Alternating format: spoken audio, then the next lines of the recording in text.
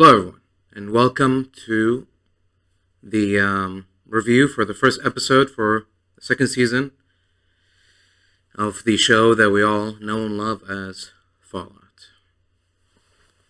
Well, there's a lot to discuss, so I don't know if we should we start with some initial thoughts?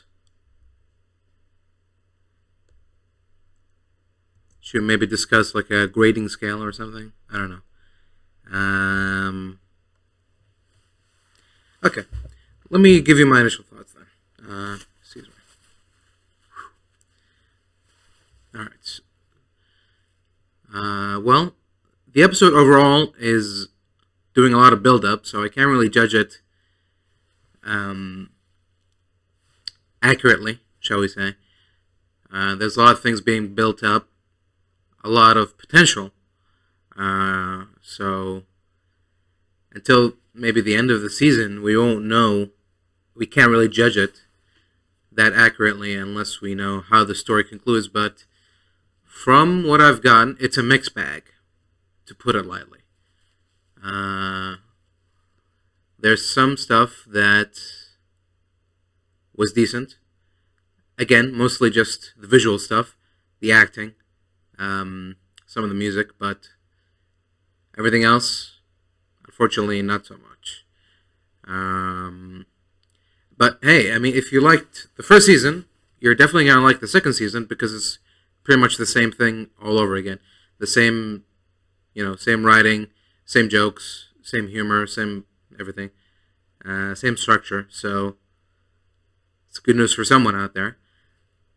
Unfortunately, I didn't enjoy the first season very much. I enjoyed looking at it, and from the beginning, that fooled me into thinking that I enjoyed the actual season and the story that it had to tell. But looking back at it a couple more times, that was not the case, unfortunately. So, yeah. It's a shame, but what can you do? Yeah, so a mixed bag. So, yeah, so like a 5 at best. That is a little bit of generosity, and with the benefit of not knowing where the season's going to go. Because I feel like if I watch this episode with the full story in mind, I might change my rating. But for now, it's an how shall we put it? It's 5 on a good day. Let's put it that way. It's 5 on a good day. Out of 10, by the way. Okay, so let's just sort of preamble. Like I said, there's a lot to go on. There's a lot to talk about, so let's just get started. Hold on. Oh, no. Am I doubling up? Oh.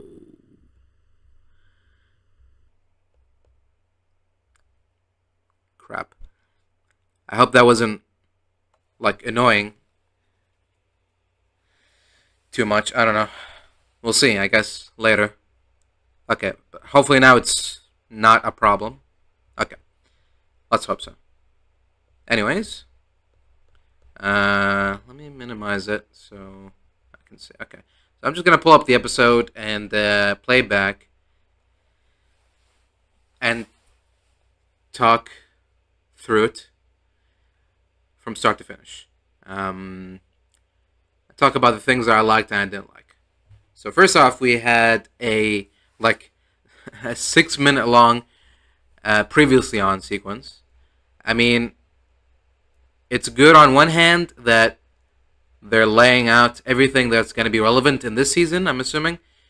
But on the other hand, maybe keep the relevant things of this season, this episode, and everything else, maybe save it for later. But, I mean, like I said, it's a previously on segment, so you can safely skip it if you've already. I mean, there's, the very basics of the story. It's just that Lucy's looking for her dad. Cooper's looking for Hank, and Maximus is gonna look for Lucy. That's pretty much it. I mean, the trailer told us as much. Um, but I mean, it does cover a little bit of things, extra things, because like I said, it's just like 6 minutes, so it's covering a lot of things, a lot of scenes from the previous show. It's bringing up Moldaver again because she's such a great and impactful character to the story for some reason.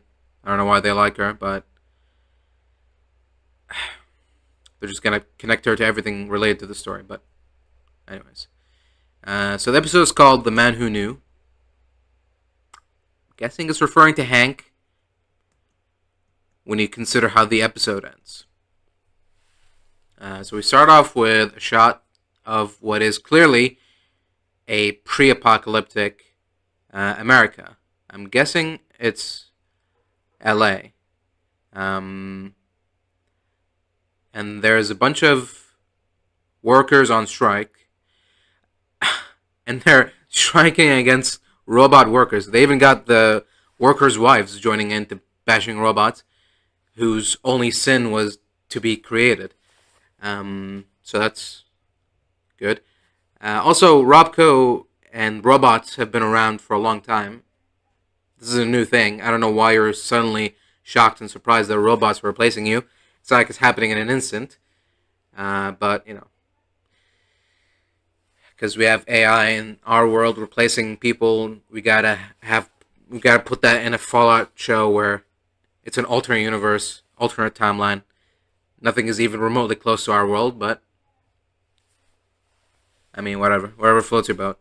Yeah, it's weird that these robots who've been around for many years. Is this really the first time? I mean, we don't know when this is, but it seems to be. It's not clear, but everything seems to be happening at 22 in 2077. But I could be wrong. There's no date. So maybe not. Anyways, yeah. So workers are mad that the robots are taking their jobs. When I mean, there's like a war on. There's resources are running out.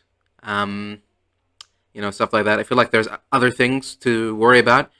But I guess it's all related. I mean, if you can't work, then you can't feed your family, and war creates less or more jobs depending on how you look at it.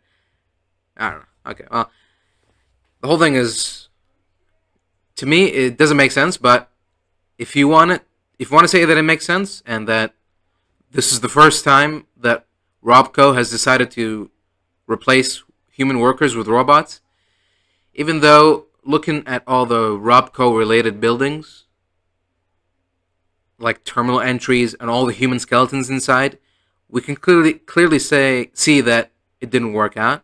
It didn't happen. So I guess you could say that, well, that's because the strike worked out. But okay, there's no need to stick to this point for so long. Okay, hold on one second. I'm sorry. Just want to make sure that I'm actually live, and I'm not just talking to myself. Let me just make sure. Okay. It's saying live, and if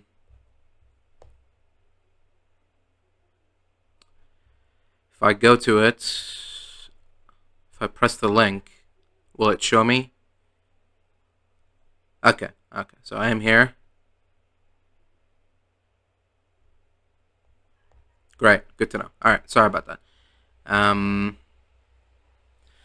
So, we cut to an interview with Mr. House, who has not been replaced with, is it Justin Theroux? I thought they're gonna retcon him, they're gonna change the actor, but no, they're going for something else, which we're about to see. So House is talking about creating. Let's just repeat what he's saying. He's saying, our primary concern at Robco Industries is creating greater efficiency in the workplace. If the American government needs a hand in settling our more international disputes, They know who to call. Okay, so this isn't related to the strikes, or is he when he's saying our workers are creating greater efficiency? That means that what? That means that he's talking about the robots. People, not profits. Robots are not citizens. Okay, no one's saying they are. Robot equals scab. Whatever that means. Private industries is creating greater efficiency in the workplace. Our primary concern. Okay, so yeah, he's not even mentioning the strikes or the robots or anything. Okay, he's just saying that. I guess because Robco creates a lot of the combat military robots, like the Assaultrons and stuff like that, Securitrons, obviously. He's just talking about how if any other country that is in war right now that is interested, hit us up. We got some robots for sale. Which I mean, it doesn't really go against what I remember House to be, so that's fine. So we got disgruntled workers, just they're like, this guy, he's just getting rich and doing whatever he likes, while us poor workers are just working and being poor.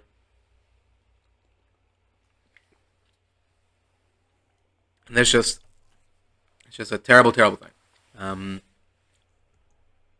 then suddenly, a man in a fancy, dapper suit, who strangely looks like Mr. House, especially if you've seen the portrait of him in Camp Golf, where his I think it's a portrait, not a picture, of him standing in front of Liberty Prime. It's the same outfit. It's the blue jacket, the white shirt, white pants, and the red tie.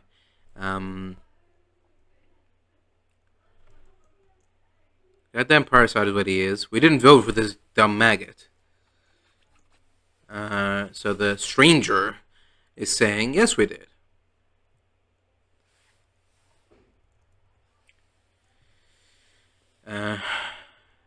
Every dollar spent is a vote cast. And that fellow right there has more votes than every one of those pan-headed politicians in Washington. Pan-headed. Like a stew pan? Pan-headed, okay. Another politician in Washington. Again, what?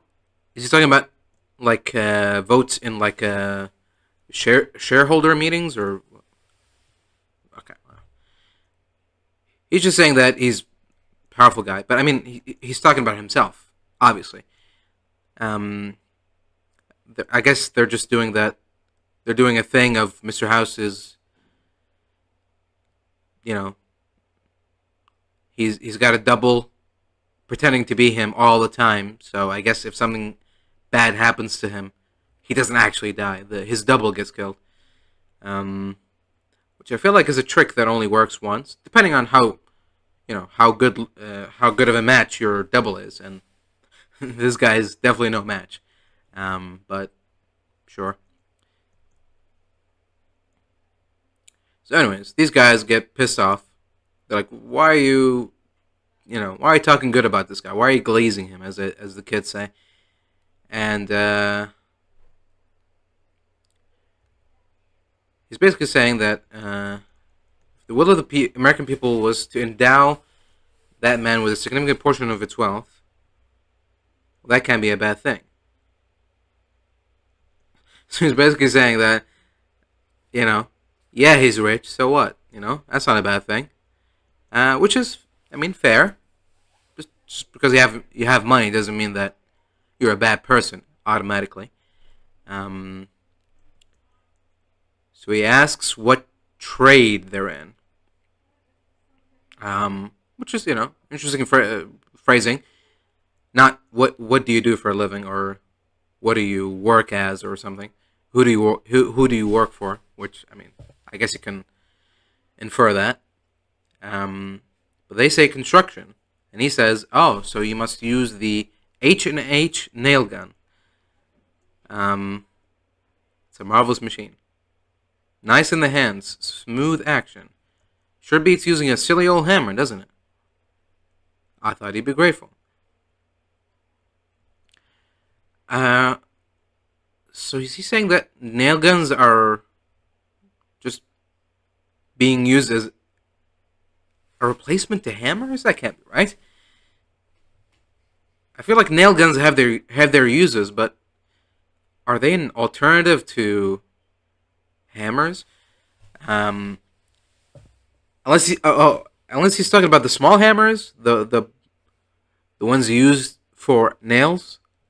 Okay, I'm thinking of a sledgehammer, which is a completely different thing. So if he's talking about regular hammers for nails, then I guess, sure, you know what? Why not? But obviously, this guy hates House, and this stranger, is talking big about House, complimenting him, and talking like he's his fan or something. So he either is like so ego driven that he doesn't realize that he's antagonizing these people, or this is all part of his grand plan. But so I guess, seeing how this scene ends up, I'm guessing this was his plan all along, or maybe he's basically he saw that these people are anti-house, and he was like, I'm gonna use them for what's about to happen. And so in that case, if it doesn't work out, if my little experiment doesn't work out, then whatever, they're my enemies anyways. I don't need them, I guess, maybe. But yeah, anyways, they got all up and close and personal. They're getting even more agitated, but he doesn't care. He just keeps smoking, and let's just skip ahead. He keeps insulting them. They pull him out of the bar place into the back, where he just happened to park his car. Now, in the sunlight, old house here looks like I don't know. It looks like a Pixar character or something. He looks like he's got that Woody hairstyle. It looks like there's something off about it. It looks clearly faked because it's like so gelled up and just so forced to look a certain shape that it looks so unnatural. Here, let me pull up a screen grab here. See that?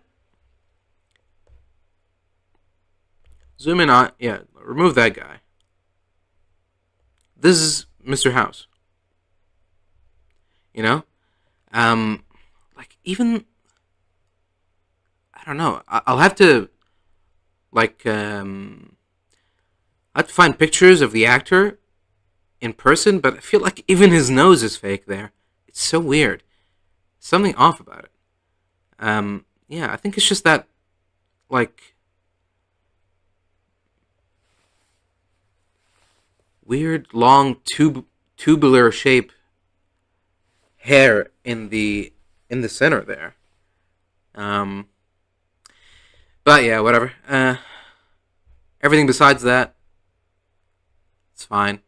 You know, he sounds like him. He sounds close enough like him. He talks close enough like him, and he looks close enough like him. So I'll allow it. So when they pull him out, instead of defending himself or trying to de-escalate, he asks the big guy to hit him in the mouth because he thinks that he'd enjoy it. Now, I don't know if this is supposed to be like a point on rich people are crazy, or is it I don't know. It's like, rich people are crazy, or they're weird. They do weird, crazy things. They're not like us regular people. Or if he's actually doing an experiment to see if he likes getting hit, which, I mean, I'm sure he must have gotten hit once or twice before. Did he enjoy it back then? What makes him think he's gonna enjoy it now? I don't know. But anyway, for some reason, he was just in a mood for getting punched. So the guy obliges, and he goes, "You know what? I'm rarely wrong. Let's move on." So there you go. Is that gonna come up later? Is that gonna be a plot device later where he discovers that he actually enjoys pain? I don't know. But anyways, so it's good. It's a good thing that these guys decided to pull House, or not House, or the stranger, or whatever he's called, out into the back lot where the car is, and not somewhere else. Maybe further inside the bar. Maybe they dragged him inside a bathroom and had their way with him. They could have put him in their car and drove off with him somewhere far, far away, and had their way with him there. But no, they pulled him exactly where he needed them to be pulled, which, considering what he reveals later, it feels like he didn't even need to do that, because these guys already seem like they're being brainwashed into doing the exact specific things that the script needs them to do. But anyway, so he tells them this is $31 million. And he's basically saying, look, you poors, there's a lot of money. You obviously need that money. So I'll give you that money in exchange for doing a little experiment on you. I'll inject this little thing in you, and I'll try it out, see if it works. And if you do that, I'll pay. And he's just saying that, I'm just doing research. I'll give you the money. I don't know if he's talking to the one person, or is he gonna split that three ways, or each person that injects that thing into their heads gets $31 million each, to a total of $93 million. I don't know. But anyway, the guy is like, no. Because you're one skinny little guy, and we're big, burly construction workers. We could just beat you up, kill you, maybe, and take your money and leave.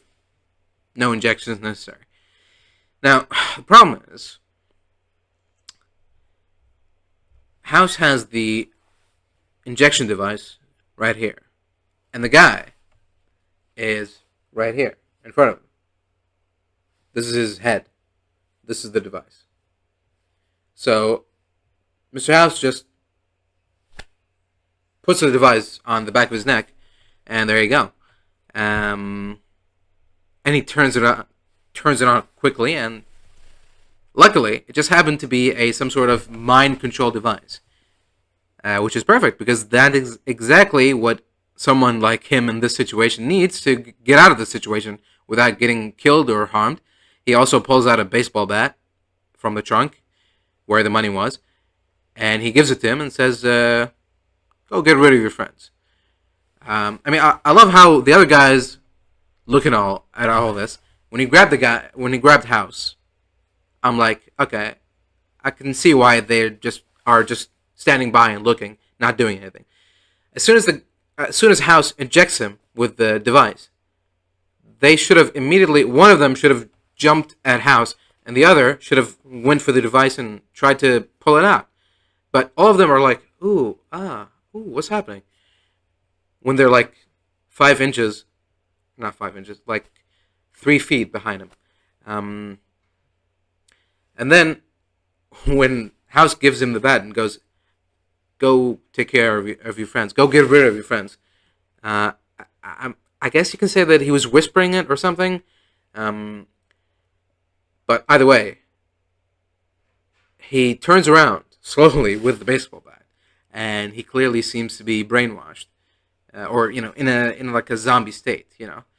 Um, but both of them don't run or try to fight back. Instead, they're like, Bill, please, we're friends, remember? And obviously that doesn't work, and they all get beaten to a pulp. And then House references the nail gun again, because the guy is beating on him strongly, I guess. So I guess, and then he goes, "Oh, so you fellas do use the H&H nail gun?" Okay, even though he's like swinging, he's not doing a nail gun motion. I don't get the connection. But anyways, so when he's done with the two fellas, he then sets his eyes on House. I guess he's gone rogue or something. It's an early experiment. It's a prototype. So he's still in murder mode. So House panics and starts fudging with the little remote device he's got that controls the device that he's got injected in him. And it doesn't work. The guy still keeps coming towards him. Until suddenly he just freezes.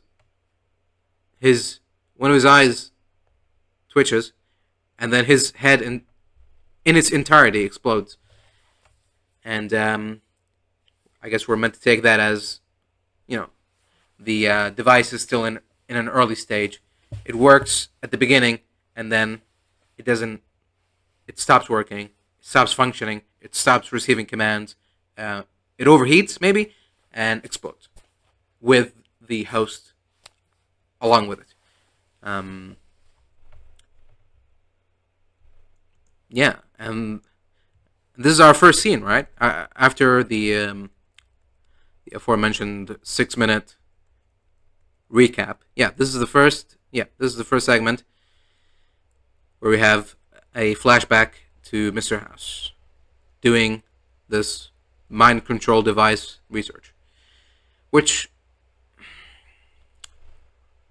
trying to remember, were there similar mind control devices used by other characters in the Fallout world?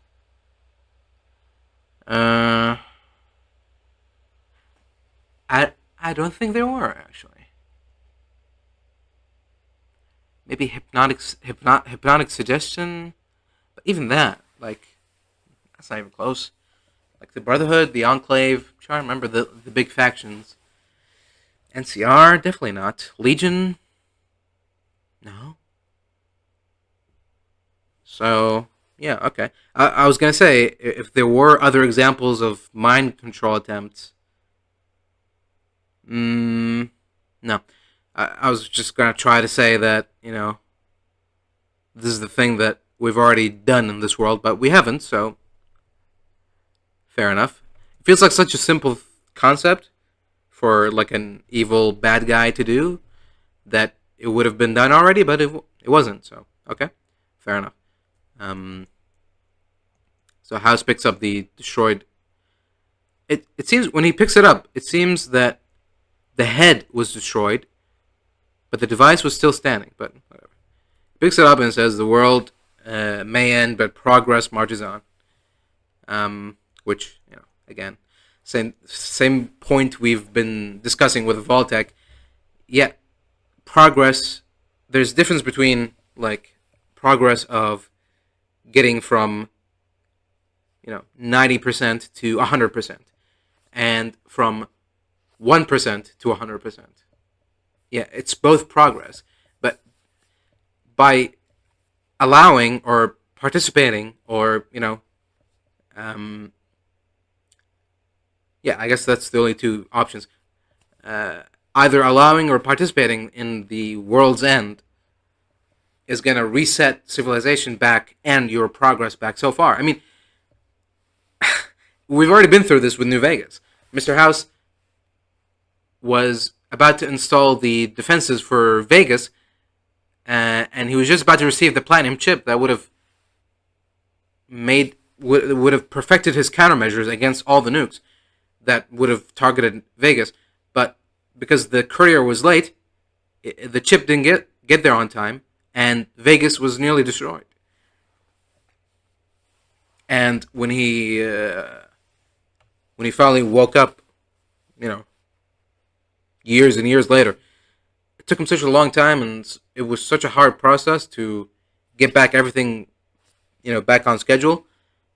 That I feel like I don't know. I mean, this house hasn't gone through this yet, this experience, but I feel like surely you should know that trying to live in a pre-nuclear war civilization is going to be different than living in a post-nuclear war civilization. But oh well, I mean, you're the smart guy, so I'll just trust in your instincts and that you know what you're doing.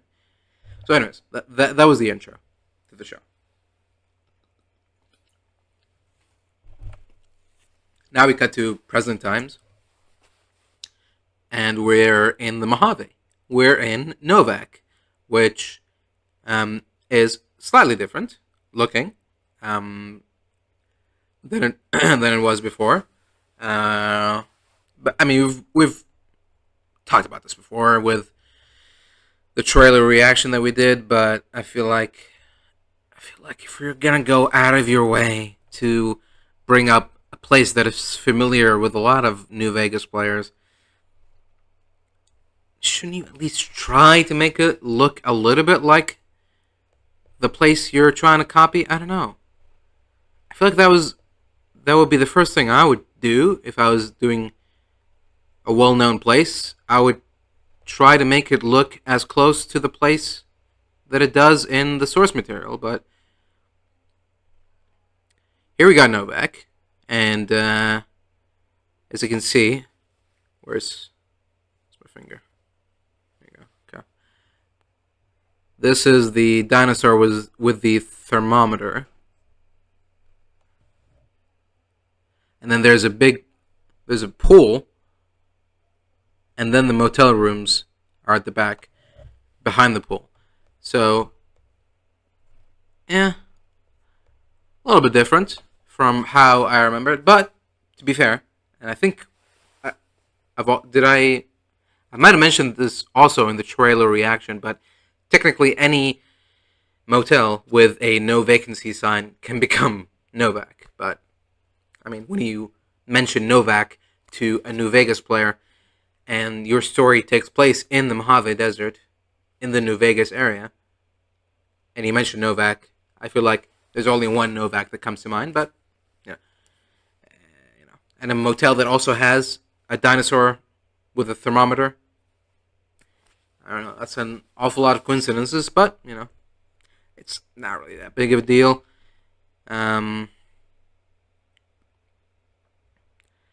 It's kind of funny, really, because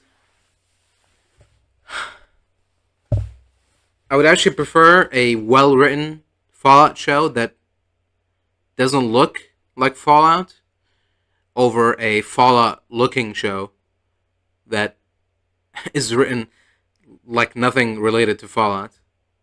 It's like written like an alien AI summary of what Fallout is supposed to be, but yeah, I guess it's too late for that. But anyways, so if that's not enough, then we get mentioned the Great Khans. The first line is Nick the Prick yelling out Khans. He's rallying the Khans. So the Great Khans are still around the Mojave Desert. So that means that eliminates a lot of the options related to them in New Vegas. So that means that they weren't convinced to leave Caesar's side, or they weren't convinced to look elsewhere for their glory. I don't know what that entails exactly, but I feel like I don't know. I feel like the show is the show suggesting that Caesar's Legion took over the Mojave? They must have, especially after Shady Sands got nuked. I feel like, yeah, I mean, that's basically, there's no NCR anymore. So, does that mean that the Khans are still related with the Legion, or are they their own thing right now? I don't know. they're so far away from Red Rock Canyon.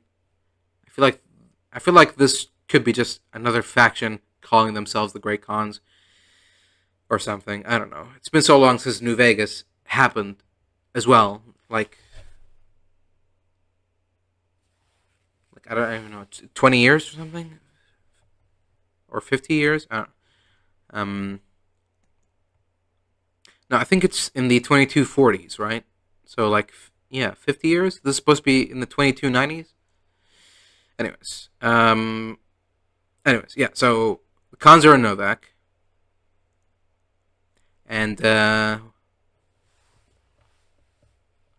they've got Cooper with them.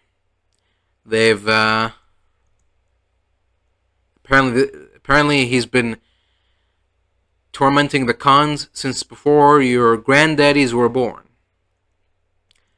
So, granddaddy. So that's like 3 generations prior to that.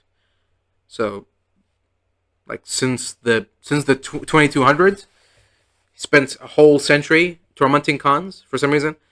I feel like it hasn't been really established that well if the Khans are supposed to be like they were in Fallout 1 and 2 or like they were in New Vegas. Because in New Vegas, they're like basically Native Americans living on a reservation. And the Great Khans before, they were just glorified raiders. So it seems like they've been reset back to being glorified raiders. Which is, good. It's great. But hey, I mean, at least they kept the logo. So remember the Great Khan logo with the helmet and so it's good. So anyways, so they say that some little bounty hunter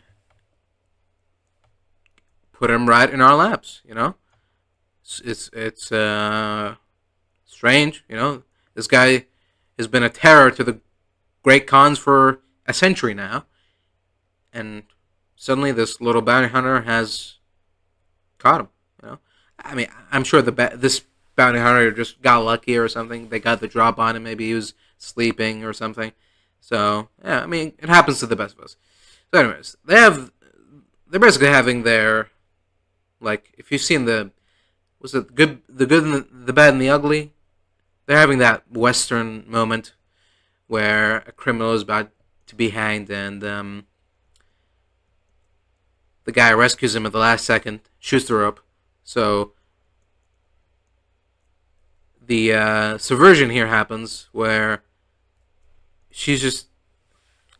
By the way, I mean, I'm talking about Lucy, obviously, because at the end of season 1, they both took off towards New Vegas. So that's where we are now, with Dogmeat with them. Dogmeat number 500 or whatever.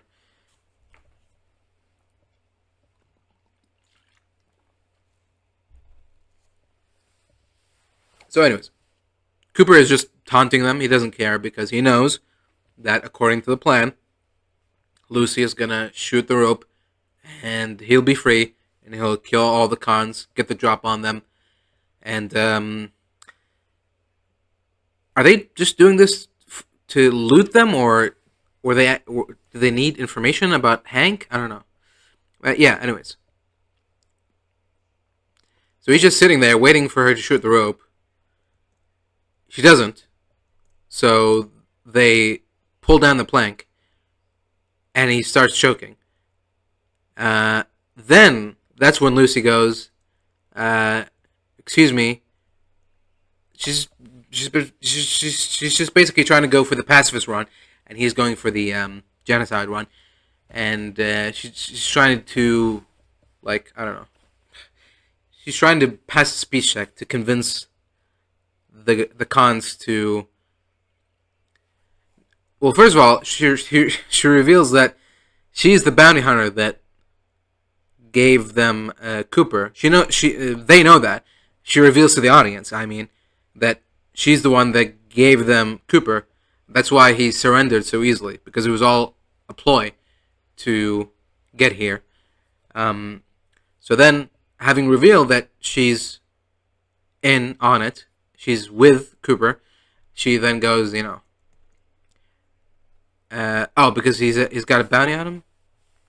Oh, okay. So their plan was to erase the bounty on him that the cons put on him by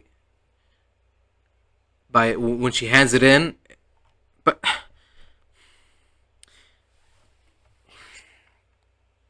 these aren't the only cons in here. If the plan was to eliminate the bounty by handing in the bounty, and the cons going, okay, thank you for the bounty. Now that you've given him to us, we'll remove the bounty off the list because he's no longer needed. He's no longer a bounty, so why should he be on the bounty list? Done. And then before they hang him, he gets rescued, and his name is still off the bounty list. But if that's the plan, then unless, like I said, they're the only cons ever in the whole of Mojave, then another team should have been like, yeah, what happened to the cons over there? Last thing I knew that a bounty hunter came in with that crazy ghoul that's been killing our ancestors. What happened to them? Let's check in on them. Last I heard, they were in Novak. Let's go to Novak. They go there. They're all dead. No ghoul in sight. Oh, he must have gotten away. Well, put a bounty on him. Make it double. That's what would have happened, no? Maybe. Well, whatever. Maybe. I mean, it's possible. Like I said, if the next episode comes out and the cons are like, what happened? Everyone's dead. The ghoul's not here. Well, better put a bounty on him again. Maybe. We'll see. But yeah, anyways. So, back to Lucy's plan. Lucy is like, can we just talk about this? We don't have to kill each other. And so, obviously, the cons go, no. And the shooting starts. So, then, oh yeah, not only that, she's like, let us go and give us back the caps for the bounty that you,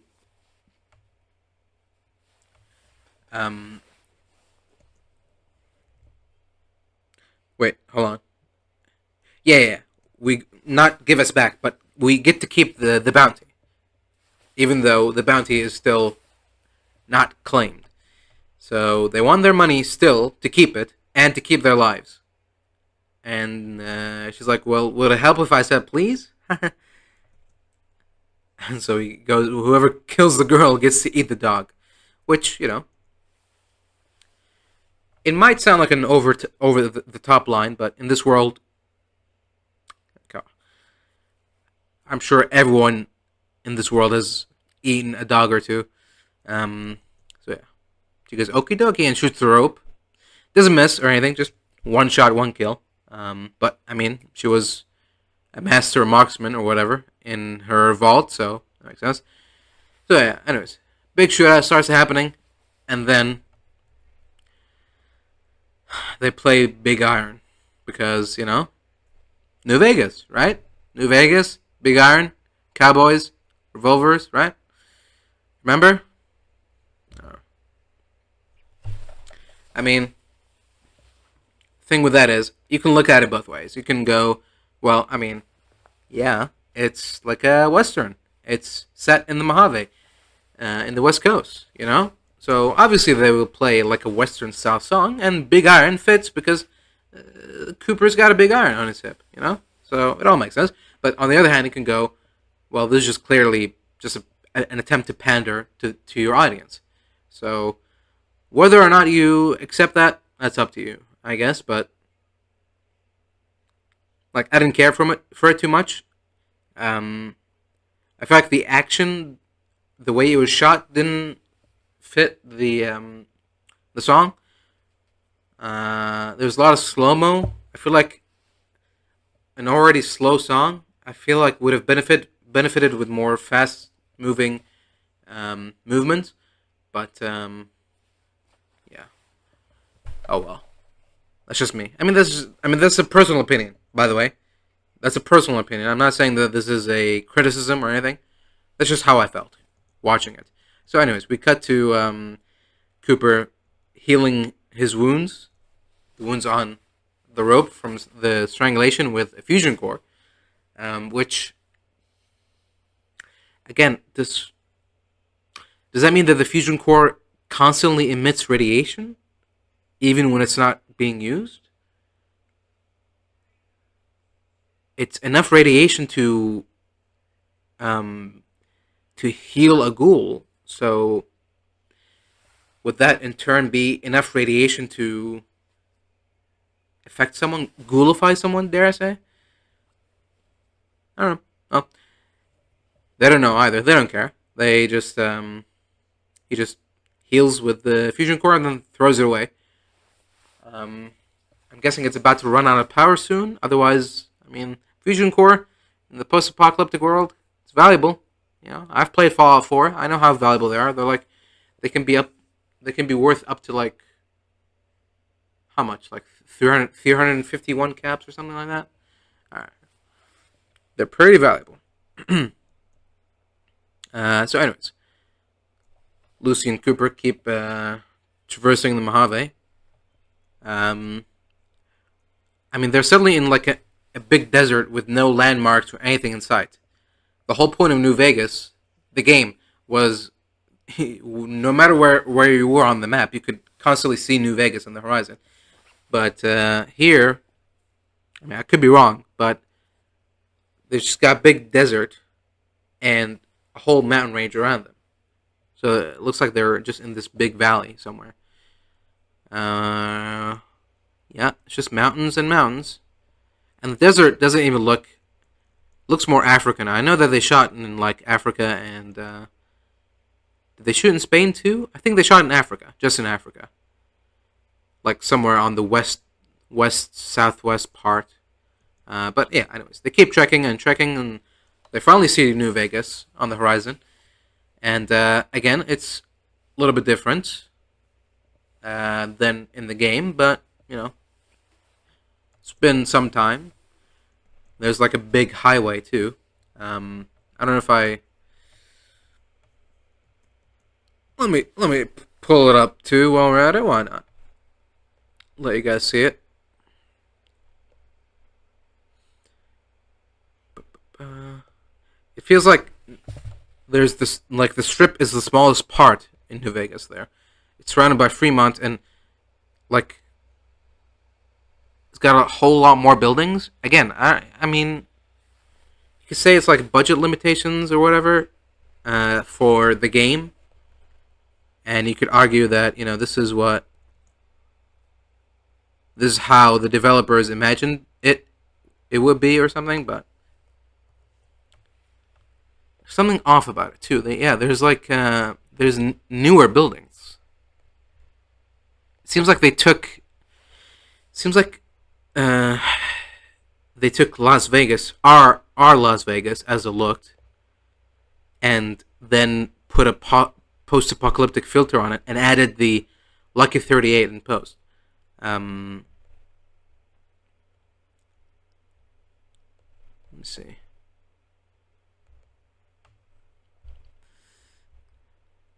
Oops. No. Don't move. No. Move the picture. There you go. So yeah, you see, there's like a bunch of buildings next to the Lucky 38, big buildings. I don't know much about the real Vegas Strip, but I think this looks more like it than what New Vegas should look like. Unless all of these new big buildings are new. Yeah, and then you got like what looked to be like a bunch of either houses or tents.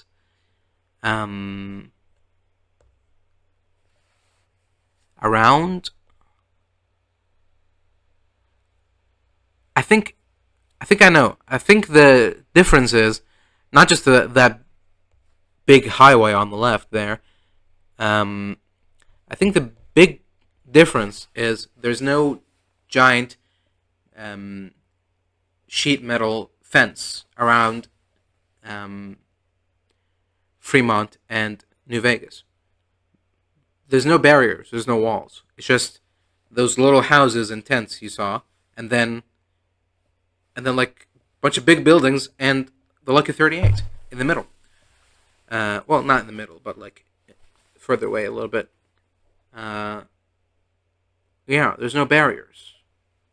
There's no gates or anything. So I don't know. Am I seeing one side of New Vegas there, or something? Am I missing something there? Um, if if they get to New Vegas and suddenly there's a giant fence all around it, then I'd be like, where was that from the shot from episode one? That was in there. There was no wall, but we'll see. Anyways, so yeah, they get close to New Vegas there, and she's all reminiscent about it. Lucy, she's like, "Oh, this is just like the old photos." So apparently, they have photos of every city in America or something because they're in California, LA. So it would make sense for them to have pictures of old LA, but they also have pictures of old Las Vegas too. I mean, sure, why not? I mean, she clearly knows a lot about history, pre-war history, so having pictures of the old world too, not that big of a stretch. Um, so Cooper explains that the reason that Vegas still looks like the photos is because most of the bombs were shot down by Mr. House's contingency plan.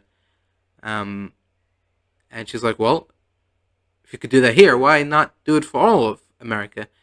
And Cooper explains that. No, it wasn't America that did this. It was Mr. House. Um, he did it for Vegas, to save Vegas. And then what did they say? Oh. She's like, well, maybe that's where your family is. Somewhere safe. And he goes, nowhere near Robert House is safe. Implying that, obviously, I mean, I guess, yeah.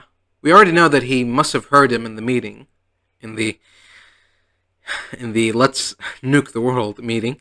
But, I mean, the trailer showed that Cooper met with House before the war, so we know there's going to be a relation there. Lucy asks, why would my dad go to Las Vegas? And Cooper scoffs and walks away. I don't know why.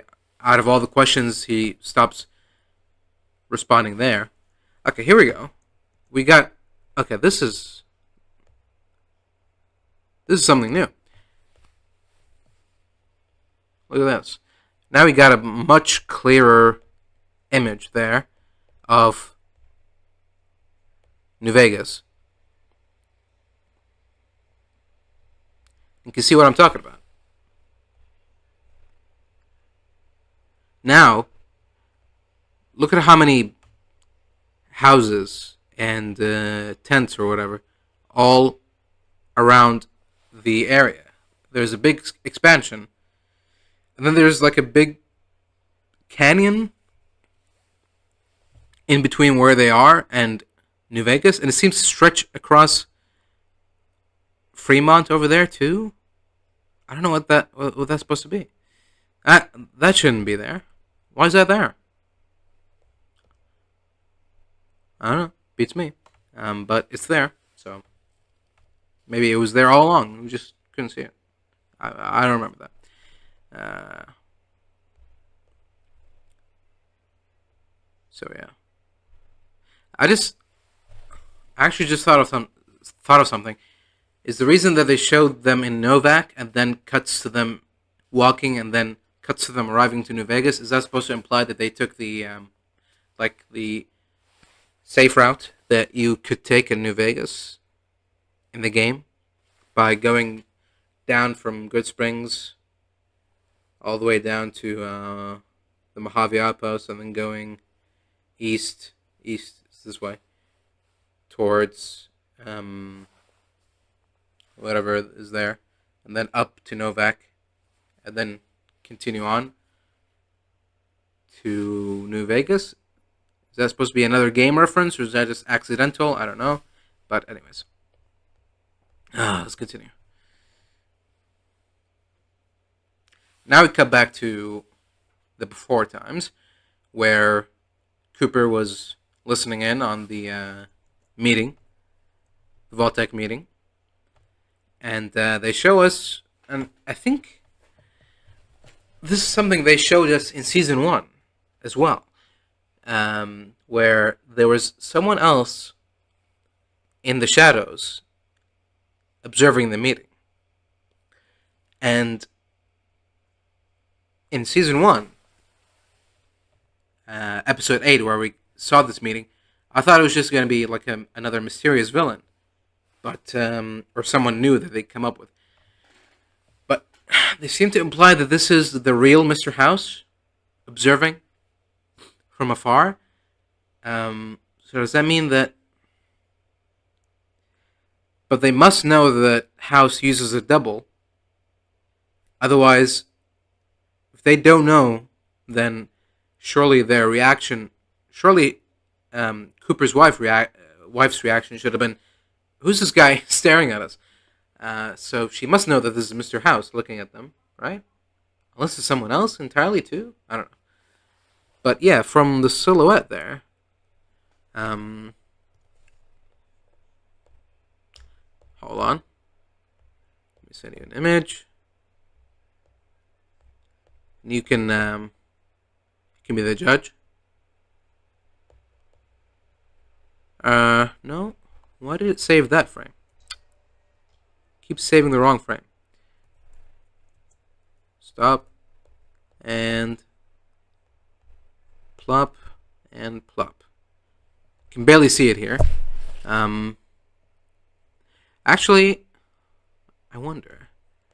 Now that I've got the picture here, if I can mess around with it. I could probably, if I had time, I could probably open up like a photo editing program like Photoshop or something and try to turn up the contrast and see if we can make out who's that supposed to be. But I feel like that's Mr. House. But anyways, doesn't matter. So yeah, we cut to the same meeting and the same revelation. We hear that all over again. Yes, Vault-Tec. And Cooper's wife herself is A-OK with ending the world.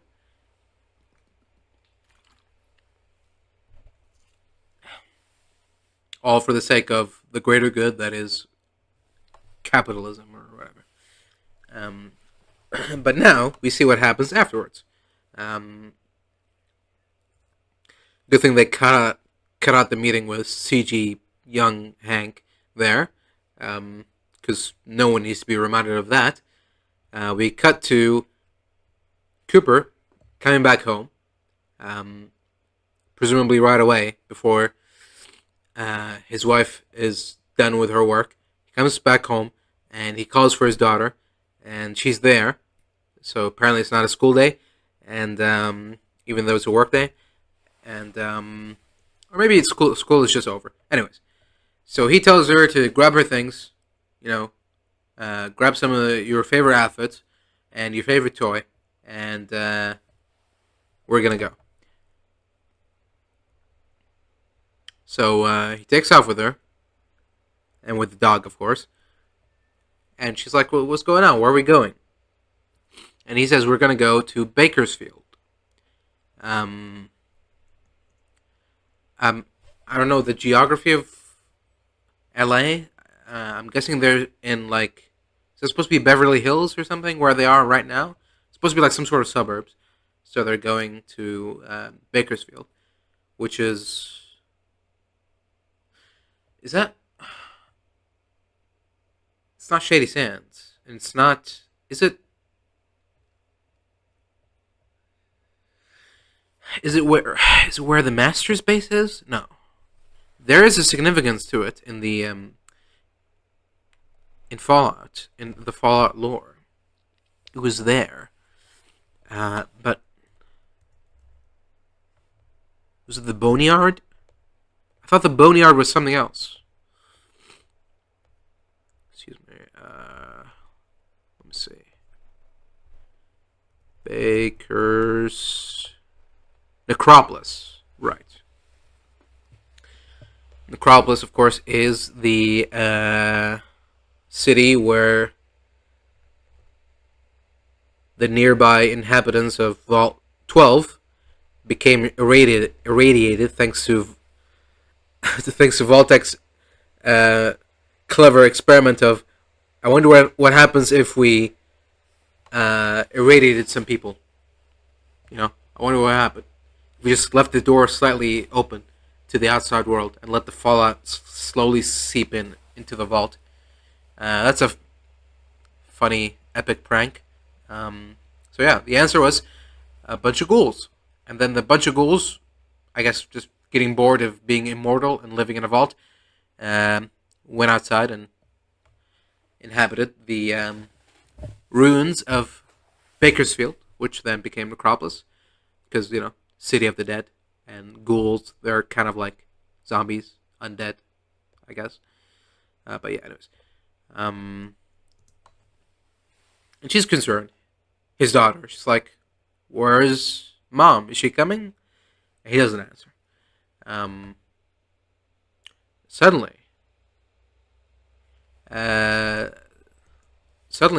one of the drivers just is backing out from his driveway, nearly hits Cooper. He slams the brakes, and then he notices in front of him a Vault-Tec van coming out of it with two Vault-Tec salesmen. One of them is, well, hold on. Is it supposed to be Bud or is it someone else? It looks like generic white man. Could be Paul Rudd. But it can't be Bud. Because isn't he supposed to be at work right now? I think it's supposed to be like just a guy that reminds him of Bud. Reminds him of Vault-Tec and what Vault-Tec represents, I guess is what they're going for. I don't know. You tell me. Bud, yes or no?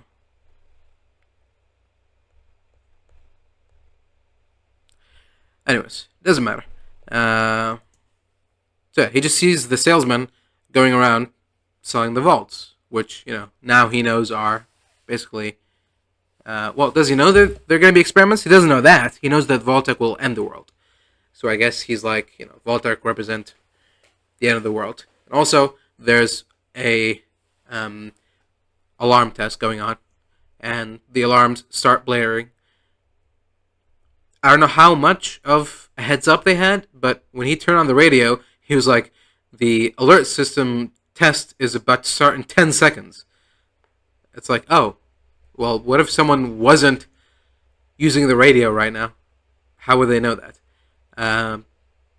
So anyways, yeah, 10 seconds later, alarms start blaring, and everyone goes, well, we're all about to die, so we better run. Everyone start driving, running into each other. People are calling their parents or something, like, oh, we're gonna die, goodbye, or something. And then he sees a vertibird fly by, and as he's tracking it, he sees the one of the billboards for Vault-Tec with his face on it. So I guess he's like linking him with Vault-Tec and the end of the world. He's maybe somehow holding himself somewhat responsible for the end of the world. He's been selling these vaults to people, and now he knows that the reason that these vaults are being sold is because Vault-Tec is going to nuke the world. So, I mean, he couldn't know that, and he didn't know that. So, but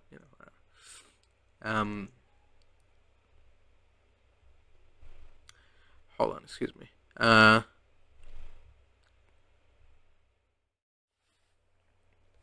All right, sorry about that. Just had to blow my nose there. I hope that didn't come up on the mic there. It shouldn't, but anyways, sorry about that if it did. So where were we? Yeah, okay. So we're done with that scene of another little drip feed from Cooper's past. So now we cut to Vault 33, everyone's favorite.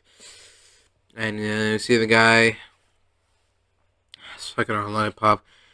Water chip is still broken. And they don't know how to fix it. They don't know what to do about it. I'm guessing that, well, we're skipping ahead a little bit, but I'm guessing that someone is going to take on the mantle of water chip locator, just like someone else did in Fallout 1. Remember Fallout 1? Remember the water chip? In it. So, there you go. Masterpiece. Anyways, so Lollipop Man comes in, and he's just, he's just so depressed, doesn't know what to do, so he's just stumbling around, I don't know what to do, I don't know what I'm doing here, I'm so sad. So, fucking Angus, what's her name? Betty, who's not Overseer anymore, because Sarah is, she's like, maybe you should find something you like and do it. So he's like, okay. Can I get some snacks? She's like, yeah, sure, whatever. Just get out of our way. Let's fix the water chip. Then we cut to Sarah, the Overseer, who's a completely different, completely new character.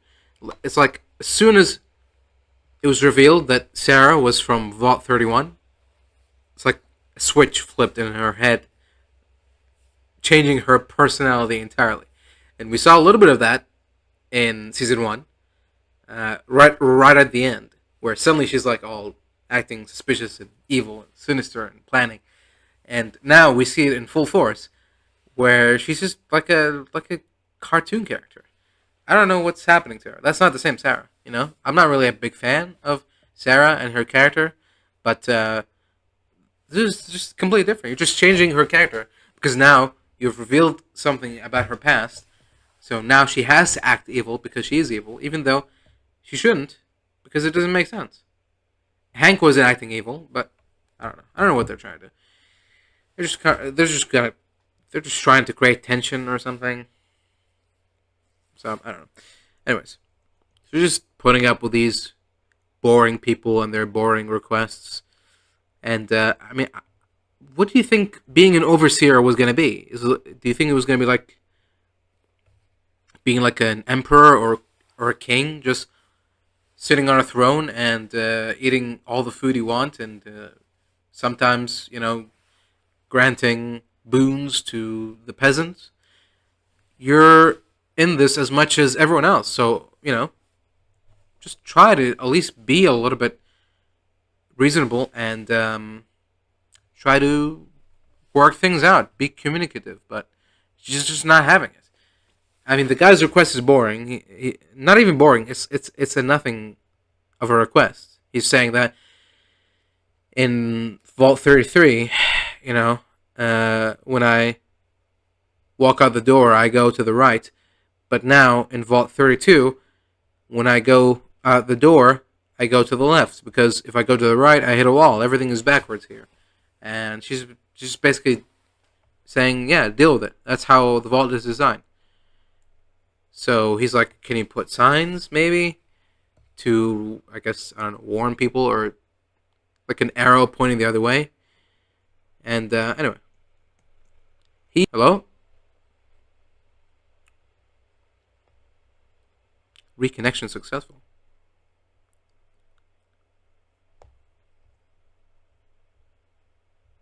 Something happened?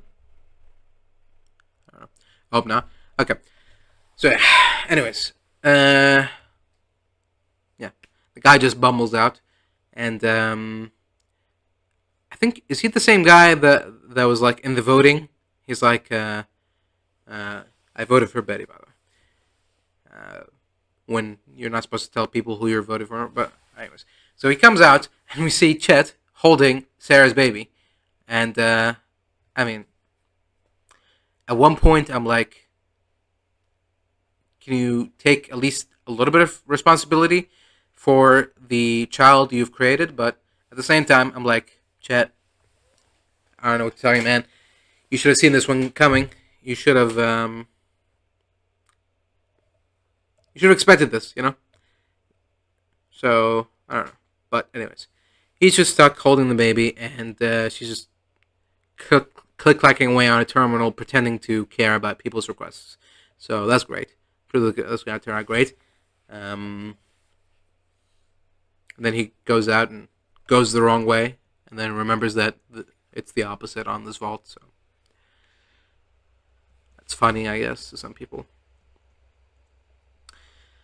Oh god, we're not even halfway. Okay. So yeah, he's just Chet comes in to check in on her, and she's cutting she's cutting an orange sinisterly by like it's almost like she's slicing the throat of the orange, and she's acting all evil and diabolical, and he's just asking simple questions of her, and she's like, "Are we having an argument?" So that's great. I don't know if this is like supposed to be like a woman moment or supposed to be an evil moment. I don't know, or both maybe. I don't know, but there you go. That just happened. So clearly she's just not gonna take any responsibility for her position or for her baby or for Chet. She just wants to live independently from everything else. Or I guess she wants to alienate everyone else so she can continue her secret work being whatever it is, because she's from Vault 31.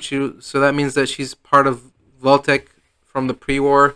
I don't know what her job was. Yeah. And then there's like Chet keeps referring to the baby as the baby because we haven't named it yet. So she's like, "You go ahead and name it." It's like this is the future. That isn't like Reclamation Day. Isn't this what this is all about? The next generation gets to, or is that something else? Is she planning on inhabiting the world by herself? I thought the whole point was to repopulate and thrive as Vault-Tec. But she's like, whatever, baby, get him out of here. I don't care. I got a job to do, which is just to do this over and over again. So that's great. Oh yeah, she mentions what's his face?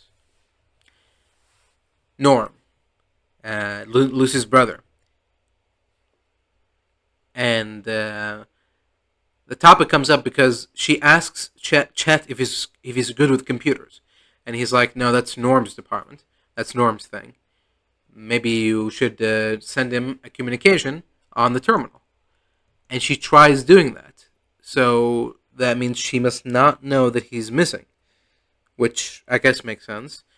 But also, we know that the Overseer can have direct communication with Vault 31 because that's what Norm did. That's how Norm got into Vault 31. So, if she tries sending a message to Norm and he doesn't answer, is it really out of the realm of possibility to ask Vault 31 if they've seen Norm? I don't know. I don't know what the rules are. Are they not allowed to communicate unless they've been communicated with or something? Because it cuts to Vault 31 and the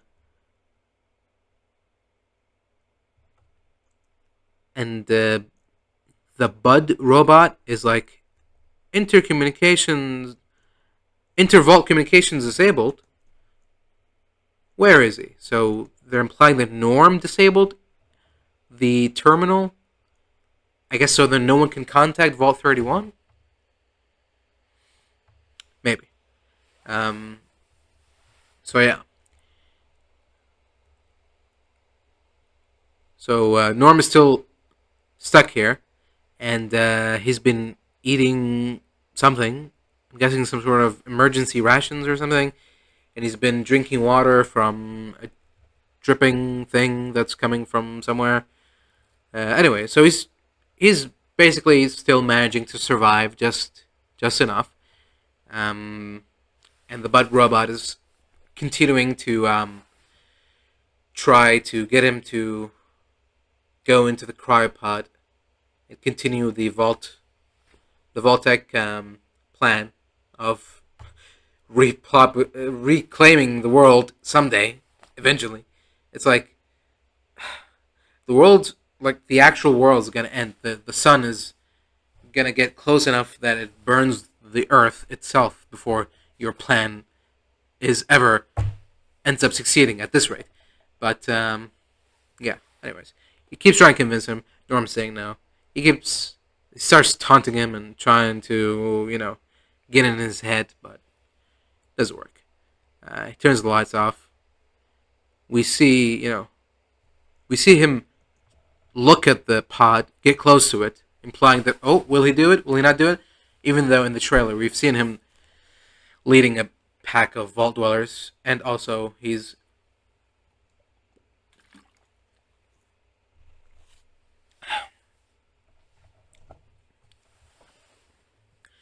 Lucy's brother, so he's a good man. He's not gonna do something evil, obviously, because then, well, then everything he's been doing and everything he's been preaching about in the first season will be completely hypocritical and completely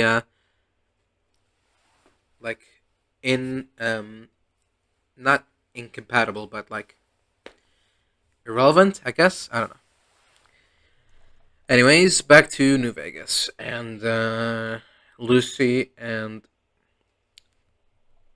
Cooper are still traversing the wasteland.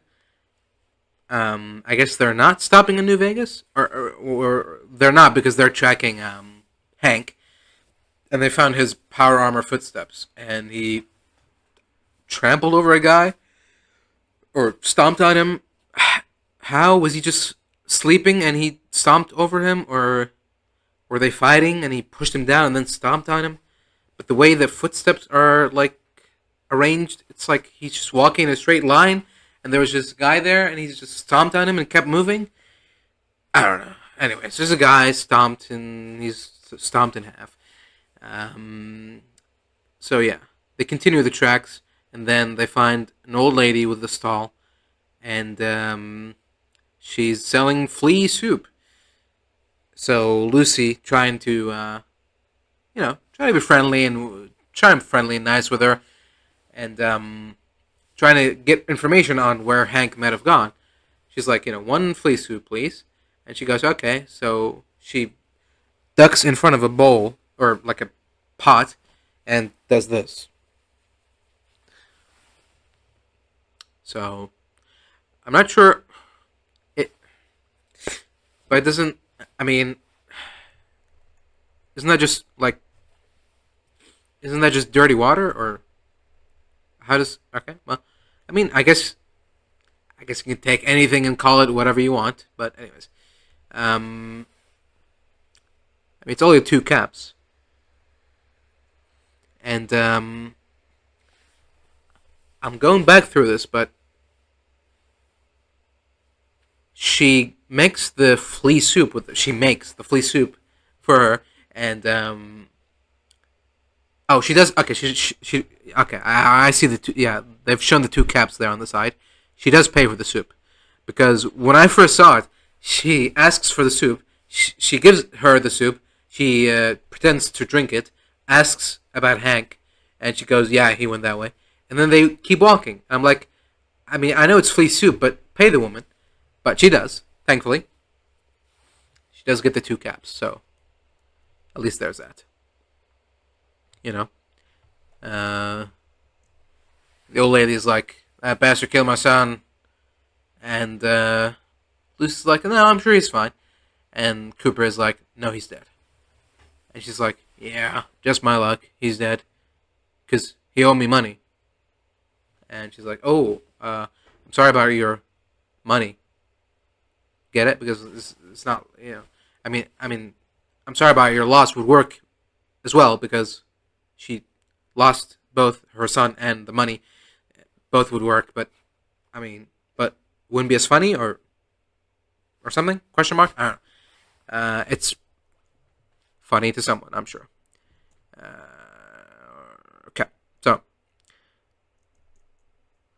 so Cooper is like asking Lucy, well, what are you gonna do when you see your father? Are you gonna do the usual of you basically not doing anything and I do all the killing? And she's like, no, we're gonna bring him to justice. I was raised to um, I was raised to believe that that's what everyone deserves. So people know that how they conduct themselves matters, and they don't give up hope. Like you say you did, but it's still in there. So yeah, I mean, it's fine. It's like a classic, like sheltered vault lifestyle compared to a rough and tumble wastelander lifestyle. So they arrive at the Starlight Drive-In Theater, and one of the features is A Man and His Dog 3, starring Cooper Howard. The other one is called Unk Dracula. I mean, Dracula is... He is an Unk of some sort, yes. But yeah, anyways. Starlight Drive-In Theater. Now, it seems like we've gone a little bit further away from the Mojave Desert because behind the Starlight Drive-In Theater, there is a vault. A new vault. Vault 24, I believe. Yeah. Again, at first I was like, really, we're gonna add in a new vault? We're gonna retcon another vault where, in a place that has already established where every vault is. But it's not. It's not the same as in season 1, where this big vault is in the middle of California, in the middle of LA, where Fallout 1 and 2 took place. This one is a little bit further off. They showed Cooper and Lucy walking a long way from New Vegas, so it could be just far enough to the northeast, maybe to the north, like beyond Bitter Springs or beyond Nellis Airfield, that area, maybe. But if another episode comes out and the geography becomes more clearer, where everything is, and it turns out that Vault 24 is actually somewhere down here, or I mean, I guess it could be somewhere to the east, maybe. I don't know.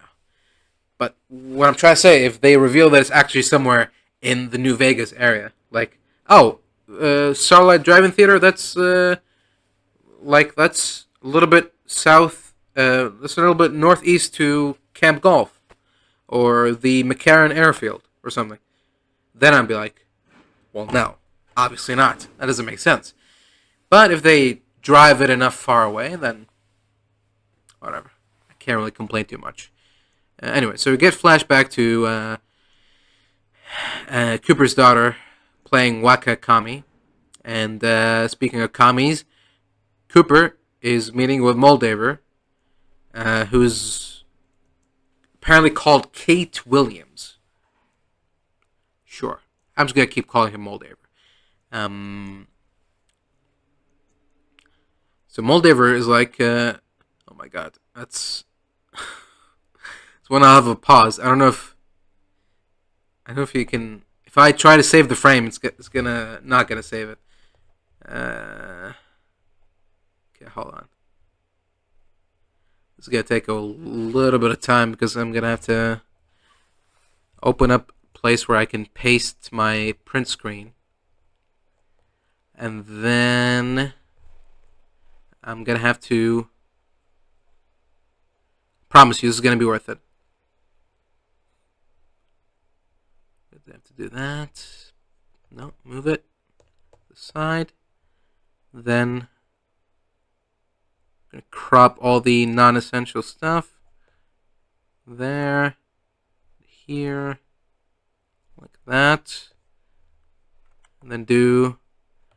Oh, there's a little bit to the right. Let's get rid of that. Get out of here. Okay, and save as picture.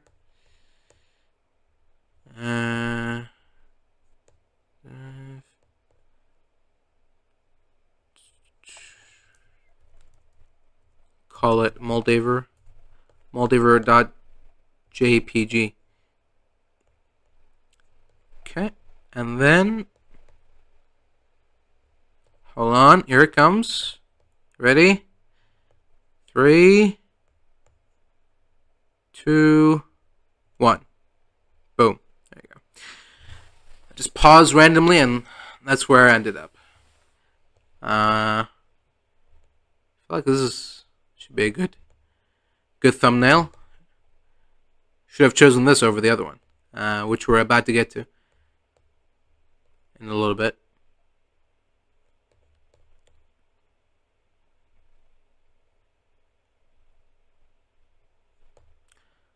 Let's do it like this, and then do it like that. Yeah. Try to get the subtitles out of the way.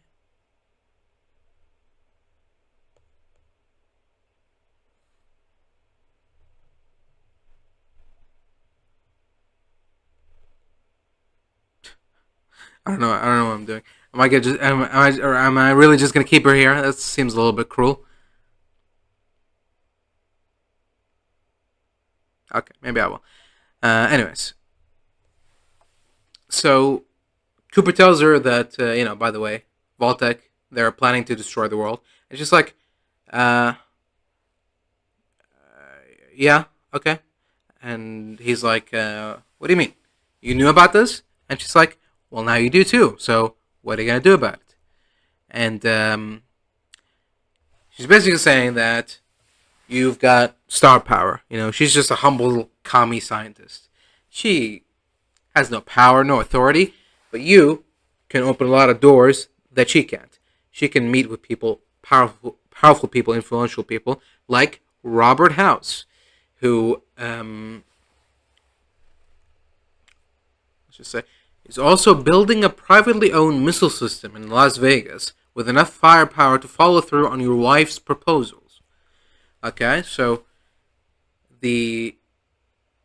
she's saying that the countermeasures that Mr. House built on the New Vegas Strip are not meant to destroy the nukes. They're meant to launch nukes on the whole world. And the nukes are, what, privately made or what? Okay. She says, when the bombs drop, it'll be Robert House that presses the button. And he goes, are you asking me to spy on the world's wealthiest man? And she goes, not spy on him. So, what? She's saying kill? She's saying your wife's going to Vegas next week to sell cold fusion to Robert House. Then he'll have everything he needs to press that button, unless you stop him. What are you talking about?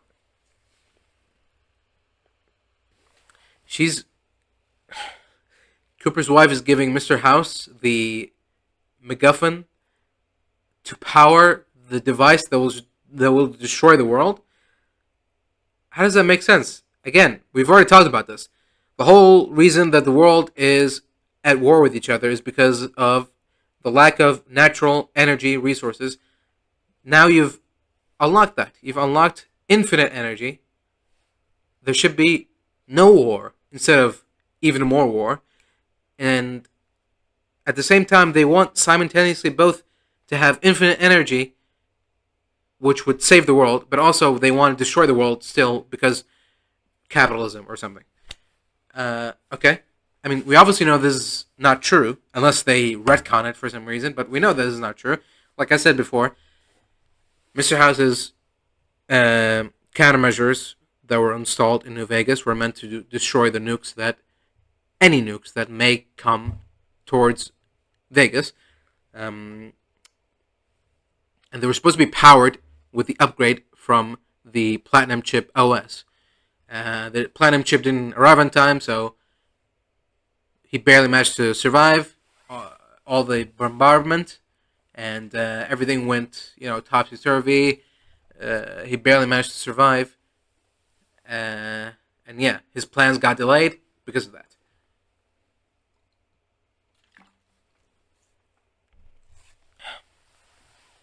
So he doesn't need cold fusion, and he shouldn't need cold fusion. And if he did, again, where is it now? And why is it never mentioned? If Mr. House has been so involved in this cold fusion nonsense, then you think he would mention it once or twice? But no, never heard from. Like it never existed in the first place. Strange that, isn't it? So yeah. She goes, play nice with your wife, you get on that trip to Vegas.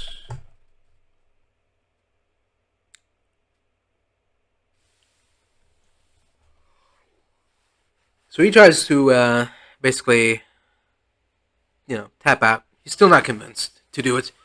I guess because I'm guessing either it's a combination of he doesn't trust in her plans, or he doesn't want to play nice to someone who just admitted that they want to kill every person on planet Earth, which, fair enough. So yeah, it could be a combination of those. Yeah, he's either unsure or unwilling to do it, so he walks away, and that's when we get another Moldaver, like fucking, like one of those, like those meme quotes of like Einstein saying like I don't know, something, I don't know, I can't come up with anything right now. I'm sorry. Anyways, she goes, when the world goes down in flames, at least you'll know your hands are clean. I'm sorry, what are you doing, lady? What is your contribution into saving the world? Name one thing, please. In one or two sentences, please. Describe how you're saving the world by doing what? Just telling other people fucking gossip and rumors and guilt tripping them into doing your bidding? What are you doing? What is it you've accomplished? Cold fusion? It's not here anymore. It's gone, it's been taken away. You let that happen. But yeah, anyways. She's just smiling because she knows she's in the right and he's in the wrong. And the show knows that too. The writers know that too. So that's how it is, and that's how it shall be. So yeah, Cooper just walks away without saying a word. Takes his kid and goes, okay. Fucking the scenes are so sporadically sprayed out. It's the episode. These episodes are like, I don't know. They think they're like the Lord of the Rings or something. Rings of Power, more like, because they've got such a large ensemble cast. They're spread everywhere. We don't even see Maximus in this episode, and the episode is still just so like so spread apart that it's like it's not one episode. It's like 10 mini short stories compiled onto one another. There's barely any connection between them. Barely any cohesion. Like, remember the first scene of the show? Do you remember? What is it? It's a scene where Mr. House is glazing himself while his double is on TV, and then he convinces a bunch of construction workers. Well, he convinces one construction worker. He doesn't even convince him. He just plants a thing on his head that makes him kill two other people, and then the device goes berserk and exposes his head. And that was the intro. And then we cut to Cooper and Lucy, and then we cut to the vault. We cut to the guy with the lollipop, and then we cut to Chet, and then we cut to Norm. Just everywhere. But anyways, what I'm trying to say is, I just realized that when they were going to Bakersfield, they were going to meet with her, with Moldaver. And that's why the kid's there. Yeah, okay. Because the cut happened with everyone freaking out about the alarm. I thought that they went back home, but they didn't. Okay, that's later. Yeah, okay, that's later. The next scene, he comes back home because I guess, yeah, because that's what he told her he was going to do. So yeah, anyways. News, talking about the war, talking about Mr. House, and he mentions, yeah, Mr. House, he was interviewed, and he was quoted into saying that it's not a question of when the world will end, but who will push the button. And Cooper's like, yes, the phrasing, I remember that. So, I guess they're planting ideas that Mr. House was also involved in nuking the world, which, I mean, why not? If Vault-Tec did it, then Mr. House did it. And, fucking old janitor Bob from next door did it too. Why not? Everyone pressed the button. It's one big communal button for everyone to press. Yeah. Anyways, so his wife finally comes home. It feels like they're both putting on a face of, yeah, we still like each other. We're so happy. And that's where you get the face from the thumbnail. Where now he has to pretend like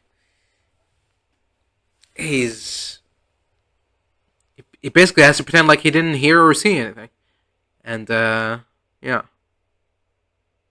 And go on a trip with her to Vegas, which, again, the trailers show that is going to happen.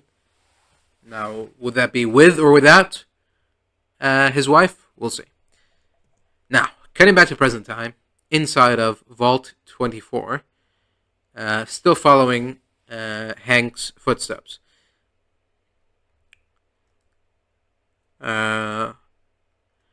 Lucy is a little bit taken aback because she's not used to vaults looking like, all ruined and banged up, because she's used to living in Vault 33 where everything is nice and perfect. Mentioned Vault 4, which is... Anyways. By the elevator, they see a weird, like a winter cap. It's not a beanie. I don't know. Isn't it in Fallout 4? It's like called the Ushanka hat or something. It's like a deep winter Russia, wintry, woolly hat with little commie red star on it. And they're like, what's that doing here? Interesting. So they go down the elevator, and I'm guessing we're cutting to somewhere else. Yep, we're cutting back to Vault 33. And Lollipop Guy finally found something to do, which is create a support group of basically sitting around and saying that everything is okay, everything is great, everything is happy, you should be happy. Basically, that's it. Because he's like, God, bring up the little incest joke that they're so proud of for some reason. He's like, say it with me, it's not my fault that my parents were related. It's not my fault. The two people are like, yeah, it's not my fault. Right? So, does that mean that we're gonna remove the rules about inbreeding? He's like, no. It's okay to, it's you shouldn't feel bad about being products of inbreeding, but it doesn't mean that you get to do it now. And they're like, oh, let's get out of here. It's like, get it? Because they wanted to, because they were related and they wanted to fuck it. And that's it. And then there's another lady there, just, I guess she's here for the snacks because she's constantly snacking. And, yeah. It seems like at first, but then he, prompts her and asks her one question, and she just keeps yapping and yapping forever. and he's listening, and he seems like content because he's finally found something, which is just sit around and listen to people. Anyways, I mean, more power to you, I guess. Okay, so now we cut back to Norm, who seemingly has run out of both water and food. He looks at some sort of, I'm guessing it's a centipede, some sort of insect that crawls in. From where? I don't know. It's supposed to be a vault. It's supposed to be intact. If there are bugs in here, then that's a problem. Anyways, doesn't matter. Bugs walks away. It's a red herring. He thought he was gonna eat the bug, but he didn't. And the robot even tells him that probably shouldn't eat that. It's poisonous and stuff. I'm like sitting here, and it's like you're taunting him about not having food, about starving to death, and you're just a big pot full of you're a big jar of flesh. The brain is basically flesh. It's not probably not as nourishing, or it's probably very chewy, but still, like if I was starving to death, and a fucking narcissistic robot was taunting me all the time, I would have just desperately gone up and smashed the head case with something and just grabbed it and eaten it. So this Bud guy, I feel like he should probably be careful about taunting people who are on the brink of death with nothing to lose about, you know.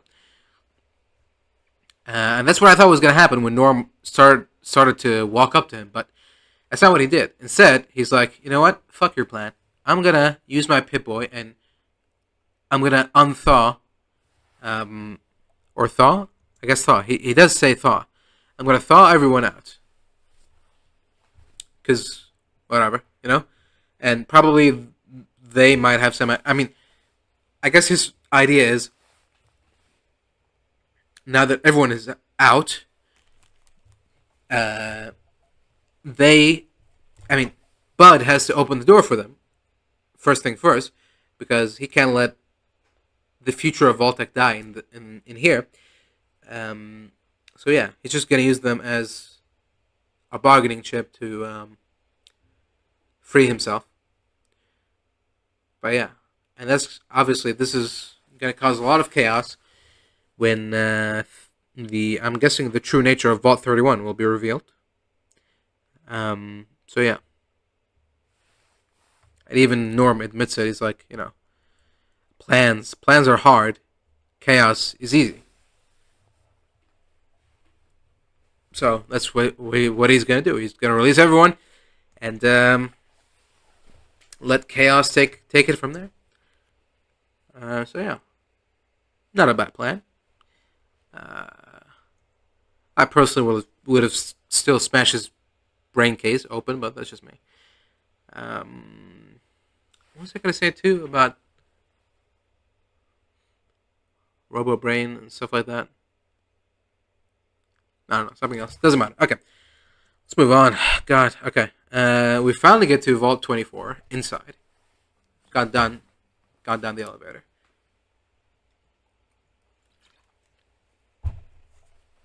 Inside, there's a bunch of people in red outfits wearing commie hats with commie flags.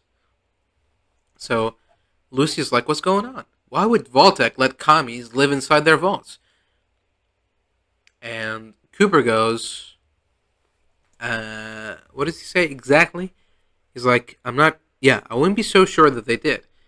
And he pulls the collar off one of the commies, and he sees that mind control device, which I'm guessing he must know about, because he had a hunch that was the case, and it was the case, indeed. These are not just commies, they're mind-controlled commies. So, either House and Vault-Tec were cooperating on experimental vault together, or House sold his ideas for the mind control device to Vault-Tec, and they used it in their experiments. Either way, the mind control device is being used. It takes a while to reveal this, The show does. But basically, the experiment of Vault 24 is, can we get normal, everyday American citizens, can we get them and mind control them into becoming communists? Now, when Cooper and Lucy arrive inside Vault 24, everyone is dead, and they're all sitting there with the devices on them, with the outfits on, staring at like Russian, not Russian, but like communist. I think it's Mandarin and English, communist propaganda that is playing on loop for like fucking nearly 300 years now. Well, not like nearly 250 years. So my point is, we don't know.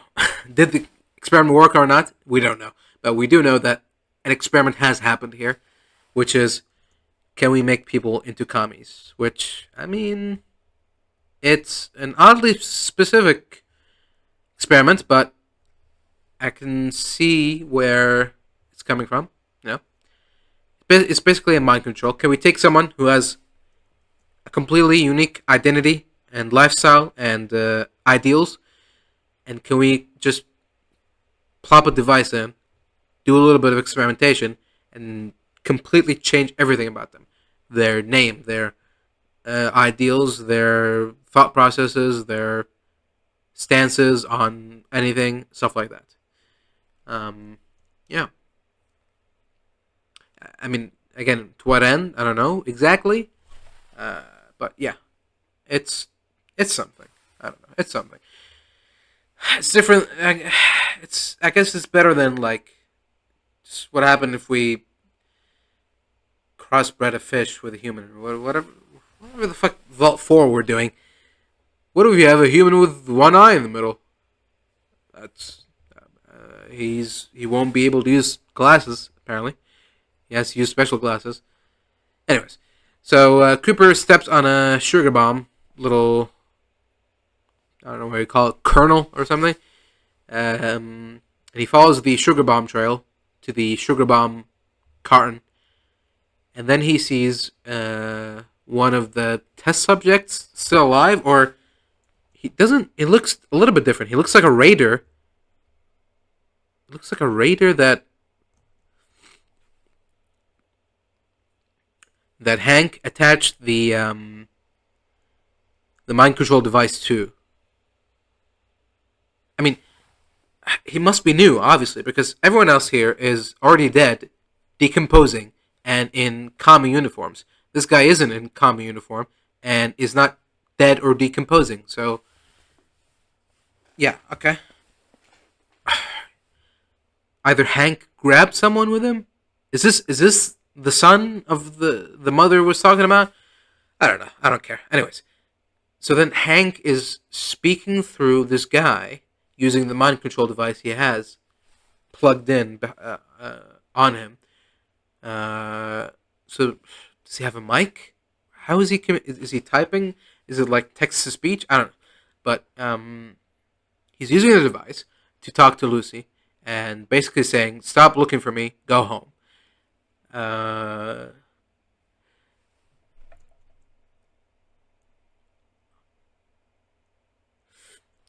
And he goes, "Go home, go home, go home, go home, go home, go home," and he explodes again. Yeah, yeah. And before that, Lucy finds that the all the research for the all the data on this experiment that they're doing here in Vault 24 has been removed. Someone took the data, the drive itself that contained the data on the experiment. So I guess Hank wants to know if the data, if the experiment was successful, and I guess, I don't know, how to hone it and make it better or something, if it's necessary. Anyways, moving on. Guy's head's blown up, and Cooper sees the device again. And and he asks if Lucy's gonna take his advice. Are you gonna go back, go home? And she goes, no. Well, he's gonna keep hurting people, like this guy. So yeah, and that's it. That's Vault 24. Excellent. And they leave. Anything else? Oh yeah. Okay. Okay. We're finally here. This is the final sequence. Okay. So finally see Hank, and he's arrived at a big. It seems like a big underground Vault-Tec headquarters communication hub. It looks like It looks like that underground city from the Matrix or something. It's so big. It looks like the, in Control, the oldest house. When there's a part where you go through all the between offices or something, and you see just how big this place is. But that's supposed to be like a supernatural, like doesn't make sense kind of place. But here it's supposed to make sense somewhat because it's supposed to be somewhat grounded in reality. But anyways, so apparently Hank had an office here or something because he logs in and the computer is like, you have 463,000 new missed messages. And he's like, okay, let's get to work. Messages from who? About what? And are these all before the war? Surely, are there still messages after the war happened? How? We've never explained the terminal communication. Is it internet? Is it telephone? Is it something else? Is it fiber optics? I don't know. Anyways, so Hank finally ditches the power armor suit. He's in a safe, secure location, so obviously doesn't need any protection. I mean, I would keep it close by, but whatever. So he finally gets to work. What is that work? I don't know, but I'm guessing we'll find out soon enough. And he's talking on the radio with someone. It's not Vault-Tec management because he's saying that Vault-Tec doesn't know anything, and nobody in Vault-Tec knows I'm here. Nobody in Vault-Tec knows much of anything anymore. Wanted to let you know I'm still alive. I hope you are too. I'm guessing he's talking to Mr. House. Obviously, he's talking to Mr. House because after the bombs dropped, no one really knew what happened to him. He went into hibernation or whatever. Hold on. Gonna blow my nose again. Sorry. Oh, she's still here. Sorry. Get that out of here. You're out of it. Okay. Be right back. Alright. Welcome back. Sorry about that. Alright. Where were we? Right. So Hank is talking to Mr. House on the secret Mr. House line. And he's basically saying that you spent so much time calculating on all the contingencies, so you must have succeeded. You must be still alive. I'm in Vegas trying to pick up where you left off. I'm guessing that he's talking about the mind control research. Cut to a room with a bunch of people with their heads blown off. Then we reveal that they're also working on miniaturizing the mind control device itself into a little chip-sized thing. So he's basically saying that, I'm going to sit here, I'm going to roll up my sleeves and perfect your mind control device thing. I'm going to make it work. Then finally, we can, discuss that promotion. Promotion to what? Over what? There's like factions and pseudo governments everywhere now, right? It's not just Vault-Tec and the world, right? There's like a bunch of all different kinds of governments, gangs, factions, sovereign nations around. Okay. I mean, I guess it's good to have a goal. I don't know. I'm going to complete the work you started. And when all this is over, you will be begging me to help you. Okay. It's one way to talk to your superior. And that's it. Okay. And we're done.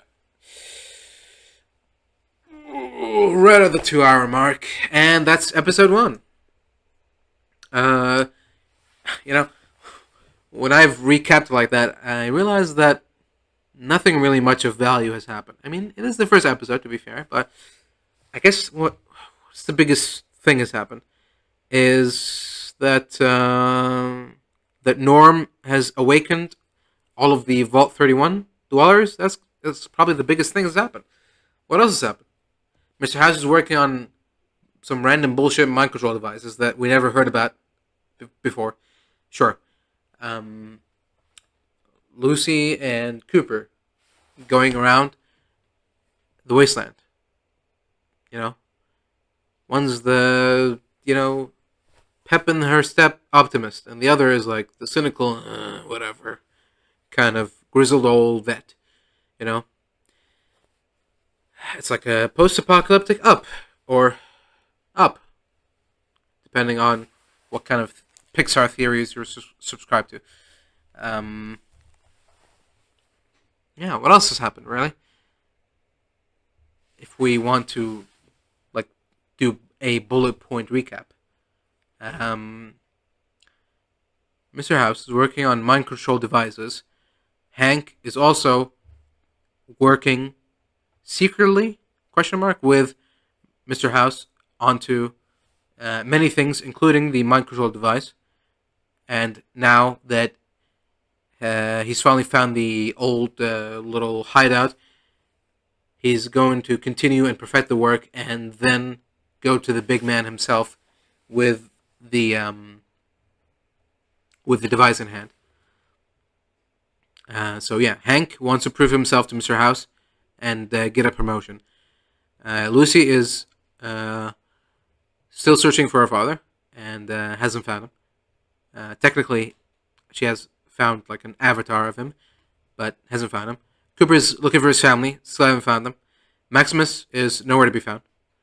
And Norm is trying to escape, and seemingly has found a way to escape. And that's it for, I guess, what you might consider the main characters. Sarah is an overseer and is evil and scary, and Chet is there, and Lollipop Guy is there, and that's it. And Betty is trying to fix the water chip. And a bunch of workers are mad because robots took their jobs. Imagine how they felt when the world ended. They must have picked up their baseball bats and started hitting the nukes. Stupid nukes, you took my jobs. I don't know. Anything else? Not really. Mr. House he may or may not still be there. I mean, this is after New Vegas has happened, so it could be that the courier just went in and killed them. Maybe. But I doubt it. They're not going to try to, they're not going to try to combine all endings together, are they? Like, they're going to come up with an ending where the courier somehow managed to, create a three-way alliance with the Legion, NCR, and Mr. House? Or something? I don't know. There's, no mention of any of the factions, the only faction we've seen is the Khans. And they're like a sub-faction. I don't know. They could be the ones ruling New Vegas for all we know.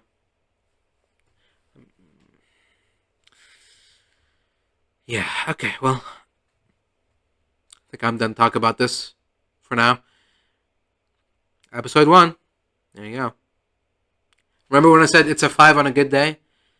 Now that I'm going through all this again, I'm not having such a good day after all, but yeah.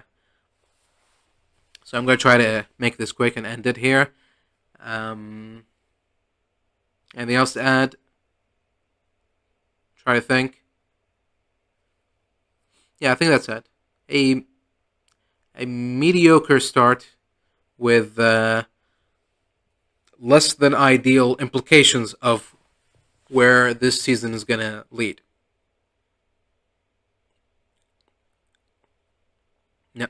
Sounds about right. Uh,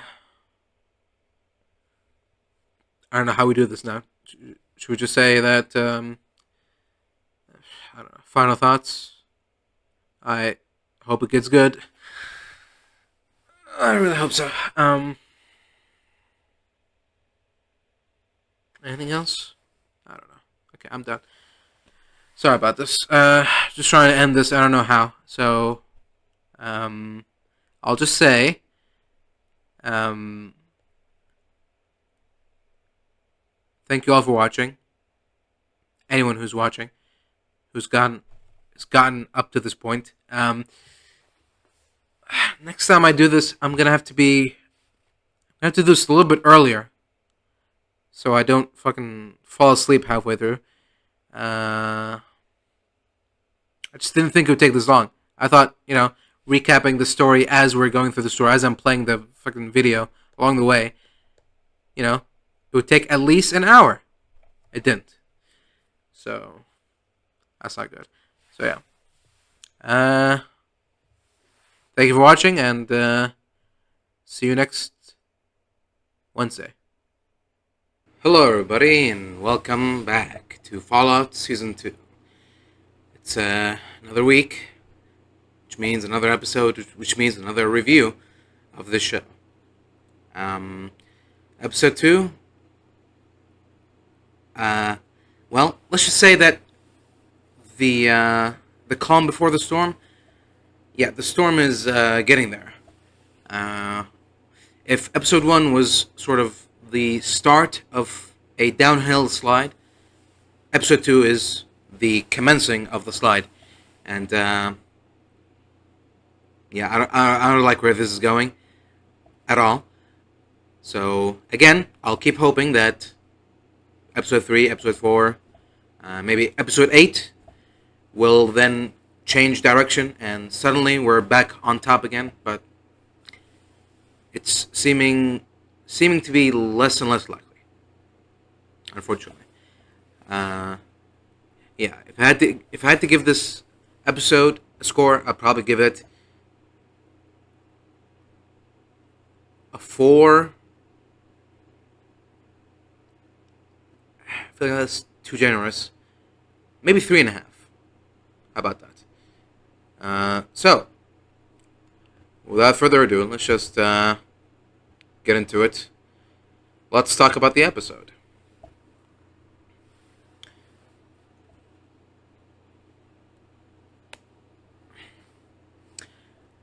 So previously, a lot of stuff happened. Don't worry about it.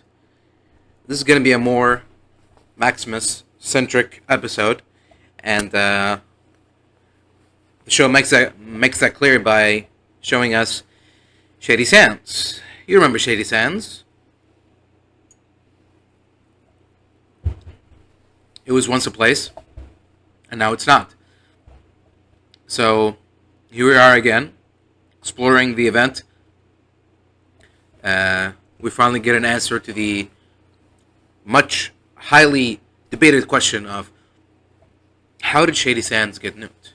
So I'm glad the showrunners are on top of that, showing us exactly the answers that we required. Anyways, we see Shady Sands from the inside, which is of course the capital of the NCR. So we see a lot of NCR troops. We see an NCR Ranger. Remember NCR Rangers? They got the trench coat and the gas mask helmet. Remember those? Yeah, you played New Vegas. You remember. Cool.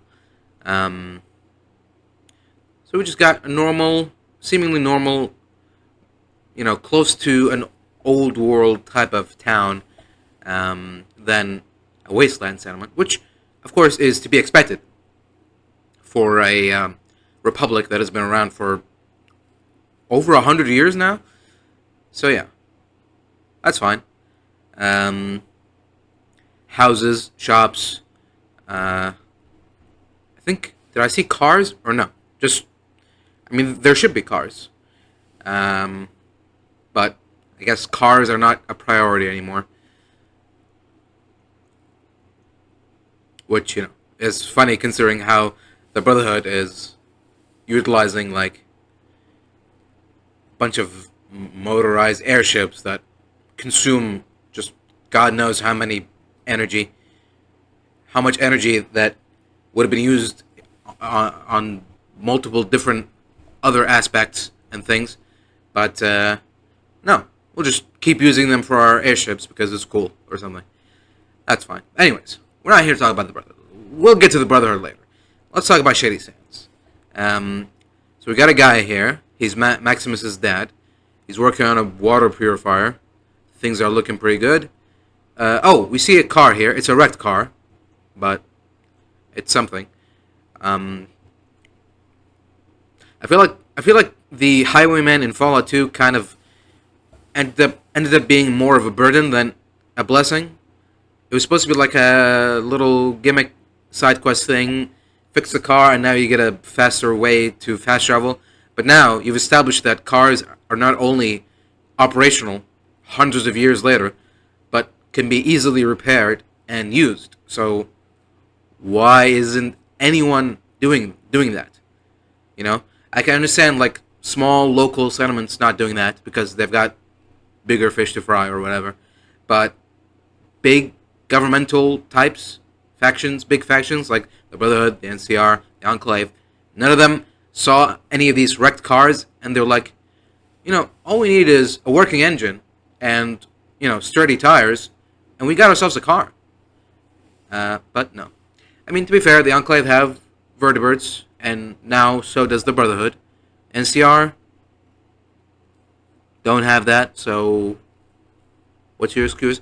To be fair, there's also criticism of New Vegas as well, because, like I said, once you introduce cars being able to be repaired and used, I feel like we should be seeing a lot more of those around.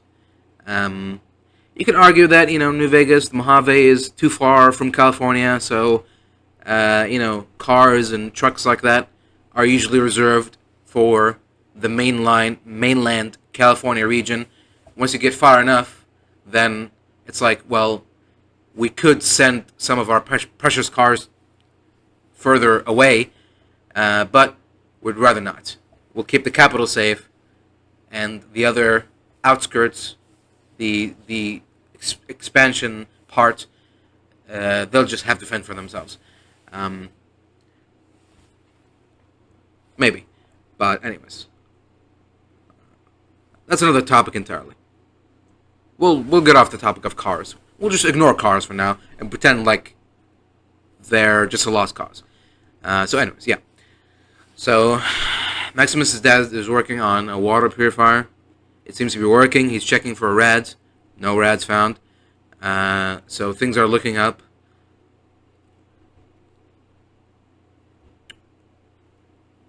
And then we cut to a caravaner, an NCR caravaner, and he's repeating an odd phrase. He's saying, patrolling the Mojave almost makes you wish for a nuclear winter. So, first thing you're going to notice is, well, that's weird because we're not in the Mojave. So, what's up with that? Why does he keep saying that? He keeps saying that, and it seems like he's been saying that for a while, as he's walking his caravan. I'm guessing that, whenever he got a little bit parched, a little bit thirsty, whenever his mouth got dry from speaking those lines over and over again, I'm guessing he stopped for water or something because he doesn't seem parched. He doesn't have any chapped lips or anything, so yeah, I'm guessing he keeps repeating this strange phrase for some reason, and then whenever he gets tired, he just has a drink and continues to chant that to anyone who just is passing by. Weird, but anyways, our lone caravaner, which again, I feel like that lone caravaner, no guards, I feel like that's prime pickings for a lot of raider factions and stuff, but no, he seems to be doing just fine. All by himself, just him and the Brahmin, and all the supplies. Yeah, weird. But I mean, maybe he just got lucky. Maybe maybe he was using NCR roads, protected roads. Maybe that's it. Yeah, that would make sense. Anyways, so we cut back to Shady Sands, and Max is there with his dad, and they're all happy and having fun, and they're going to see what the caravan has brought. So it isn't explicitly said, but you can infer that the guy that's repeating patrolling the Mojave almost makes you wish for a nuclear winter has come from the Mojave. Right? Maybe. Maybe not. But let's just say he came from the Mojave, hypothetically speaking. Doesn't matter where he came from. What matters is he's brought supplies into Shady Sands. Now, when they get to the guy, he's on the ground. Everyone is around him. What's going on? Even on the ground, he's still repeating that phrase. Patrolling the Mojave almost makes you wish for a nuclear winter. His eyes are bleeding now. What's going on? It's all very strange. So then,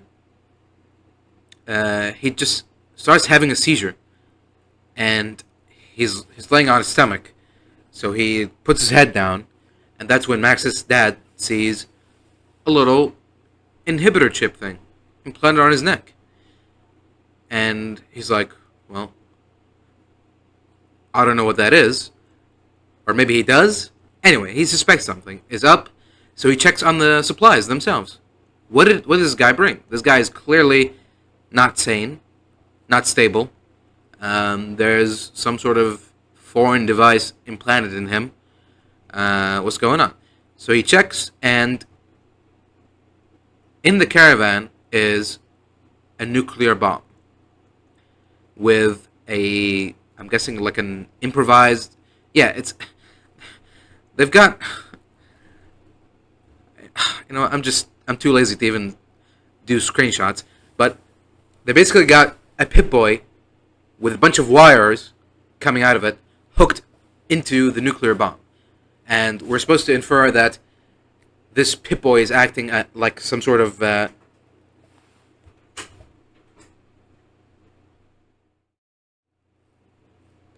Alright, sorry about that, guys.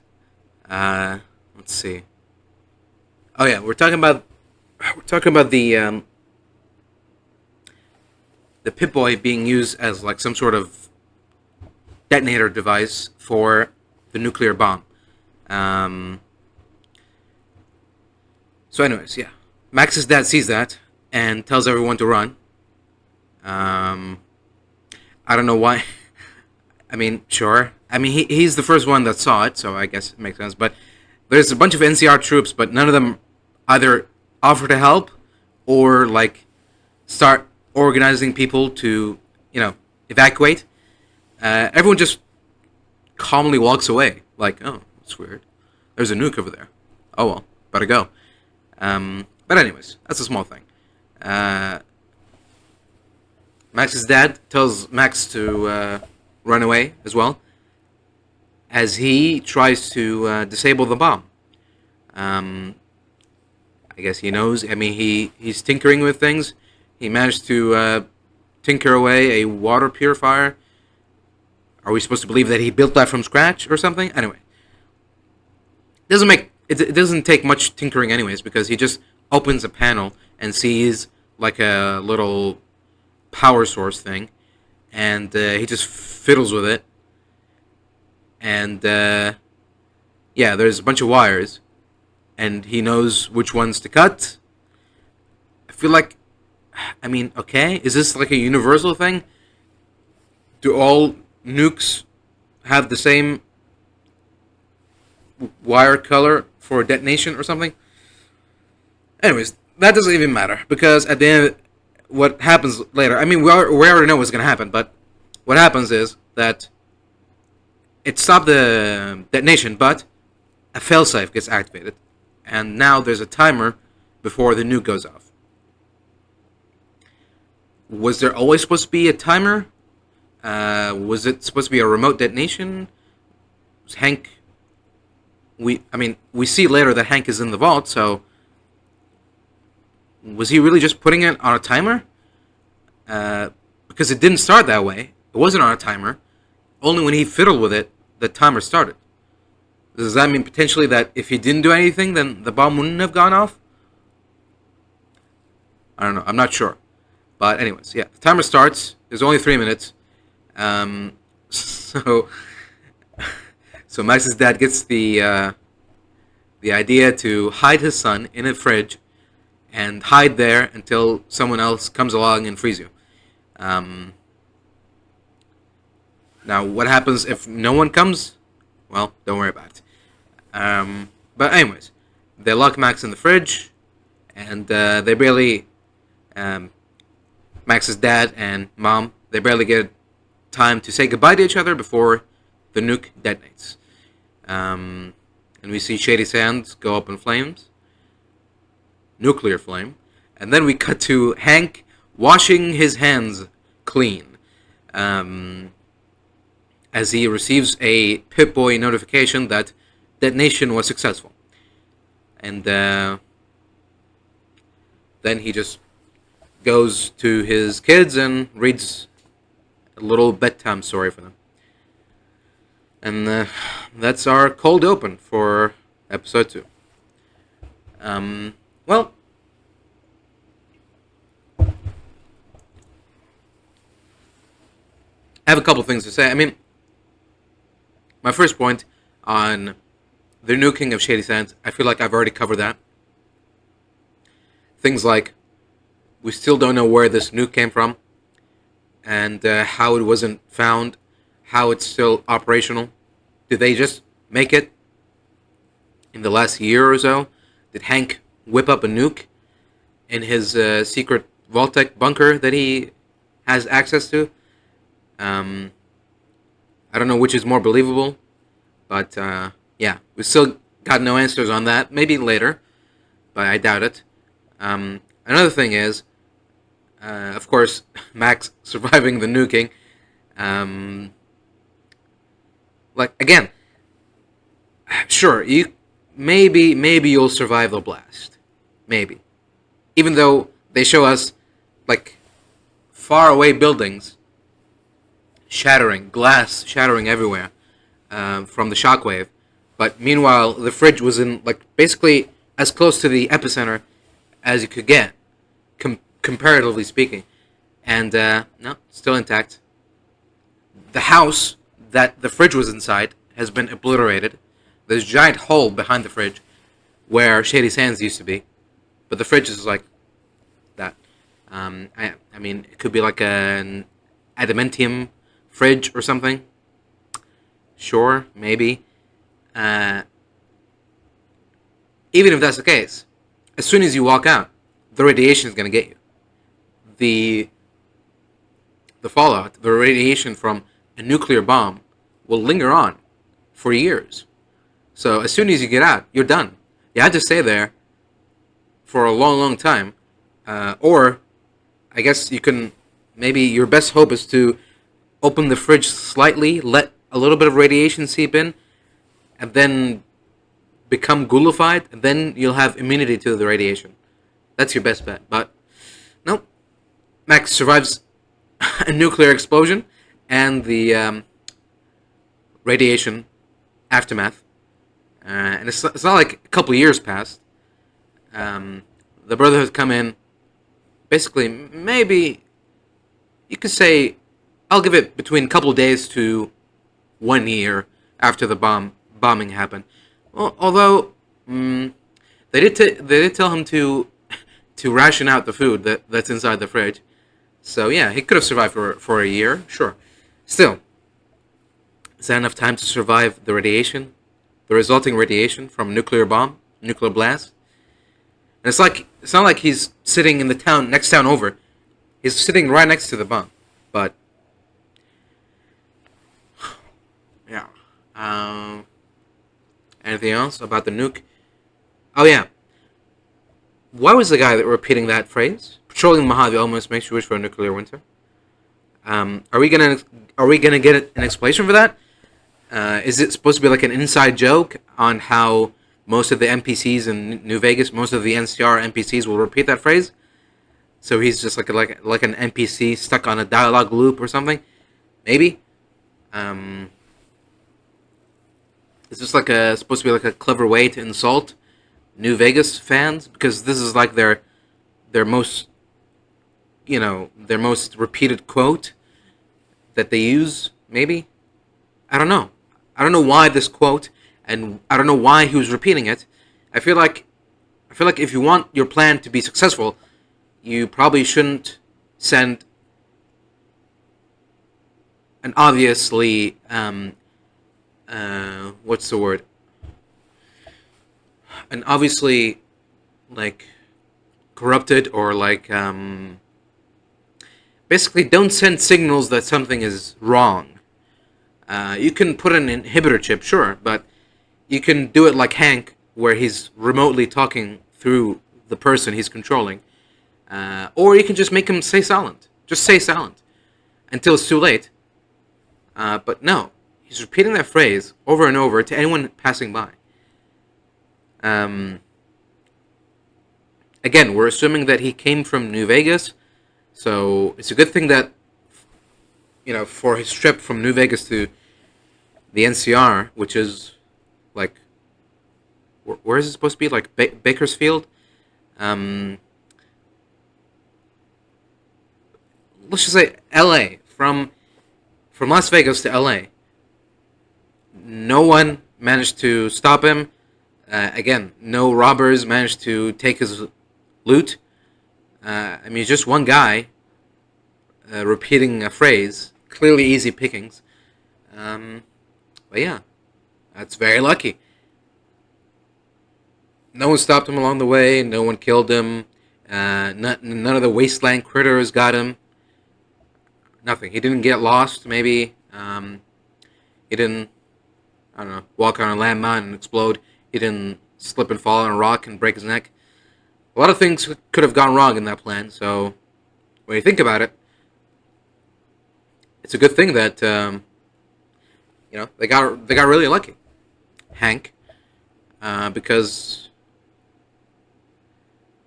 his plans had so many ways of going wrong that it's almost admirable that he managed to beat the odds and nuke Shady Sands. I guess I'm saying that he kind of earned that.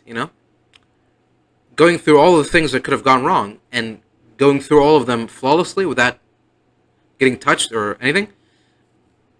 Well done, sir. I mean, clearly this was a very carefully elaborated and well thought and well put together plan, and the results speak for themselves, obviously. But anyways, that's enough about Shady Sands. Now we cut to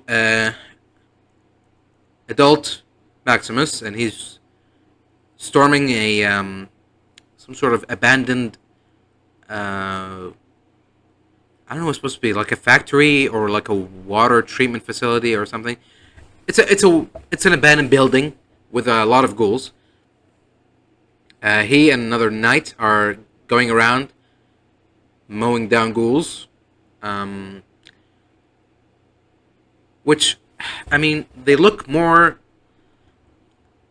zombie-like than ghouls. I don't know. This is kind of a pedantic point, but I don't know. I feel like, yeah, it's about as good as you can do with like a mask. Because ghouls are supposed to be like, it's basically like having your face burnt off or something, and all of the skin is gone. It's just flesh. But all of the ghouls in this scene, in the shootout, they all look like humans with big plastic masks. They look like Star Trek aliens. They look like what are they called? Not the Klingons. I don't know. One of those weird rubber face aliens. They look. I guess that's what I'm trying to say. They look more rubbery than ghouly, if that's even a thing. Anyways, doesn't matter. It's a little scene. They find a little item, a curious little item, and they pack it up and head back to base. Base, of course, being the airship. Now, again, we do get mentioned. The Commonwealth gets mentioned, the Commonwealth branch of the Brotherhood. So that means that this is another airship that isn't the Prydwen. And yeah, if you think that's crazy, you haven't seen anything yet. So, anyways, we found out what this little device that they got is used for. It's used to operate a bunch of wind turbines, windmills, that then like blow the dust away, blow the sand away, revealing Area 51. Meaning that they're currently in Nevada, not California. And this is apparently what the Elder is leading them to. There's, secrets hidden in Area 51, which, makes sense. It might sound crazy at first, like at first glance, but sorry. Let me just check if anything get banged up. Okay. It might seem crazy at first, the idea of Area 51 in this supposedly like realistic, grounded show, but if you consider the Fallout lore, it works. It checks out. It's fine. Having Area 51 in Fallout, I'm totally fine with that. What you do with it and where you go from there, that's when things get a little tricky, a little dicey. But we'll see. We'll see what happens. But anyways, now we cut back to Lucy and Cooper, and they're arguing. And Lucy is, gosh darn it, is the optimist, and Cooper is the pessimist, and he don't give a damn. They walk by, let's see what it says, Affordable Al's Discount Hospital. And they hear a scream. Lucy wants to stop to check it out. Cooper doesn't care. Wants to keep going. He keeps telling her that, this world is, the world's a harsh one. You gotta get tough. You gotta realize that not everyone can be saved and stuff like that.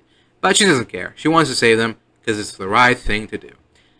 So they walk in, and at first, the screams, when you hear the screams, they're like loud, but also close enough that you think that it's just nearby. But they walk into a building. They walk into the hospital. They walk even further in. Then they walk downstairs to where the person was screaming. So, wow. I guess when you're desperate enough, you can be pretty loud. I don't know. She has some super lungs on her. Is it the lungs or is it the vocal cords? Which part of the body amplifies the sound? I don't know. Maybe the vocal cords. The throat? I don't know. Anyways, so they find a woman, and Cooper immediately notices tunics. They're wearing tunics. And he immediately knows what these tunics signify, because apparently this is the only faction that enslaves people, or the only faction that enslaves people and makes them wear a bunch of rags. I don't know. But anyways, it basically recognizes that this is an escaped slave from Caesar's Legion, which are still a thing. I feel like, again, we don't know for sure until we get there, but I feel like if Mr. House is still around in New Vegas, then NCR should have been kicked back away from the Mojave and the Legion too. So, but then again, Cooper says that you're awful far west, aren't you? Let me see again. You're awful far west, ain't you? So, does that imply that the Legion are currently a little bit east of the Mojave in Nevada? Um, are they saying that the Legion have retreated back to like Arizona or something? I don't know. But anyways, Lucy is trying to help out the woman, the slave, whatever you want to call her, and then Cooper hears another person there with them. It's a man, and he's also in pain. But instead of helping him, Cooper slits his throat and starts eating him.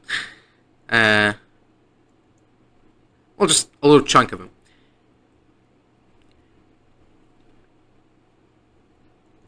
Which I don't know if this was supposed to be.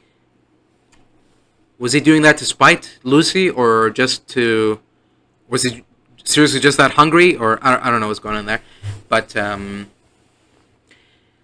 guessing the way the scene is playing out that he's just trying to get a reaction out of her. He doesn't really care. He's not that hungry.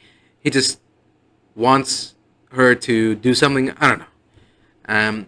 But anyways, he takes a bite out of the guy that he just killed, and disgusting. Spits it out. It's weird. Why does this guy taste all weird and funny like? So he goes on and spits it out. He turns him around and he sees like a little infectious spot, which I guess we're meant to infer from what happens later is supposed to be like basically the poison. It's supposed to be like the venom of a rat scorpion. Basically, they're trying to say that this guy and the Legion slave, I guess they're both slaves, the Legion escapees, tried to hide here in this hospital, but then, or were running away from rat scorpions and got cornered here, and this guy got stung by one of them. The other girl doesn't seem to have been stung, but this guy has, and he just ate his venom-filled body. So, and on cue, as soon as he sees that venom mark, he starts hearing a bunch of scuttling around.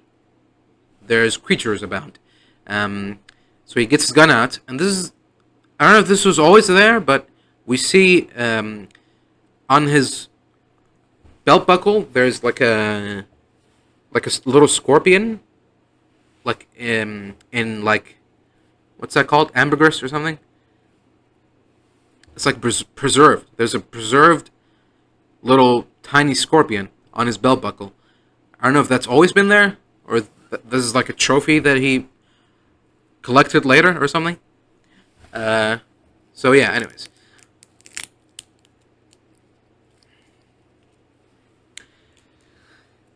The red scorpions come, and they attack from the vents, which is, I mean, I guess if you're, I don't know, I guess it makes sense. If the insects like use like smelling or something to chase down their prey. Yeah. Well, are they supposed to be this mushy?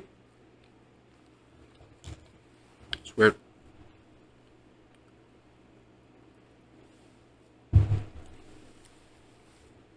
Anyways, rat scorpions come. First, we get a little bunch of baby rat scorpions, causing a little havoc.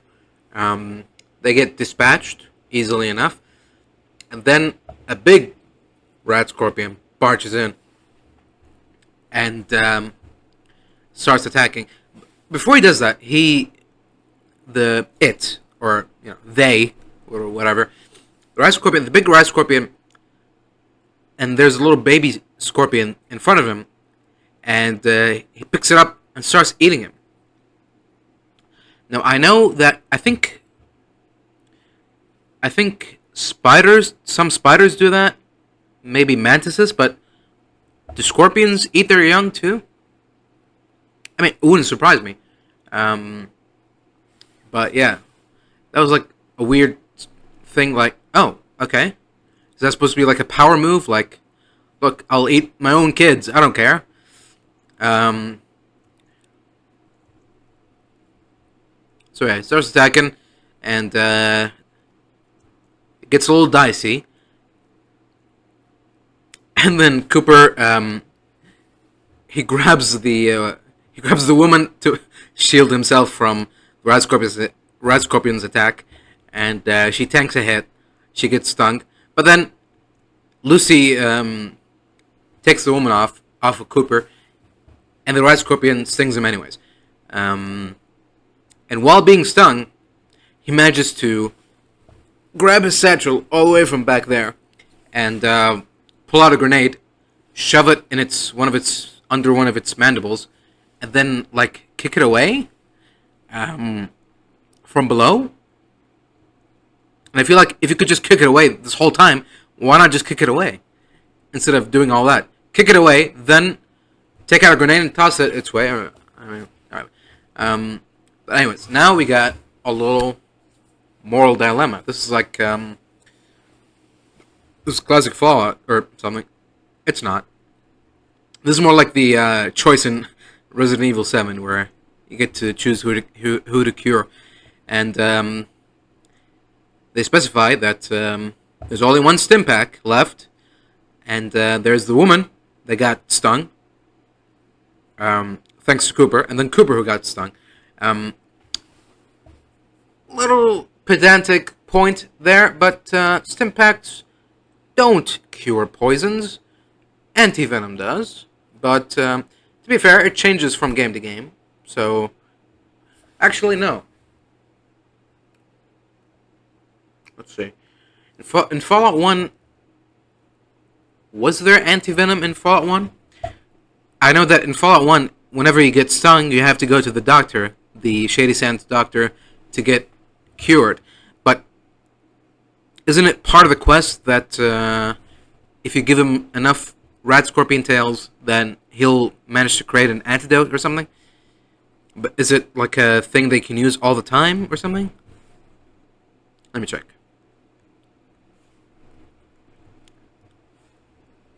Antivenom.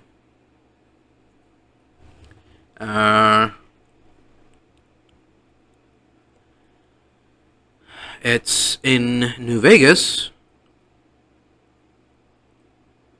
And that's it. It might have been the first time it was ever a thing. Because of all the enemies that could poison you.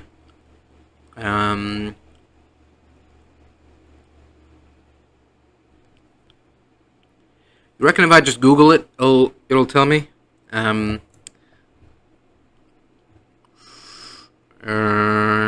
Is there anti-venom in Fallout 1? Oh, it's called Antidote. Okay. But it's just a quest reward. It's not something they can always get, right? Oh, here we go. Poison. The poison condition. It's a condition in Fallout 1, 2, and New Vegas, which can be healed by antidote or with rest. Oh yeah, antidote. Okay, now that I see the little icon for it, I remember now. I remember. Okay, so there you go. See, so since Fallout 1, since Fallout the franchise started, Venom was always cured with anti-venom or an antidote, not with stim packs.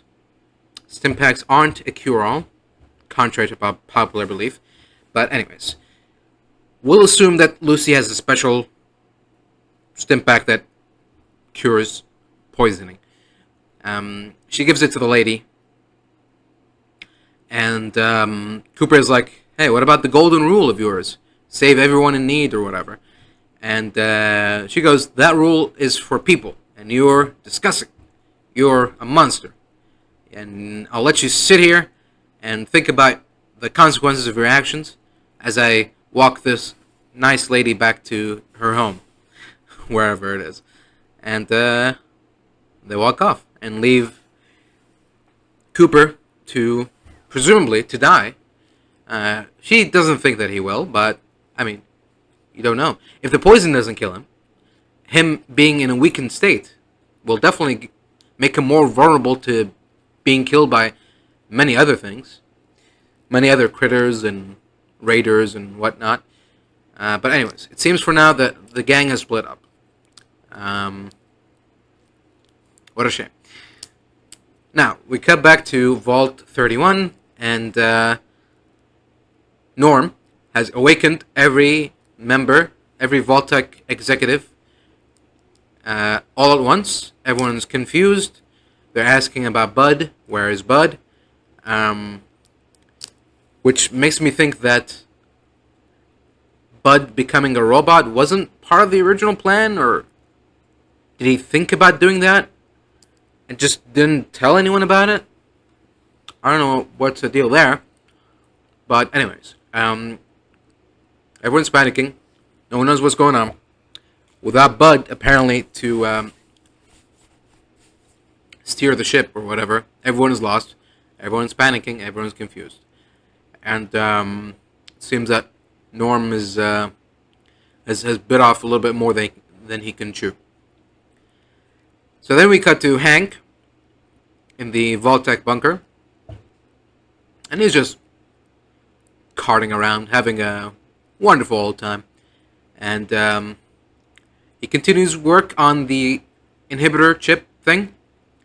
Again, we don't know what results he's hoping for. We can guess, I guess. We can just say that he's trying to make it so he can control subjects without all of that, I guess, energy or electricity overloading their systems and blowing their brains out.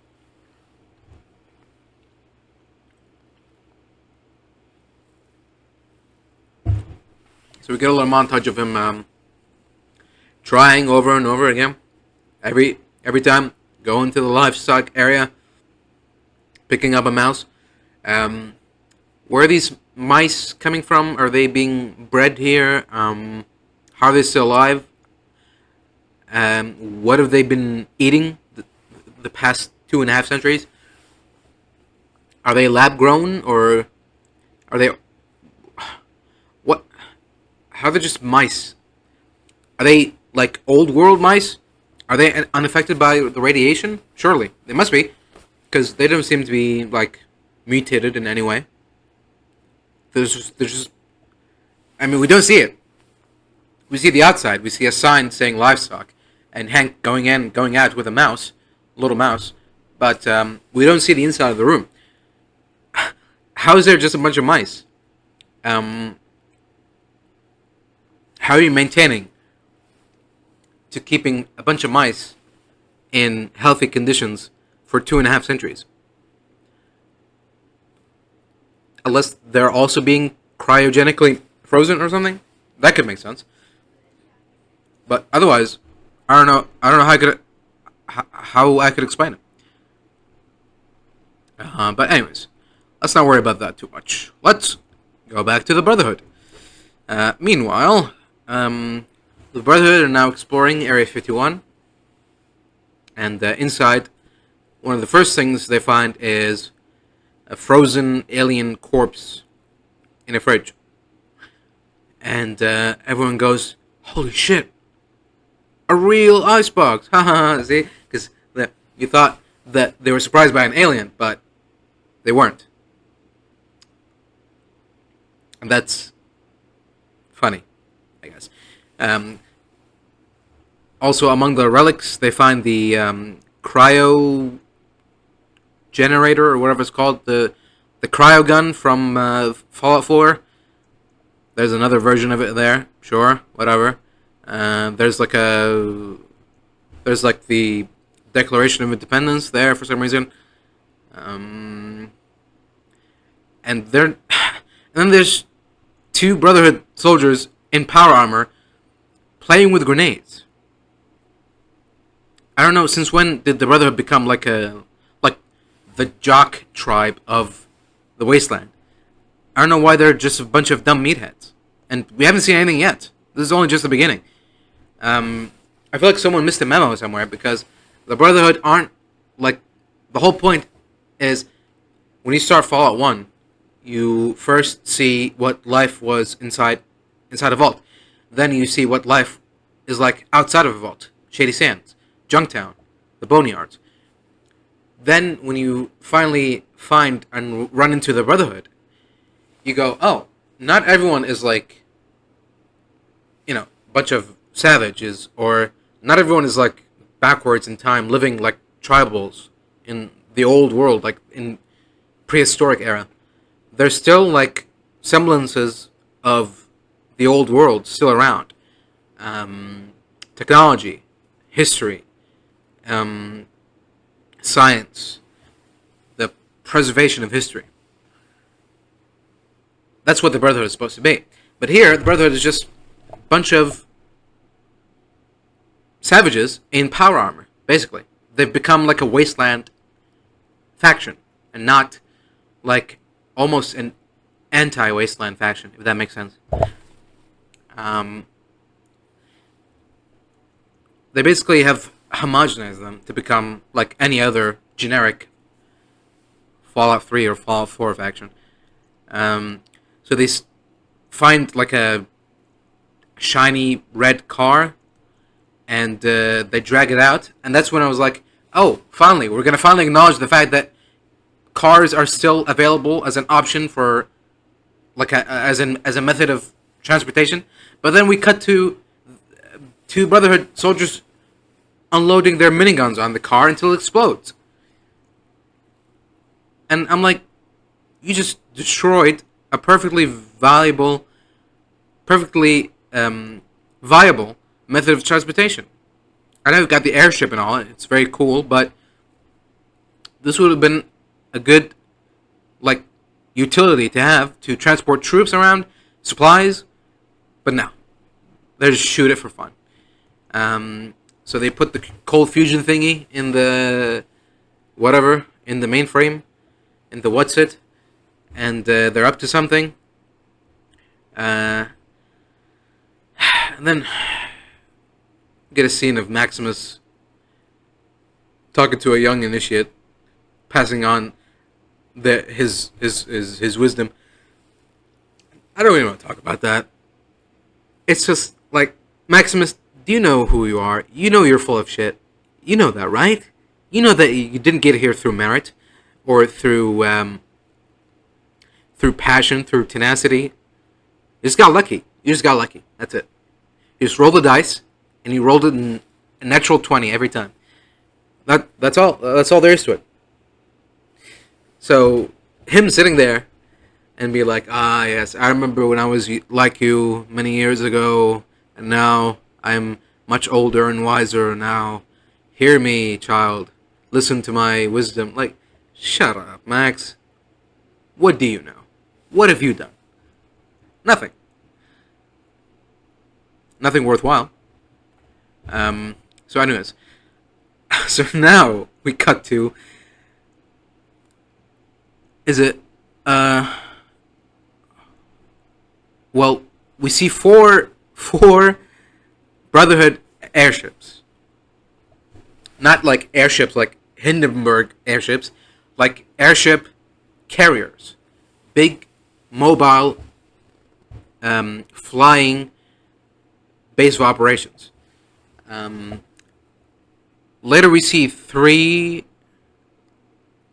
leaders. So, yeah, okay. So one of the four is the one that was here before. So 3 new airship carriers arrive at the base at Area 51, and it's Brotherhood leadership from other factions. And here we have, again, we have the same. This is like exactly the same setup as the little meeting in Vault-Tec, where it cuts to Mr. House, Robco, Big MT, West Tech. It's like, yeah, this is them, this is them, this is them. We don't have to explain anything. We'll just show you. So first we have the leader of the Grand Canyon Brotherhood chapter. Okay, so great. So now we'll just assume that the Nevada Mojave Brotherhood chapter are they're still in Hidden Valley, locked away, far away from everyone. Fine. The California chapter, last we saw them, assuming that they weren't the ones. I mean, I think some of them, was it all of them that went from California to Nevada, or again, let's just assume that the California chapter are a separate thing. The California chapter went from, in Fallout 2, being like 5 guys in a room, and now they've become basically a copy and paste of the Commonwealth Brotherhood. At first, I thought this was the Commonwealth Brotherhood because they came in on an airship and they've got like 1,000 soldiers and 5,000 initiates and recruits and scribes. But no, this is supposed to be the California chapter or the Mojave chapter. Take your pick. Either way, it's ridiculous.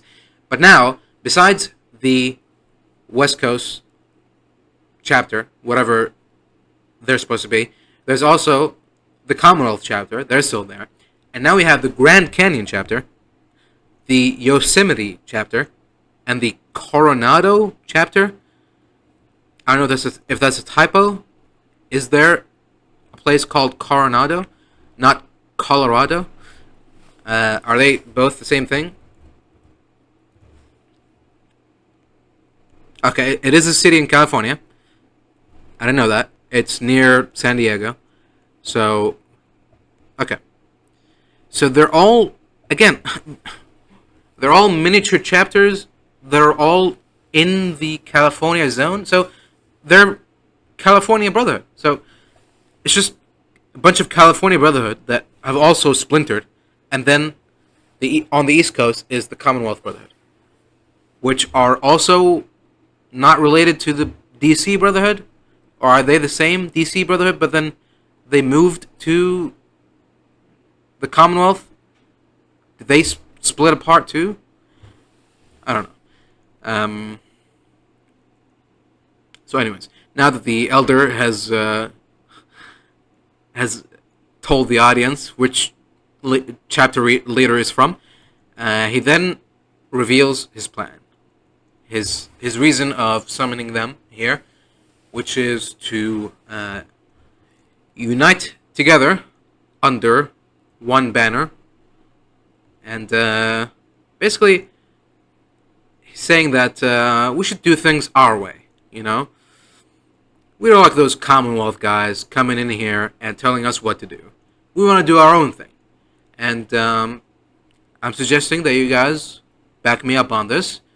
When the Commonwealth comes a knocking, that you be with us on my side and helping us, you know, do whatever it takes to secure our position as the dominant leadership force in the Brotherhood. So basically, a Brotherhood civil war is about to happen between the Commonwealth, between basically the East Coast Brotherhood and the West Coast Brotherhood, which are, again, like I said, just copy and paste of each other. They're indistinguishable. They all dress the same, they all talk the same, and they all behave the same, and they all have T-60 power armor for some reason. So yeah, they're all just copy and paste. If I showed you the West Coast Brotherhood from the show, you would just think that this is like Fallout 4. Someone made a Fallout 4 fan film. Anyways, as the Elder is discussing his plans, I'm guessing the same two Brotherhood soldiers are messing around with a grenade again in front of the leadership, in front of everyone. I feel like the Elder should have done something there, but he continues to talk. I don't know if he's ignoring them or if he doesn't hear them, but basically Max goes over there and tells him to stop. and they go, "Oh, sorry." Like, a bunch of kids? Is there like two kids stacked inside of that power armor? What's going on? Why are they like this? Do they just get power armor out of nowhere? Surely they've gone like through training, boot camp, stuff like that. They don't just get power armor like, "Welcome to the Brotherhood, here's power armor." So if they've gone through training and I'm assuming discipline, then they shouldn't be acting like this in the first place. Unless you tell me that this is something that the Brotherhood encourages, to mess around with grenades for some reason.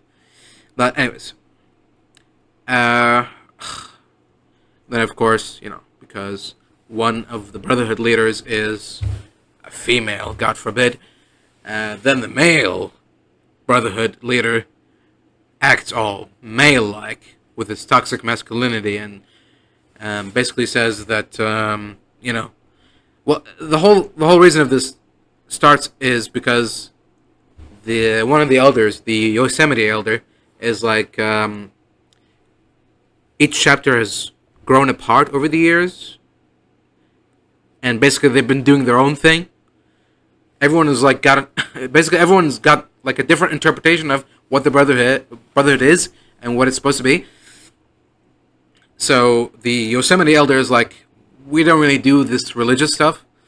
So basically he's trying to say that the Brotherhood is more, I guess, more practical, more militaristic than it is religious, which I'm pretty sure the religious aspect of the Brotherhood was something that, was it 3 or 4?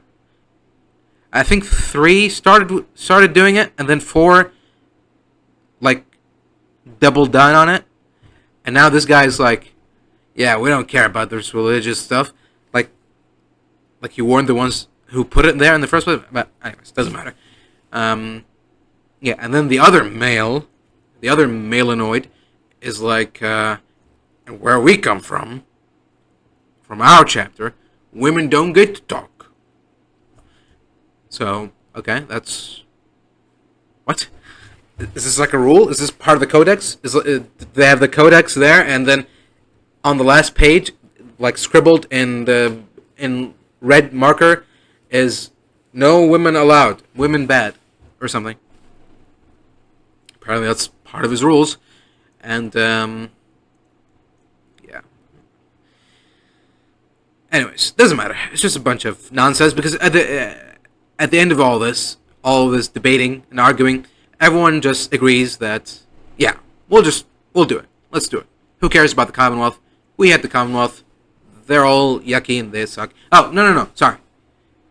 Sorry, I'm getting ahead of myself. They don't agree at first. It's only when the Elder bribes them with a bunch of fusion cores that he got... Is the implication that he's using the endless energy of cold fusion to create an endless supply of fusion cores? Maybe? Because otherwise, I don't know where he got those fusion cores from. But anyways, so he bribes them with a bunch of fusion cores. He tells them that these all could be yours if you only had to do is just, have my back. And that's when they, enthusiastically agree. So we cut to Lucy and the girl, slave, and they're walking. I'm guessing Lucy is following her lead because she knows where home is.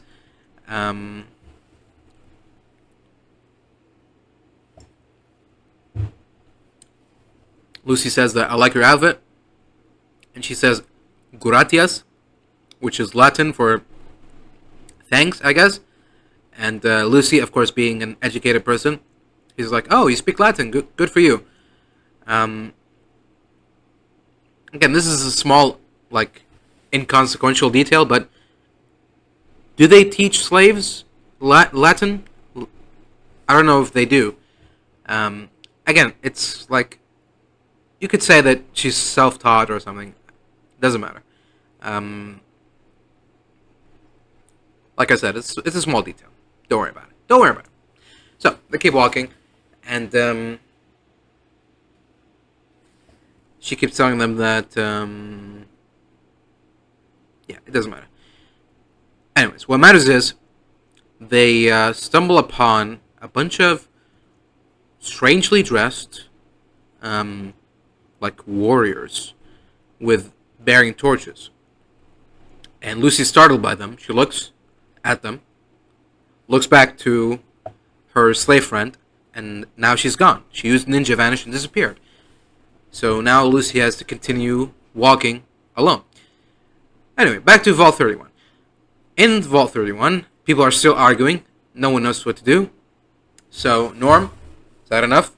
And he uses his speech check to rally everyone together under one banner by basically utilizing Vault-Tec methods, Vault-Tec tactics, and he has like a bunch of stickers.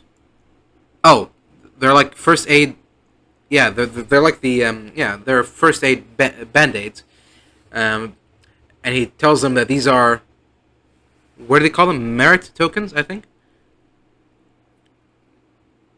Let me check. Yeah, merit dots. Yeah, basically saying that we need to work together to find a way out of this basically locked room.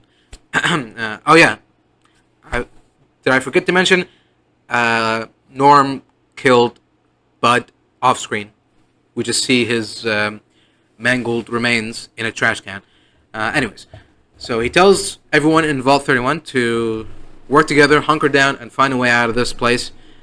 And whoever gets the initiative, whoever gets the results, will earn a merit token, which are basically, like I said, band-aids. But they don't know that, they don't see that, they don't care. Doesn't matter. It works. It motivates them to start working to find a way out. Now, back to the Vault-Tec bunker. Hank is wheeling around once again. This time, he doesn't go for the vermin. He goes for one of the members of the Premium Elite Plus people. So, besides the people in Vault 31, and besides the people in Vault 111, there's also a bunker here, God knows where a bunch of people signed up to be cryogenically frozen. Presumably to be awakened once the dust has settled and civilization is back in working order again. So Hank wakes one of the people in the pods, I'm assuming, and he basically decides to test this inhibitor device on a live human subject instead of a mice. He mentions that this guy that he's experimenting on has paid only for himself to be in the Premium Elite Plus package, and not his family, because he's like, it's too expensive. And Hank is like, oh, that's not good, because family is everything. Family is what it's all about, In Vault-Tec, we encourage that sort of thing and stuff like that. So it might be just dialogue, like just filler dialogue, but it feels like the show is trying to justify what Hank is about to do to this guy because he sold his family out just to save his own skin, not anyone else. But regardless, Hank resumes or initiates the experiment. He turns up the knob, and same thing that always happens. His head explodes, and it's back to formula for old Hank.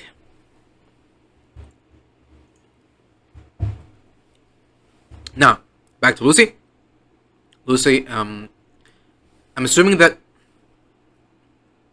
we don't see, but it looks like she's chasing someone. I guess she's trying to find the slave lady. But either way, she runs into like a rundown shack with Caesar's Legion banner, not on the wall, but on the doorway itself. It's weird placement for it, but okay. I guess the Legion want the audience to know that they're part of the Legion, in case you weren't aware. And then a bunch of Legion soldiers surround Lucy. Some of them look more tribal. They've got like war paint on and stuff. So I don't know if they're trying to say something there. Are these not really legionnaires? Did the Legion also lose its way or something?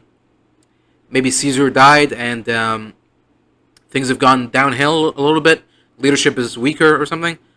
Or it could be just them going, Caesar's Legion, yeah, they're kind of tribal-like. Sure, put some war paint on, whatever, who cares?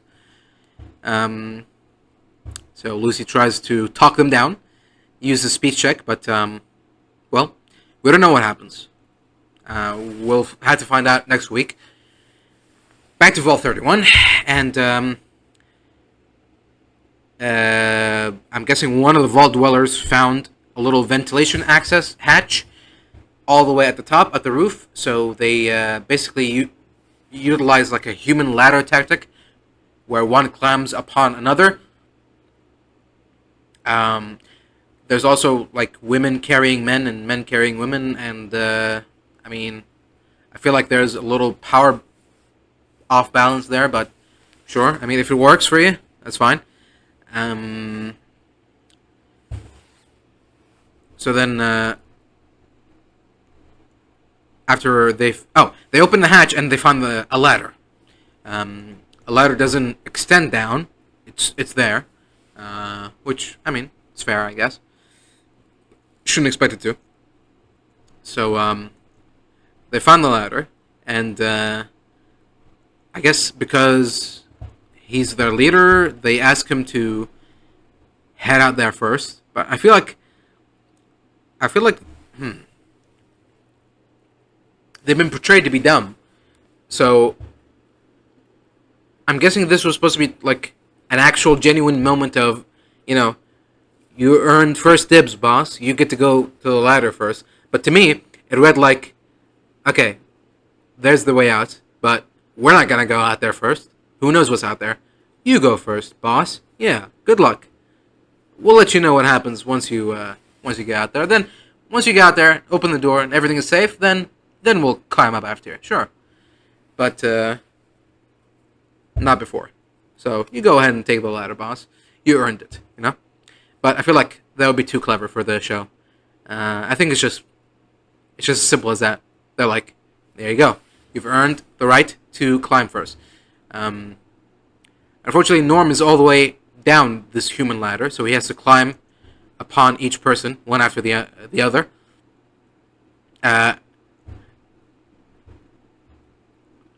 He's also a bit of a short fella. So he barely manages to reach the ladder by himself, and then the people around him try to pick him up, and then it just cuts to him on the ladder climbing up. So I was like, yeah, okay. He just didn't know how to do that to make it make sense. So they just cut to him climbing the ladder. It's just fine. I mean, who cares? We all know it's going to work out anyways. So yeah, luckily the ventilation shaft is big enough for human people to walk through. And yeah, again, luckily it hasn't been destroyed, flooded. All that dust, all that sand coming in. But, I mean, that's the whole point of ventilation, I guess. It moves around. Sure. Whatever. And so, finally, Norm, for the first time, Norm is outside of the vault. And he looks upon post-apocalyptic California. Everyone else there, every other vault dweller there, is from the old world. So, they're like, oh man, the mall's gone. Oh no, it's terrible. But Norm, he's like, this is beautiful, because he doesn't have any, previous reference of what the world used to be. So he's just looking at it as it is, not what it used to be. So yeah. Anyways, Norm is finally out. Has escaped. What will he do next? Will he circle back and enter Vault 32 and 33 and try to expose Vault-Tec's misdeeds? Or will he just roam the wasteland with his posse. I don't know. We'll see. Back to Area 51, Brotherhood base, and two Brotherhood soldiers are fistfighting in power armor. And again, I've already said this, so I don't need to say it again. But they've turned the Brotherhood of Steel into a bunch of savage wasteland barbarians with power armor. So that's neat. And big guy wants to fight with Maximus because he killed like a big shot NCR leader, and he wants to shot at him. And the Elder is like, yeah, whatever, why not? So they fight. He goes, okay, let me give him my armor. He goes, no, we'll do it bareback. And he goes, yeah, okay. Okay, he doesn't have to do this. This isn't like part of his. This isn't like he's not like running for a leadership position. He doesn't have to prove to himself to anyone. He just wants to do this. He's too embarrassed to turn down a challenge. So he does it. This is all on Maximus. You could have said no. There's no incentive for him to do so. I guess ridicule and the belittlement would do that. I mean, sure, but still, I'd choose that over getting killed, or beaten to death, or beaten to near death, or crippled, not in any other way. But to each their own. So, guy takes his shirt off, and Maximus starts taking his clothes off, and the guy just comes in and sucker punches him and starts beating on him. Again, apparently this is all just fair and fine. Everyone's clapping, everyone's cheering. This guy who's clearly like almost twice as tall as Maximus, twice as strong as Maximus, is using cheap tactics and beating him senselessly. This is another Brotherhood soldier. This isn't like a guy they picked up from the streets. This isn't like a savage raider. This isn't an enemy soldier. This is one of their own, and they're cheering his beatdown. They're cheering his annihilation. So, what a wonderful bunch of colorful characters the Brotherhood are. So Maximus starts fighting back. He hits him once or twice, and the big guy goes, that's it. Pulls out a knife. And I'm like, okay, that's an escalation. And what happened to bareback, buddy? I thought the whole point of bareback is that you just fight with what you got on your body. Your fists. Your fists are the weapon. He pulls out a knife. First of all, you've already got him down to like 1 HP anyways. You've already been doing like good progress on him. You don't need a knife. You could just keep beating on him again. He only managed to hit you once or twice, and you barely felt that. You beat on him, and he's bleeding now. So I feel like just a couple more hits will do it. But no. Instead, he gets desperate enough to pull out a knife and try to use it against him. Now, unfortunately, with a knife, it's not like getting punched. With a knife, you can use it to your advantage. You can, flip it around. You can twist it. You can kick it away. And that's exactly what he does. That's how he got the advantage on him. If he went fist to fist on him, he probably would have lost, Maximus. But because he pulled out a knife, now he has an upper hand. And that's exactly what he does. He turns the knife on him, he slits his gut, then he pounces on him and stabs him in the heart. Again, Maximus brought this on himself, but this other guy also brought this on himself by pulling out a knife. If he didn't do that, he would have been fine. I guarantee it. But, whatever. Whatever. So, out of nowhere, a vertebrate arrives and enters the hangar. And out comes an ambassador, an envoy.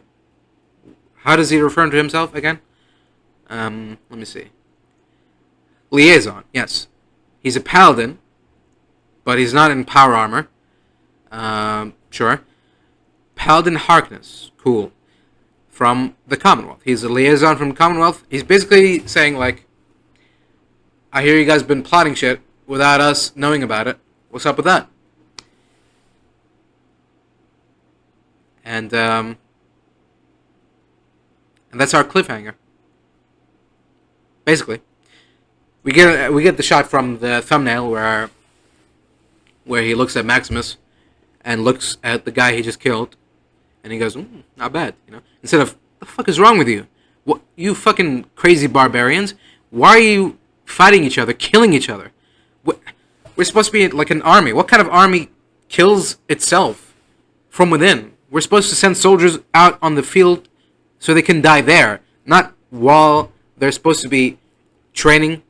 They're supposed to be improving their morale. This is how you do it? Yeah. Like, for a second, I thought that what was going to happen. And it's going to be revealed that the Commonwealth is actually one of the tamest chapters. But no. He's like, "Oh, cool. Nice job, kid. I like your style." So, great.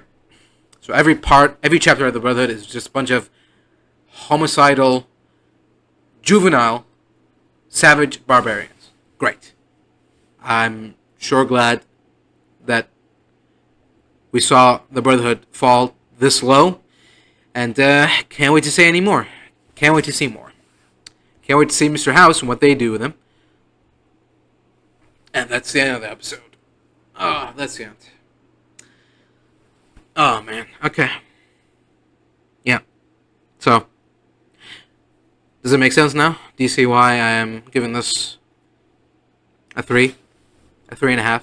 No, you know what? 3. I'll give it a 3.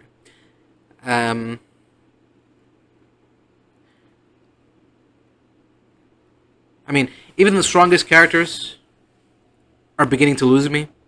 None of them have any engaging storylines or plots or arcs to go through. Cooper is just... I mean, he was barely there. He, like, mumbled and grumbled for a bit, and then got stung and left behind. Lucy is just being annoyingly optimistic for the millionth time. So hopefully the Legion will, you know, straighten that out at least. Norm is becoming a fucking Dune guy. What is it called? Lisan al-Gaib. And who else? Maximus. Yeah, Maximus is continuing to, you know, fail upwards. He's continuing to pass those luck checks. Getting through. So the only interesting thing is Mr. House, who we haven't seen anything from yet in this episode, and the Brotherhood Civil War. It's interesting not in the sense of how it started or why or what it's all about or the participants in it. I'm more interested in seeing how it goes. Where the Brotherhood go from here. Are they finally going to wipe the slate clean and make the Brotherhood like a small, isolationist, basically hermits of the wasteland kind of faction again? Or are they going to double down? I don't know. I don't know what's going to happen. But out of everything I've watched, this is like the most interesting part of it. You know? Which is saying a lot, because we just went through 50 minutes of an episode, and that's the only thing I could take from it. Again, the other things that don't need to be mentioned, you know, the acting, the set design, stuff like that. The CG on the Red Scorpion looked pretty good, in my opinion. You know, I'd say so. But yeah, other than that, not good. Not good. But, you know, I'll continue to hold out some hope. I guess I am kind of like Lucy in a way. Annoyingly optimistic, especially when it comes to something that I, you know, sort of care about. I'll continue to hope for the best. And we won't know for sure if that hope is a foolish one until we get to the end. And by then, it would have been too late. So either way, it's a lose-lose scenario, which is the best anyone could hope for, right? Or was it the other way around? I'm not sure. Either way, that's it for me. Thank you for watching, anyone who's been watching. And, yeah, that's it. See you next week. Back to Fallout Season 2. Today we're going to be reviewing Episode 3, called something. I don't care. Well, first of all, I thought the episode was, compared to the other episodes in the season, it's a much better episode. Mainly because it didn't really ruin anything of the lore that was already established, so that's a bonus, I guess. But yeah, other than that, I think the main reason was we got a little bit of Maximus and a little bit of Lucy, but a lot of Cooper in this episode, and I feel like Cooper's story. I don't know if it's the acting, but I feel like Cooper's story has always been the most like interesting and not that offensive or not that incompetently written episode, like story arc, I guess you could call it, both in the past and in the present. But yeah, I don't know. That might be it.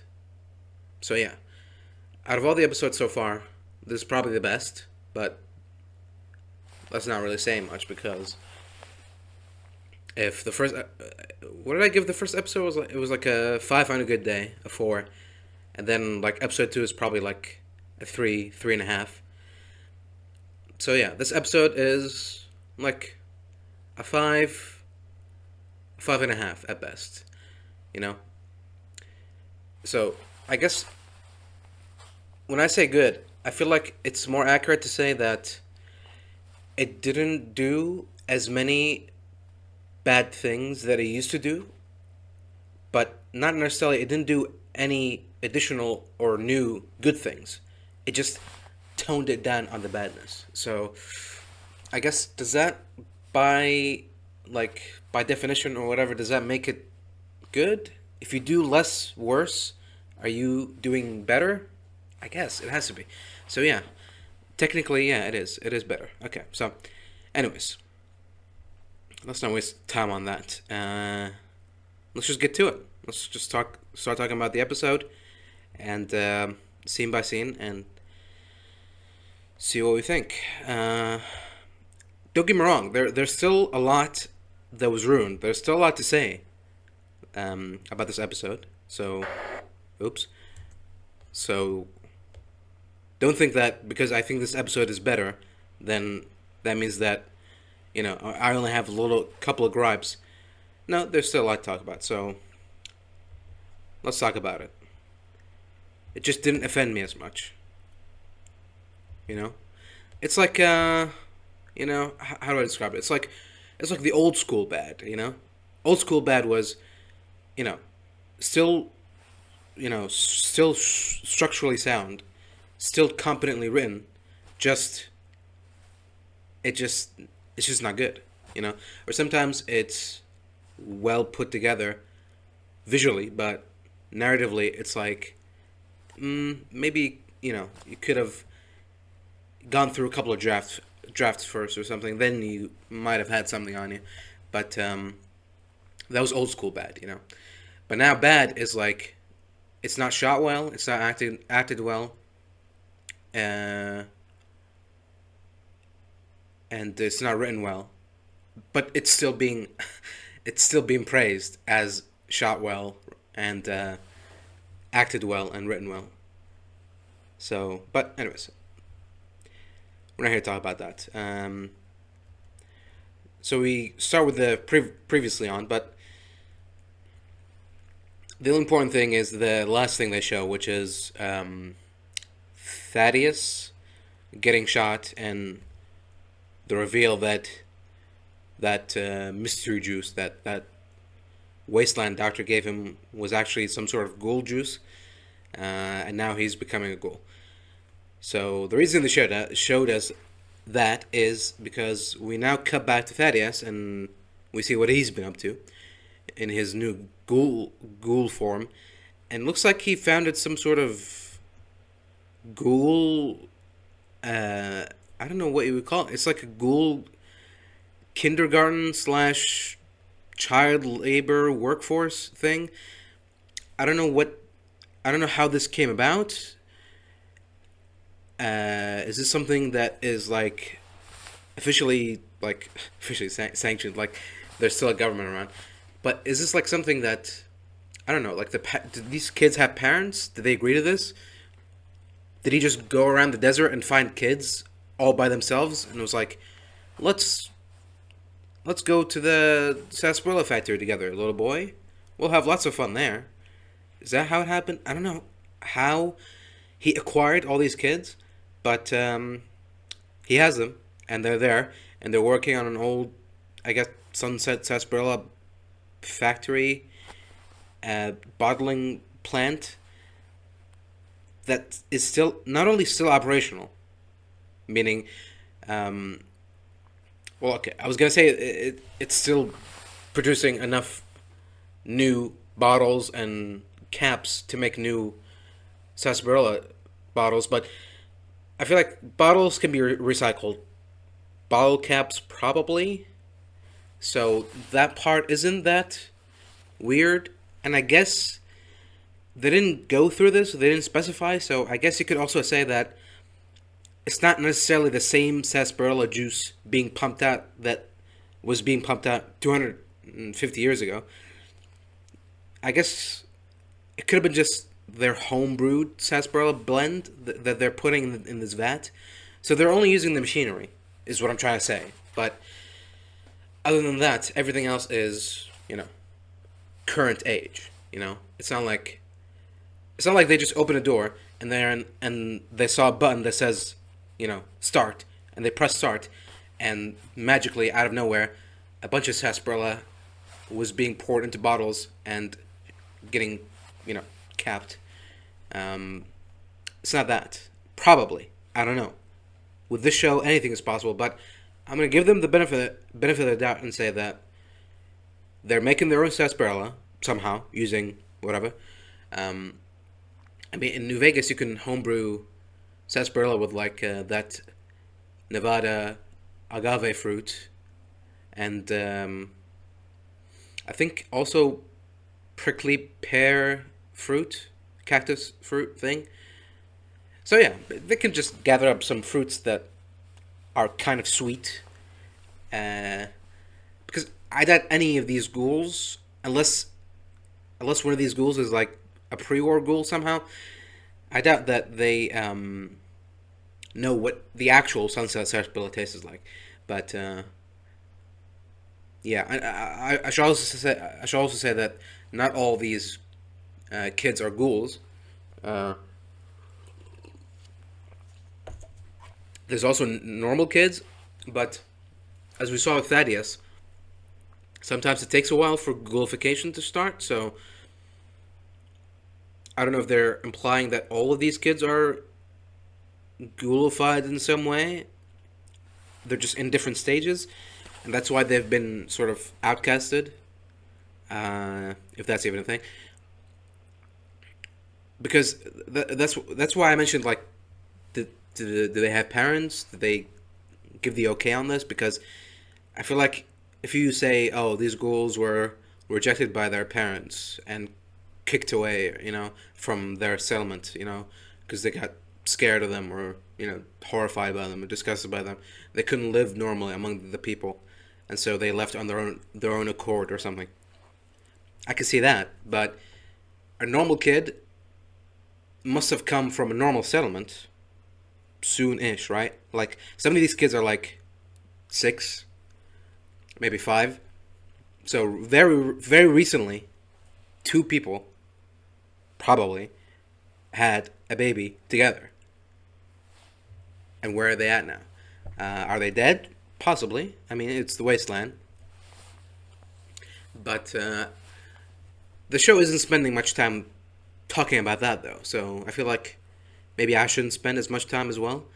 So yeah, somehow, some way, a bunch of normal and ghoul kids, bunch of human ghoul kids, got together, working under Thaddeus somehow. Again, don't worry about that part. And they're all working in this bottling plant, um, filling up sarsaparilla bottles and, well, oh no, they're not filling up. Sorry, they're doing the opposite. They're taking already created sarsaparilla and, oh, I see. They're just taking the caps. So, huh? But then why would you need? Are they relying on the bottling process? But but it's a machine. It has the bottle caps inside. Just open the machine and take the caps. Why are they what? Hold on a minute. I'm sorry. I was under the impression that for some reason, I mean, I did. It's been. It's like it's yesterday for me. I watched the episode and then I slept, and now it's the next day. So it's been a while, I guess. Is what I'm trying to say. And so from what I remembered something that would have made sense. I guess I thought that they were making new sarsaparilla drinks and then selling them off to vendors or whatever. Um, but instead, they're using the plant just just because in the last part of the process, the bottle caps get fitted into the bottle, so they take it and take the bottle cap and pour away the sarsaparilla. Uh, I mean, that's what it looks like. Or or are they drinking some of it and leaving some? They're taking the caps. I know that much, and then they're pouring it. There's a girl that's like pouring it into a bucket or something. None of them are drinking it. Thaddeus is drinking from like a barrel shaped mug, but what is he drinking? Is he drinking coffee or is he drinking sarsaparilla? Why aren't the kids? Yeah, she's pouring into like a bucket. What?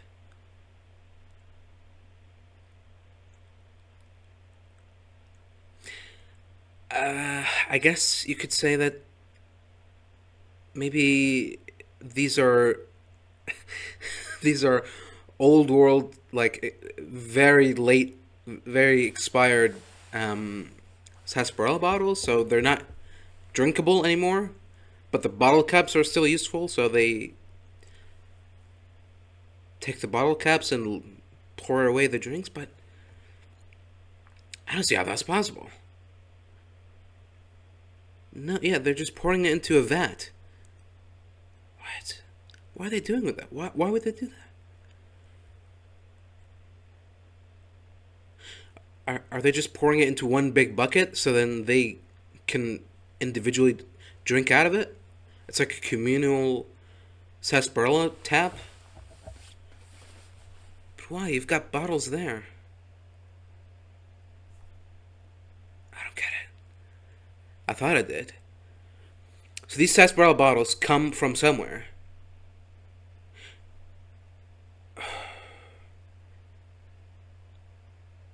Okay, maybe I'm missing something. Maybe again because it's not explained. But uh, I guess they could be just running the automation thing, the conveyor belt process.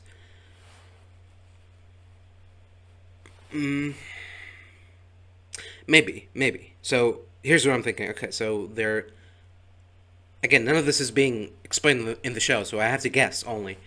But maybe they've got a bunch of empty bottles, right?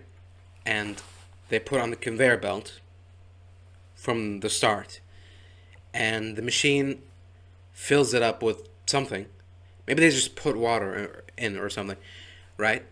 And and then in the next thing, the machine puts the bottle cap. So then the kids take it.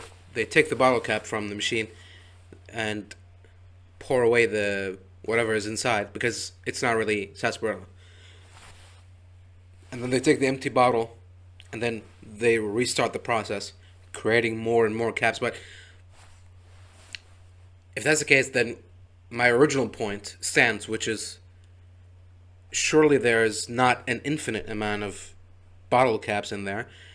And even if there is, what's stopping you from just breaking into the machine that has these bottle caps and taking them all instead of doing this process? If you're not drinking them and if you're not selling them, then just take the caps. Cut the middleman out. But instead, he's working these kids to manually open each bottle and then take the caps.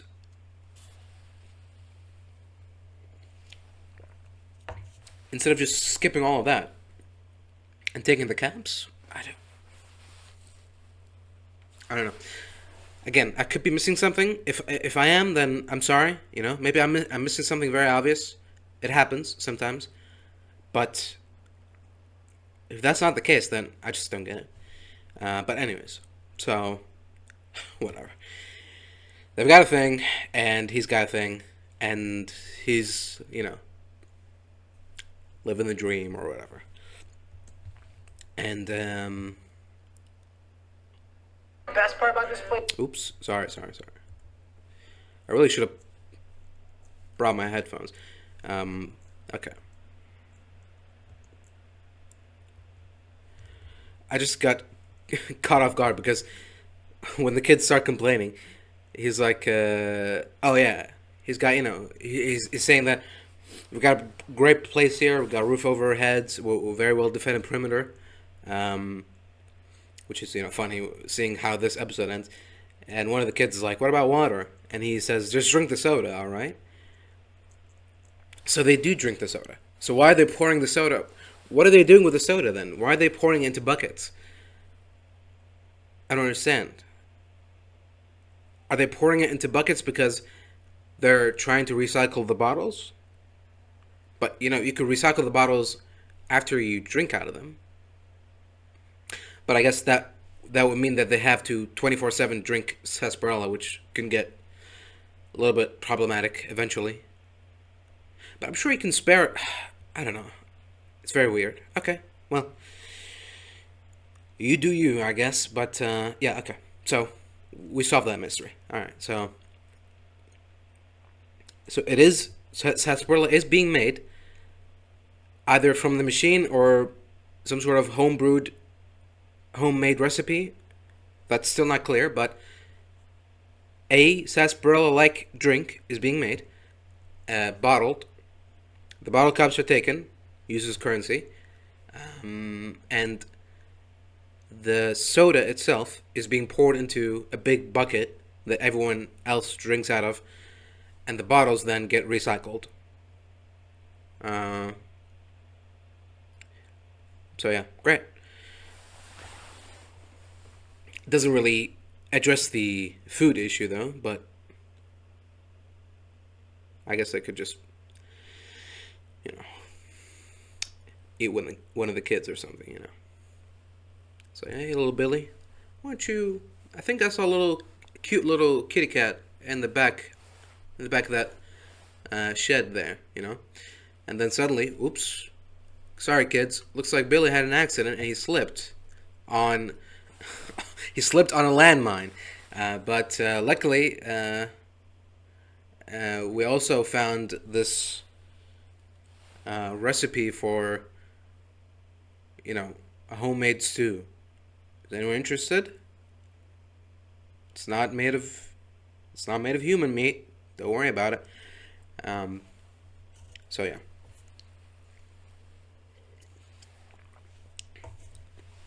We wish them well. But anyway, that's our cold open. Which, for some people, they might think, oh, okay, well, I mean, Uh, Either option A, which is I didn't really care about Thaddeus, so I don't know why you're showing me this. I just assumed that he became a ghoul and went on his ghoulish way.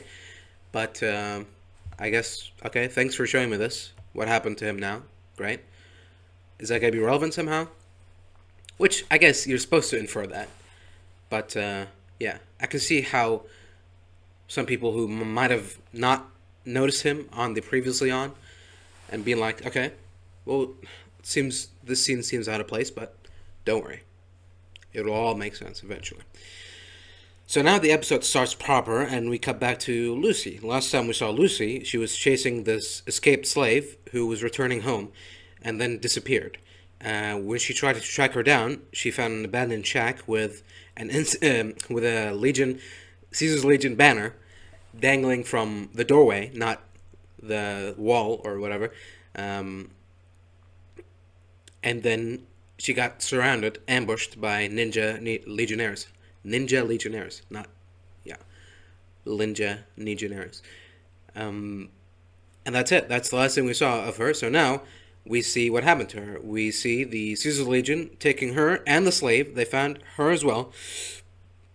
The slave looks kind of like Norm and is about as tall as Norm, so that's weird, but I just wanted to point that out. Anyways, they're taking her to their camp. It might supposed to be the fort from New Vegas, which is it's called Fortification Hill. I guess that's the old world name for it or something. It looks nothing like the fort, but I guess it could have been remodeled after 20 years, or this is an entirely new place, you know. And we see, you know, we see a slave being whipped. We see another slave having one of their teeth ripped out, which feels kind of not as, what's the word? Not as, no, it's not efficient. Economical? I don't know what the word I'm looking for is, but basically what I'm trying to say is, if you whip a slave, this is why the whip is, you know, has caught on as a slave teaching method. If you whip a slave, he'll start to get bruised. If you whip him hard enough, he'll start to get cut, you know. If you cut him deep enough, then he might have a problem, you know. He might start bleeding, the wound might get infected. Then you got a sick slave on your hand. Now what to do, right? So that's a dilemma. So you got to be careful with the whipping, you know, hard but not too hard. Now with ripping a teeth out, you're almost guaranteed in this post-apocalyptic nuclear wasteland, you're almost guaranteed that the wound is going to get infected, and if it won't, then radiation, other factors will just basically ruin your slaves' efficiency and overall usefulness. So, if you're punishing a slave for being useless by making him even more useless, that's like, you know, counterproductive, I guess, is what I'm trying to say. You know, it's like, I don't know. It's like someone working on an assembly line putting things together and being a little too slow. So the you know, the enforcers or whatever, the boss man comes in and cuts off one of his hands. It's like, now I want you to be double as fast. It's like, how? I only got one hand. So, you know, it's not as, you know, critical as a hand, a tooth, but still. But anyways, I mean, to each their own. You know, that's how you do things around here. I won't tell you otherwise. So, anyways, we see that. We see them moving around like some sort of anti-air gun or something. I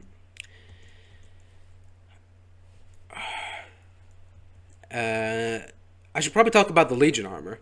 and how the Legion looks. For the most part, they look fine. From behind, they look fine. Um, in front, when you see that white paint on them, I'm not sure about that. I feel like the whole point of Caesar's Legion was Caesar taking the tribalism out of the tribals. So seeing them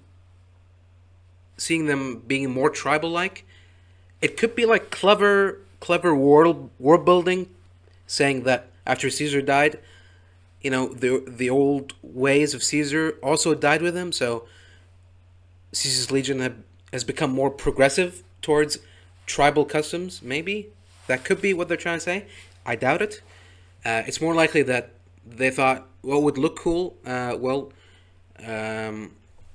not war paint? Make it white for some reason, because tribals, Indians in it, or something.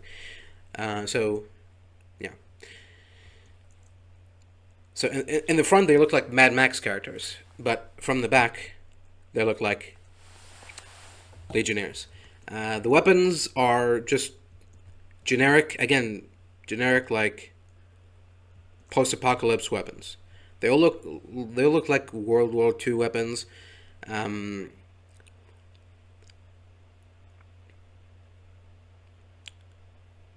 It's like what's it called? It's the Sten gun. It's the it's the radium rifle, kind of. It's that like very tubular, pipe-like weapon. Very slim. I don't know.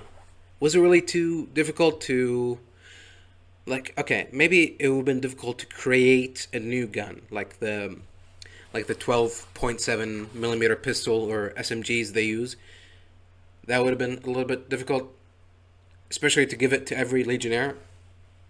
But give them like a 9 millimeter pistol, that exists in the real world.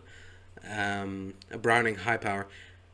Give them a Smith & Wesson 357 Magnum, or a 44. Give them repeaters, lever action rifles, lever action shotguns, pump action shotguns. There's a lot of New Vegas guns that the Legion uses that already exist in the real world and look close enough to the to the game version that you could just bring. But they start with this.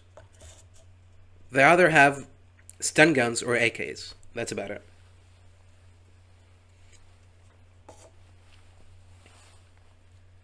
I don't know if that's them being cheap or lazy, or I don't know. Did they really think that this was a good idea somehow? I don't know. Is this supposed to be like, these are the weapons that we thought would survive the nuclear wasteland, the nuclear apocalypse? An AK. I don't know. I don't know why. But yeah. Armor is half impressive. The Centurion armor looks pretty good. The helmet, spot on. And the pauldrons, great. Although it's a little bit conflicting now because the pauldrons are supposed to be like taken from Brotherhood power armor, and the helmet too, probably, or maybe not. But yeah, the pauldrons definitely. So, and the pauldrons are gray because the old T-45 armor from Fallout 3, which is what it was based on, is, silvery, light gray. But the new T-60 power armor that everyone uses now is like black, more dark. So it's a little bit outdated, but I mean, it's fine. We don't know how old this gear is, so that's fine. Not really a criticism or anything. Don't worry about it. And then there's some I don't know what do they have a title? I don't know, but there's some people running around with a wolf helmet, which looks fine too. But yeah, the weapons not impressive. The medieval axes, I mean, I feel like again another wasted opportunity to bring in a bumper sword or the machete, gladius, any of that. But no, we just have spears and axes, which I mean, fine. I guess you could say that they ran out or something, or all the old weapons that the Legion used 20 years ago have gone rusty or something, or gone lost or something. Anyways, that's not a big deal. So we finally see where they're taking her, and they're taking her to, I guess, the legate of. I don't know if there's. This is. I'm gonna have to think about this, but I think has it been established that there were multiple legates at the same time? I don't think so, right? Because Joshua Graham was the first legate, then Lanius, and then Macaulay Culkin, of course, Macaulaycus Culkinus. So yeah.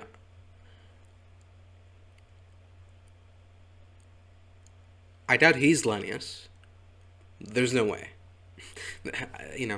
As much as the show has let me down so far, I don't think they'll go as far to say that Legolas, the guy that everyone likes as a character, he's Macaulay Culkin.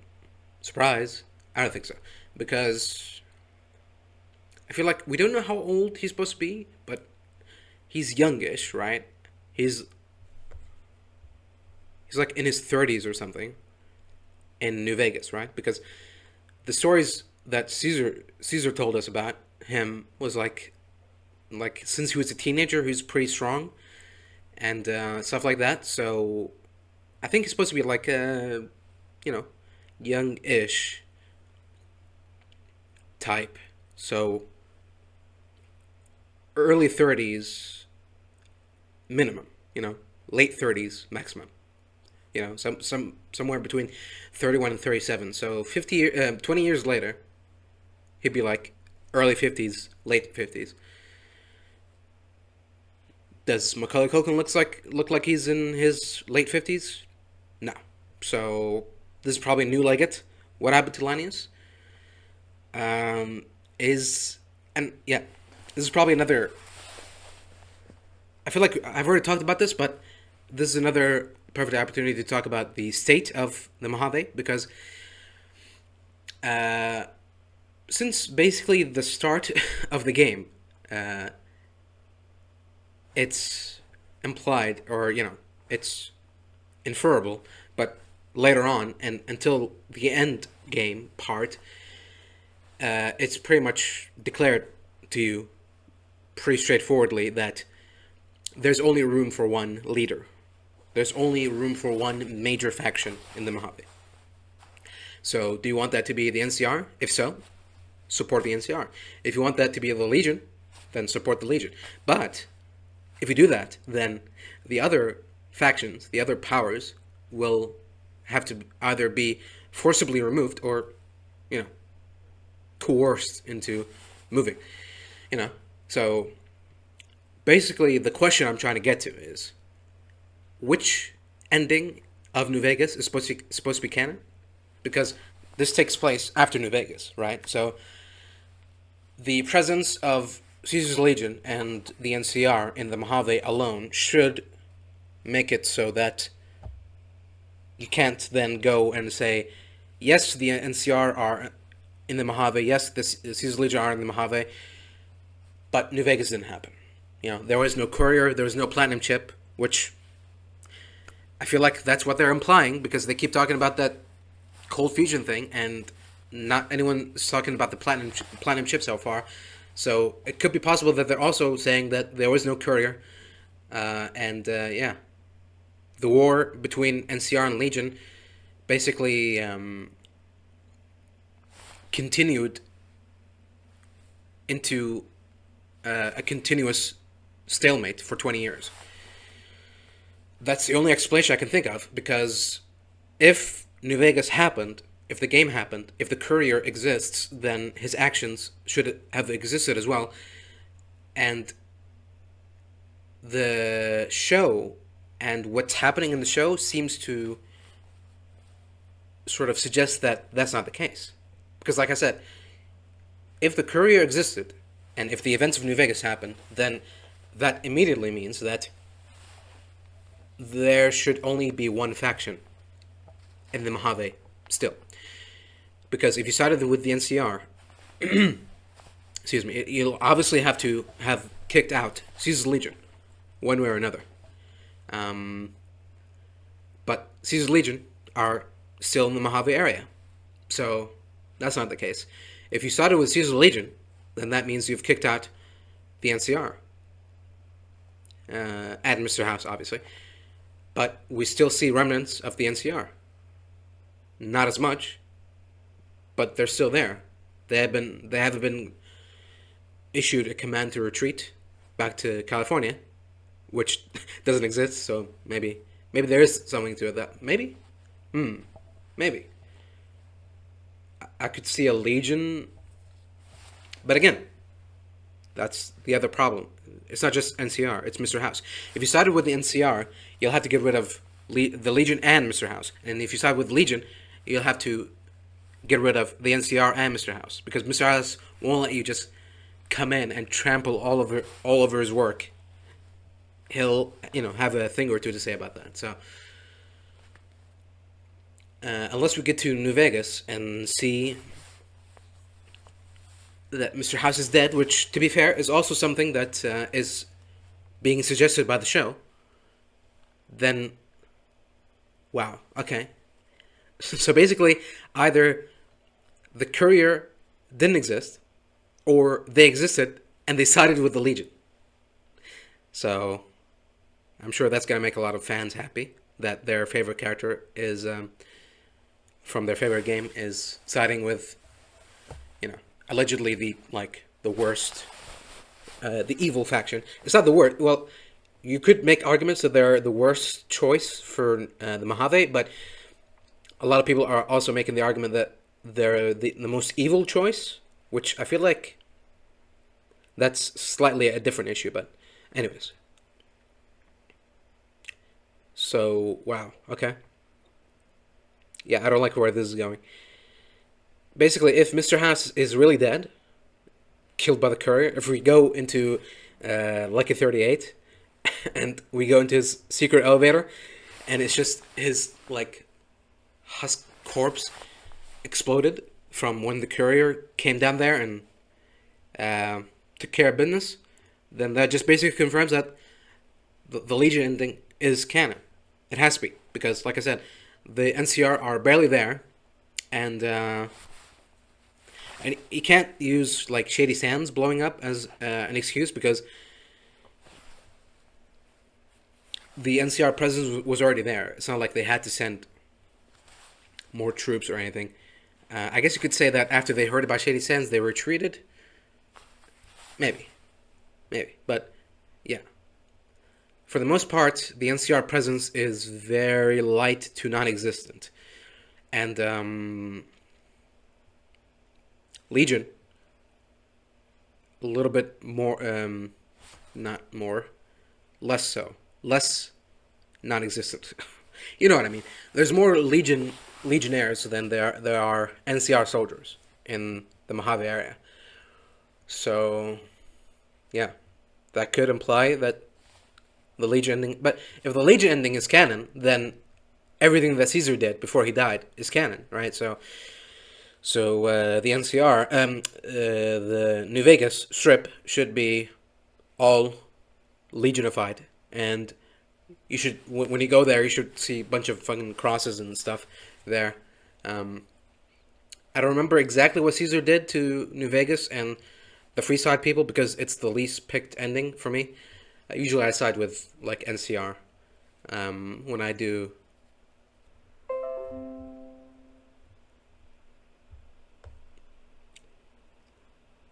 Hello? We're still there? Sorry, it just said that the internet disconnected.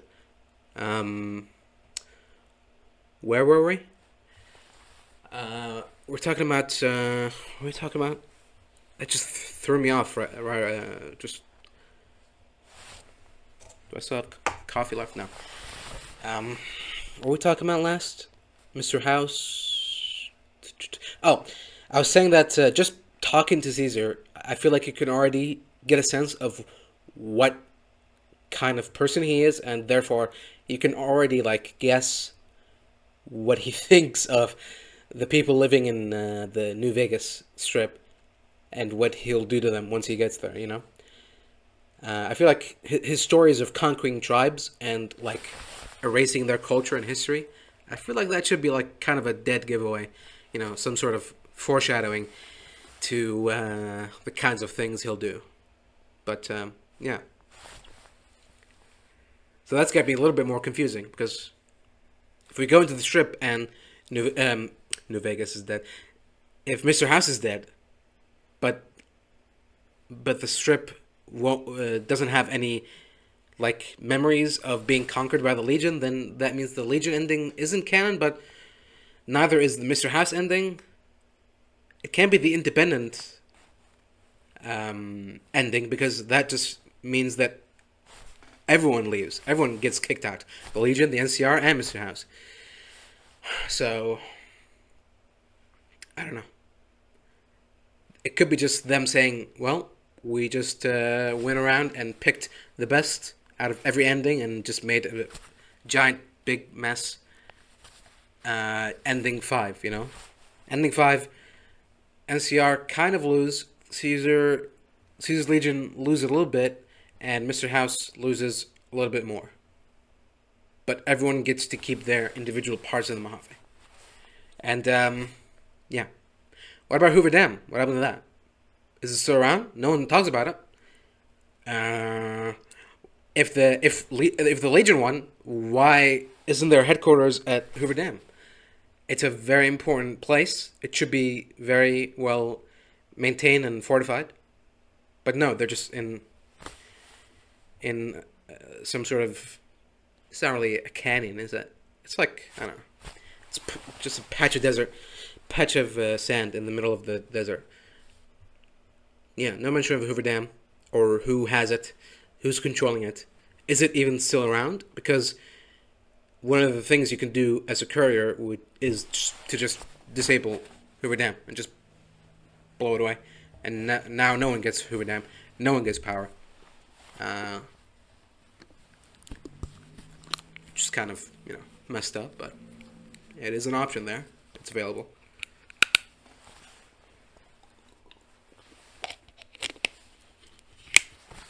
That would be pretty funny, too, if they say that not only did the courier side with Caesar's Legion, but he also destroyed Hoover Dam because he's the biggest scumbag in all of Fallout history.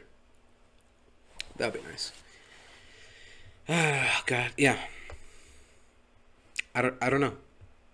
I feel like I could keep talking about this forever, but none of that will matter until the writers decide to tell us what really matters, because I could speculate and I can make guesses and I can try to connect some dots to formulate a sort of satisfying answer, but none of that will matter because the writers can just go, oh, no, that's not what happened. Actually, so Caesar's Legion won at first, but then they got kicked out by the NCR, and there was a third battle of Hoover Dam, and then Mr. House came in on a flying robot, and he blew up Hoover Dam, and then no one got Hoover Dam, and then the NCR went to war with Mr. House, and then he kicked them out, and then the NCR, on their way back, found a new, just out of nowhere, created a new faction, and they went to war with them, and that faction got wiped out, and then the NCR went back home with some losses, and then one of the kids of that new faction that we made up survived and tracked the NCR down to have revenge, and that little kid was Hank McClain. So you see, now all of his actions are justified. Everything he did completely makes sense. Don't worry about it. Wasn't he from the pre-war world? No. No. Didn't happen. Don't worry about it. What's going on there? A little bit of overlap action. Okay, so we're done discussing the fact that the Mojave seems to be the future, or the past, I guess. The past events of the Mojave seem unclear so far, which is not good. I feel like in a new IP, in a new story, you could get away with not explaining everything right away. But when you're in an already established world with a lot of expectations and a lot of unanswered and a lot of, loose ends, to come in and go, so yeah, these guys come in the Mojave Desert, and there's Caesar's Legion there, and the NCR are there too, and Mr. House is there too, and then it's like, well, hold on, what do you mean? So who won the war? I don't know. What happened to Hoover Dam? Is it still there? I don't know. So that's not good. That's not good, is it? Am I making sense? Did I explain my point? It's like, I don't know. It's like creating like a story in Star Wars where it's set after Return of the Jedi, but it doesn't mention the Empire, the Emperor, Vader, Luke, the Jedi, the Force, anything. It's possible, but not when it's set in, like, Tatooine or Endor or, Hoth or something. Bespin. Yeah. Imagine, like, a story set in Cloud City after Return of the Jedi. And there's no mention of, where is Lando? Where is Lando Calrissian? Is he still running this place? I don't know. What about the Empire? They're still around. Not all of them got eliminated. Is there like a hidden Empire base here on Bespin, maybe? Some remnants hiding out, plotting out their revenge against the general that... Well, was he a general? But against one of the people responsible for bringing down the Empire. Is that the story we're about to see? I don't know. Yeah. Does that make sense now? I don't know. Anyway. We'll get back to the episode. Okay, here we go. So, we see the Legate, and I don't know if it's the armor. The armor looks good enough. The helmet is a little bit too big, and removing the eye part of the mask just makes it look like a masquerade mask, not an actual, like, wartime mask. And yeah, it's all right for the most part. It's all right. My I guess you could call it gripe with it is that when it cuts to him, he's like this tall. The framing of the shot, it's like all of this is exposed, and he's just at the bottom of the screen, and he's just got his arms crossed. It was like a lost little kid looking for his mom or something. It's like, it doesn't really exude power or intimidation or anything, and it's not entirely the actor's fault, but it's the framing of the shot and stuff like that, and also the mask and the armor looking a little bit off, so it's a combination of everything. Yeah, but other than that, it's all right. And the Legate is mad at the slave for losing their legionary, which I feel like, okay, look, I get that I'm a slave, and I'm just supposed to shut up and do what I'm told, but I'm not the babysitter of your soldiers too. Like, we got attacked by red scorpions. What do you want me to do? But apparently that's not good enough. I guess this must be like a new rule that they established in the 20 years. It seems like a very specific rule, you know. If any slave loses their legionary on their expedition or whatever, will have their throat slit. Thus to create the great mighty Kaiser. I don't know, but you know, that's your house, your rules, you know, whatever. Who am I to complain? Just feels odd, you know? Just feels weird. That's all. A little bit. Okay. So, yeah. He sees that she's there at her legionary. I guess this is supposed to be like them saying that their soldiers are more important than the slaves or something. But again, I feel like the Legion are all about strength. So I feel like if she came back and their soldiers didn't, then I feel like the more appropriate or more accurate response would be like, wow, you made it back and not one of our soldiers. You're either somehow stronger than our soldiers, or you're hiding something, you know? You secretly stab them in the back or something, you know? They wouldn't be like, what the hell? What happened to Frank? Why isn't he back with you? Oh, what? You're useless. Get her out of here, you know? And again, talking back to waste of a good slave, you know? Is that something that the Caesar Legion would do?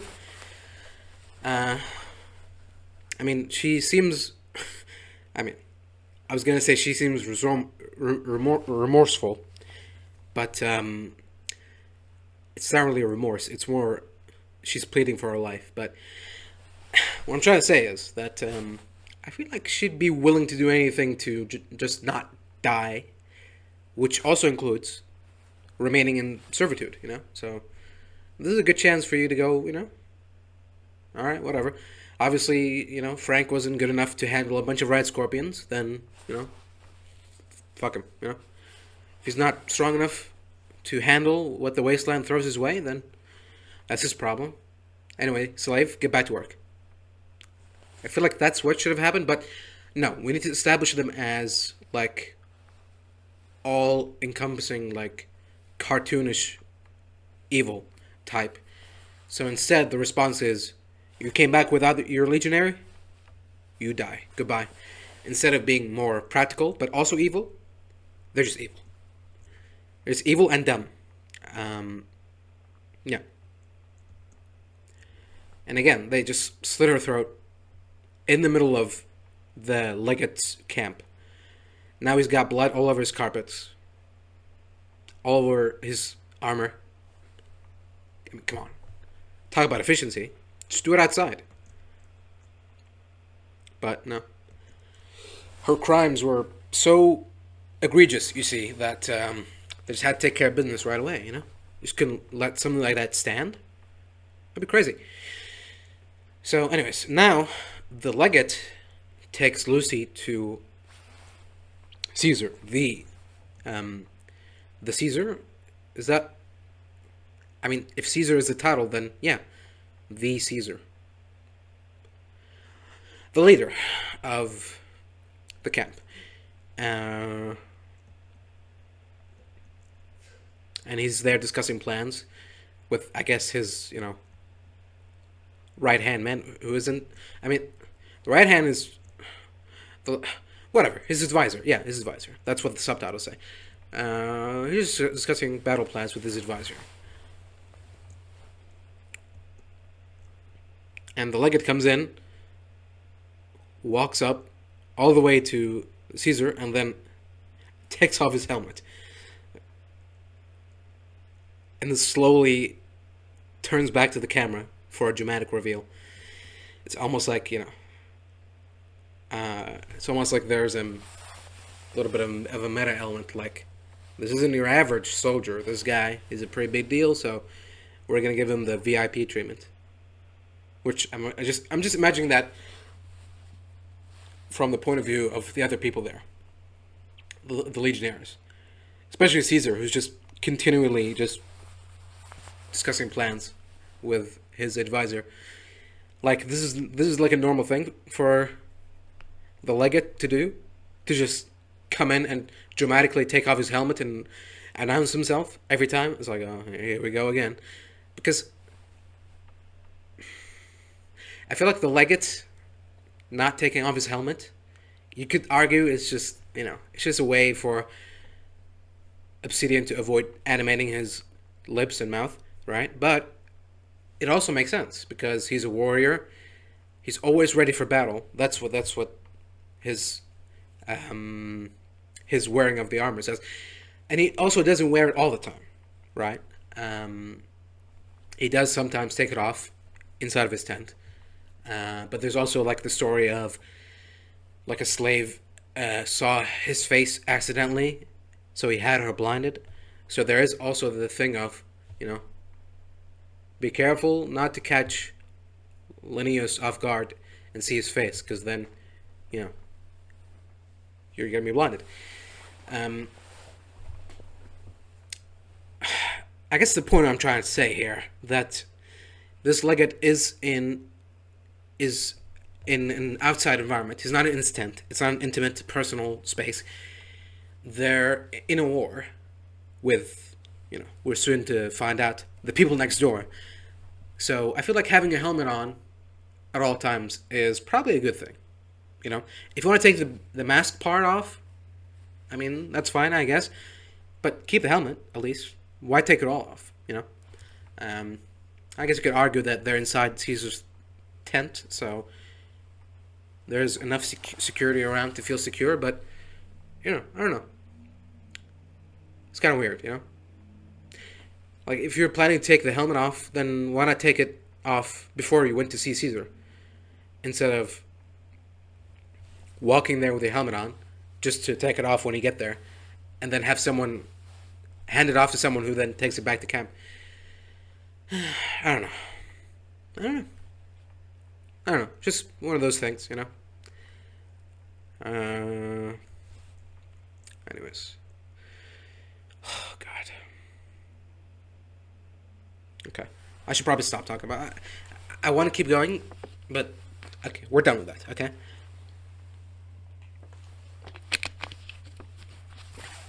I feel like I made my point clear, right? Helmet for protection, right? If man want no protection, then why man keep helmet on? If man want protection, why not keep helmet on?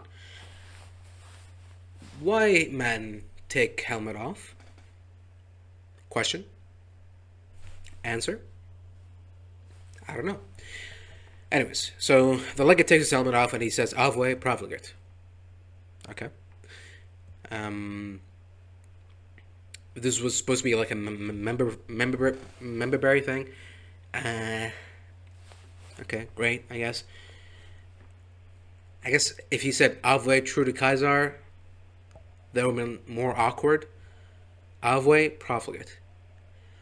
If you, why bother? Why bother saying Avwe? I feel like, considering the Legion's view on women and how some of the Legion members will address your character if you're playing as a female character, I feel like you would have been like more like, behave yourself, profligate, or, or you will be put in the slave rags, or something, But I don't know. Maybe he's trying to hit on her. Maybe that was his way of, that was his pickup line. Avwe profligate, It usually works on the slaves, at least. And yeah, and then just cuts back to Caesar, just continuing to talk with his advisor, like he's in a different room or something. Instead of looking up like, "Oh, hello, Legate. What have you brought me today?" Instead, he just, yeah, I think we'll go over there. Yeah, we'll take the corner around there. Yeah, that's good. So Lucy then has to go up to Caesar and say hi to him, and then that's when I think it's Legatus Mechalicus says, how dare you address the great Kaiser? I feel like, if he's not gonna address me, then I have to address him, right? Am I supposed to sit here and wait for him to finish? Can you just take me back, and when he's done with his battle plans, can you then take me to him then? Instead of having me just sit there? Stand there, But, I don't know. And then Lucy's confused. She's like, Kaiser? But you guys got the whole Roman Empire thing, not Germany,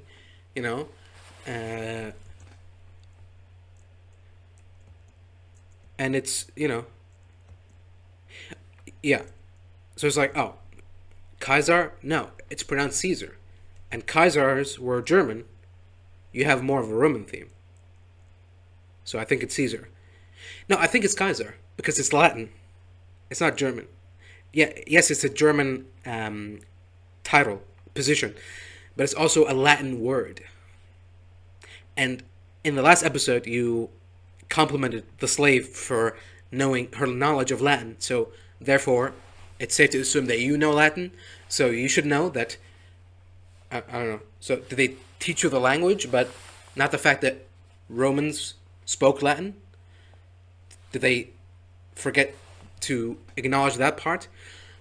If they have a Roman theme and Romans speak Latin and say phrases like Avwe, I feel like it should be on point for them to say Kaiser instead of Caesar, because that's a more modern pronunciation.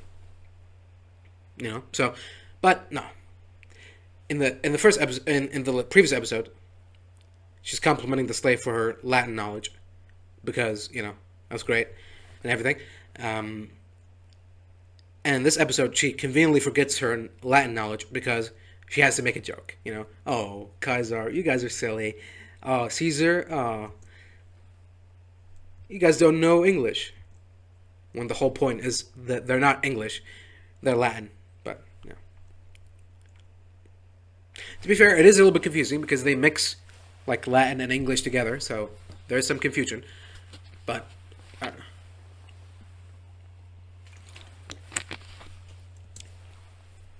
I feel like her knowledge of Latin and history, if she knows about the Romans, then I feel like she should just put the two and two together, but no. Funny stuff. So anyways, Lucy then, after insulting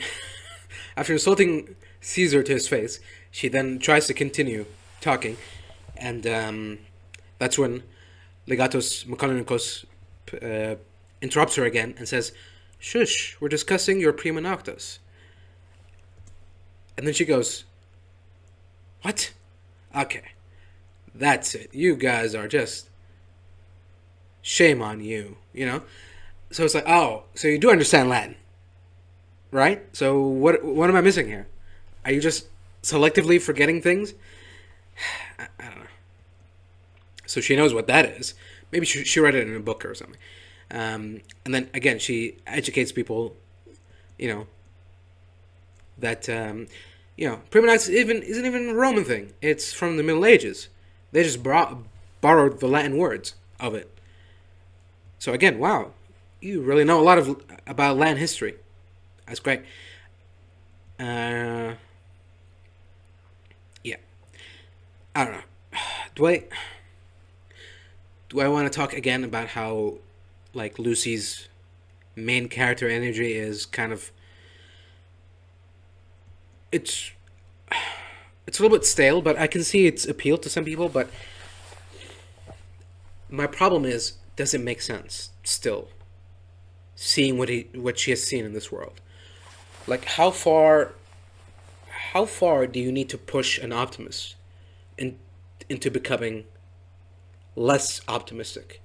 Like, I'm not talking like pessimist or like just, fuck the world, I'm only gonna look out for myself. I'm talking like okay, these guys are clearly way into this RP thing. Maybe I should stop insulting them and maybe try to negotiate a way to come out of this in one piece and not on a cross or as a slave, right? I feel like that even with her like cheerful optimist persona, I feel like even with that, that's what she should be thinking. But instead, she continues to like basically scold Caesar in front of his men, like she's a disappointed mom or something. Um, and I don't know if we're meant to take from this that she's either too stupid to see the situation she's in, or she's just like so impassioned that she can't stop herself from making things worse. I don't know.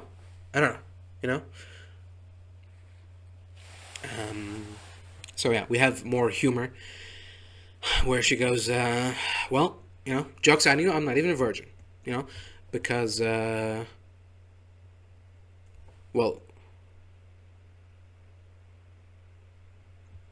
what did she say specifically? She first mentions, oh, she says, yeah, I'm not a virgin, and also, there's also all that cousin stuff I did. So, looks like we're out of option. Which I feel like, again, no.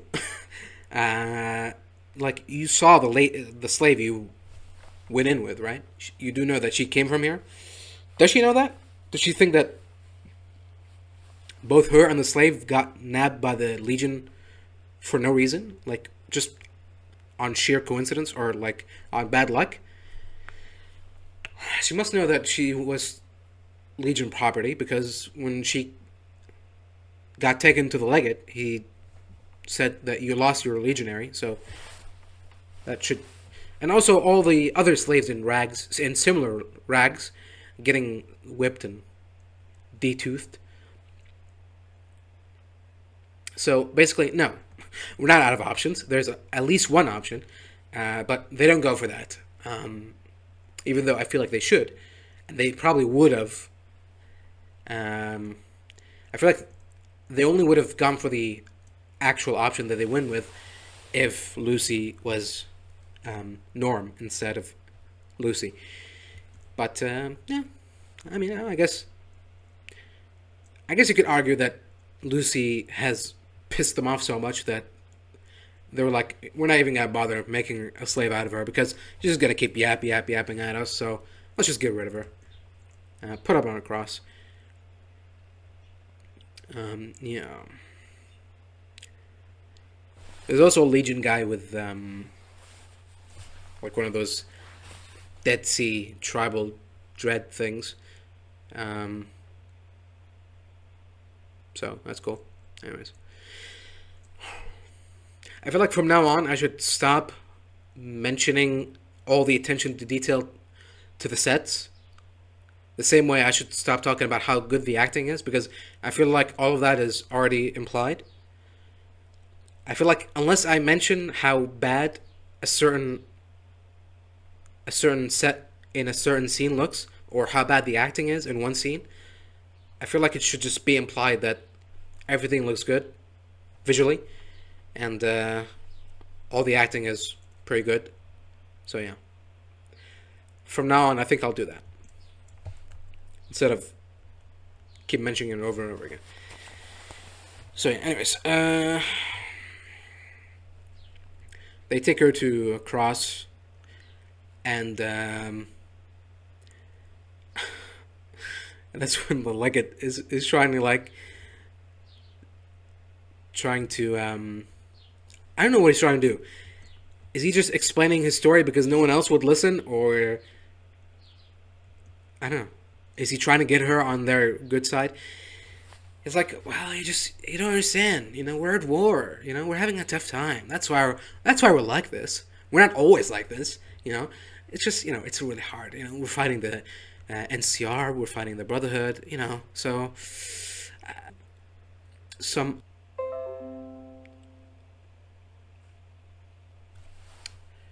Are we good? I don't know what's going on. I don't know why it keeps cutting off. Yeah, where were we? Oh, so another Caesar's Legion camp is revealed with another Caesar there. And so it's revealed that the reason that there are two Caesars is because after Caesar died, there was a war of succession. And apparently, before he died, Caesar named his successor and put his name in a piece of paper in his pocket. And from the time he died to the time they took his body and put him on this mound, no one bothered to look or pick it up. And now it's stuck there in his pocket. And yeah, now it's like, well, we're stuck at a stalemate because every time we try to get that paper, the other side starts shooting at us.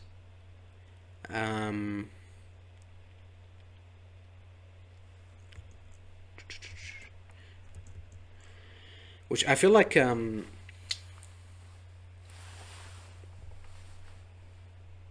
so I guess, yeah, the implication is that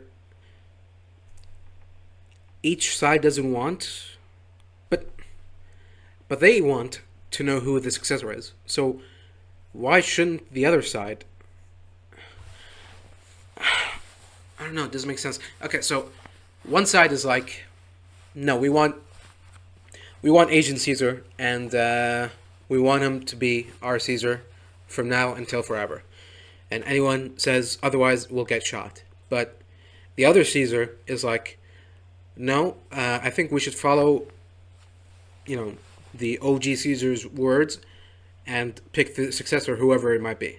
I mean, this person might already have been killed or something already. I'm trying to look at this piece of paper. I rotated the footage. So the first part of the paper says I am. But then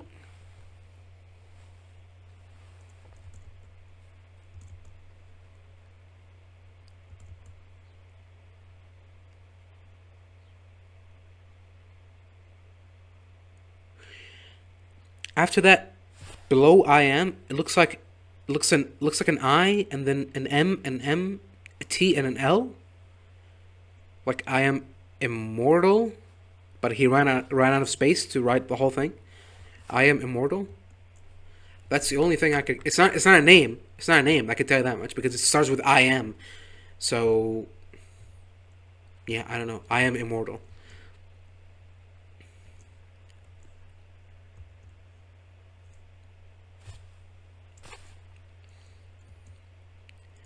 Is that supposed to be like him saying that,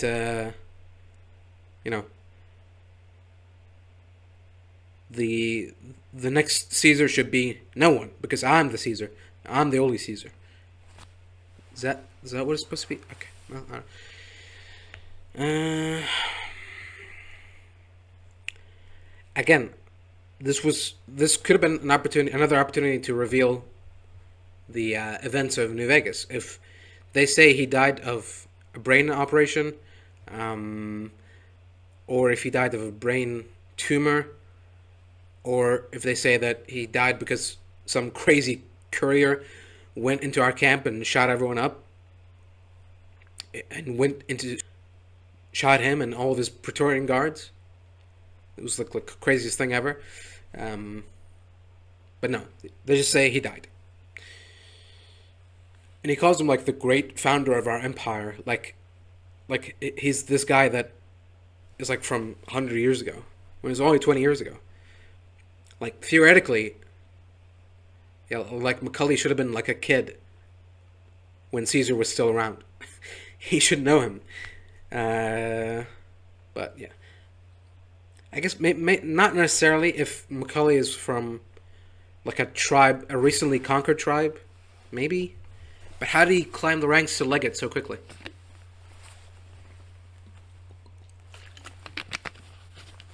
I don't know. Yeah, anyways. So yeah, Caesar's dead. Rip. And now there's two people who want to be Caesar, and they've got their own followers, and there's clashing, and they're gonna keep clashing until one side triumphs over the other. Lucy offers to help. She goes, I have experience with family counseling, and sometimes conflict resolution. It's easier than you think. And obviously, this is a setup for a joke that, with the punchline being a snap cut to her on a cross, which I feel like if that wasn't already implied, I guess you need to have like game knowledge to know that. But yeah, maybe. I guess you can, if you don't know anything, you could probably see her being tied up as they're taking her to like a prison or something, or they're taking her to be enslaved. So I guess it could work for some people that just snap cuts to a cross, but I feel like, well, you're clearly not gonna enslave her, and you're clearly not gonna kill her because she's the main character. So the obvious thing is to put her on a cross, which is kind of like killing her until someone eventually comes and rescues her. It's like death, but not death at the same time. It's eventual death, which isn't that what life is?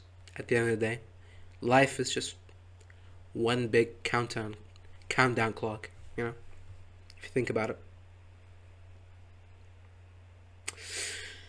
Anyways, yeah. So she's on a cross. She's feeling very cross, and yeah. And she goes, "Excuse me, this isn't Rome. This is America." He goes, "Is it?" And she goes, "Yes, according to the maps drawn by the dead. All that remains of America is the overwhelming evidence of its failure." Now, if you excuse me, you have the order. Which I feel like, for the most part, I'm on his side. But I guess I can see where she's coming from. She's still holding on to the America from that she like read about and heard about and saw from pictures and movies, apparently, because she's seen movies. There's I guess, like, what, projectors, or there's film projectors. Wouldn't those degrade? I guess you can repair them, or if you got someone from the old world has old world knowledge, maybe they can like make one. I don't know. Okay, sure, I can see that. For every household though, or is it like a designated vault movie theater that everyone goes to? Sure. I mean, there's a chapel and a prison and all that, schools and stuff. Yeah. I guess if the whole point is that it's like a America, but in a vault, an America themed vault, then I guess movie theater. It's not that ridiculous, but yeah.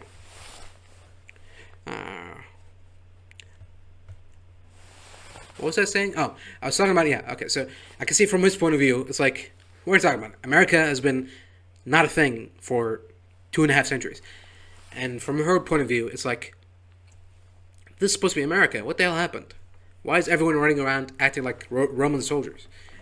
So it's fine. It's fine. It's fine exchange.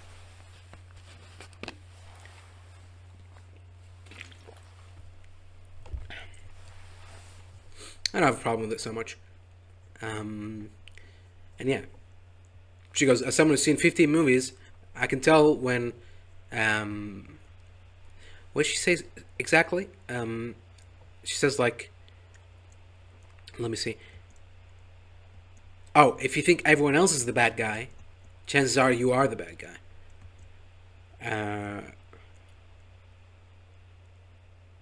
And he says, good is not a meaningful vector in history. Only strength. Yeah, only strength. Which, again, like, okay, am I supposed to disagree with that? again, from his point of view, it makes sense. Like, who cares about who's good and who's evil? At the end of the day, it's about who's strongest. You know, it's easy for you to come in here and say that, oh, we should all love each other and have fun and stuff like that, but that's not going to win wars. That's not going to save us from raiders, from outside forces. You know, it's only strength. So yeah. If that was supposed to be like the first time Lucy has ever lost in a verbal battle, then okay, fair enough. Good job. If that was supposed to be like her trying to, like, if that was supposed to be her talking to a brick wall who won't refuse to listen to reason, and that everything he's saying is just, you know, hateful rhetoric and agenda stuff, you know, that if that was supposed to be taken away from that she's actually right and he's wrong, and he's just saying that because he's the bad guy, that's where I'm like, well, hold on, I don't necessarily agree with that. So it depends, but I'm just gonna take it as her still trying to implement old world values to the new world and just getting shut down. Like, no, thank you. I'll take strong and evil over weak and good any time of the day. You know, that's his point of view, not mine. But you know, just saying, from where he's coming from, I feel like that makes sense.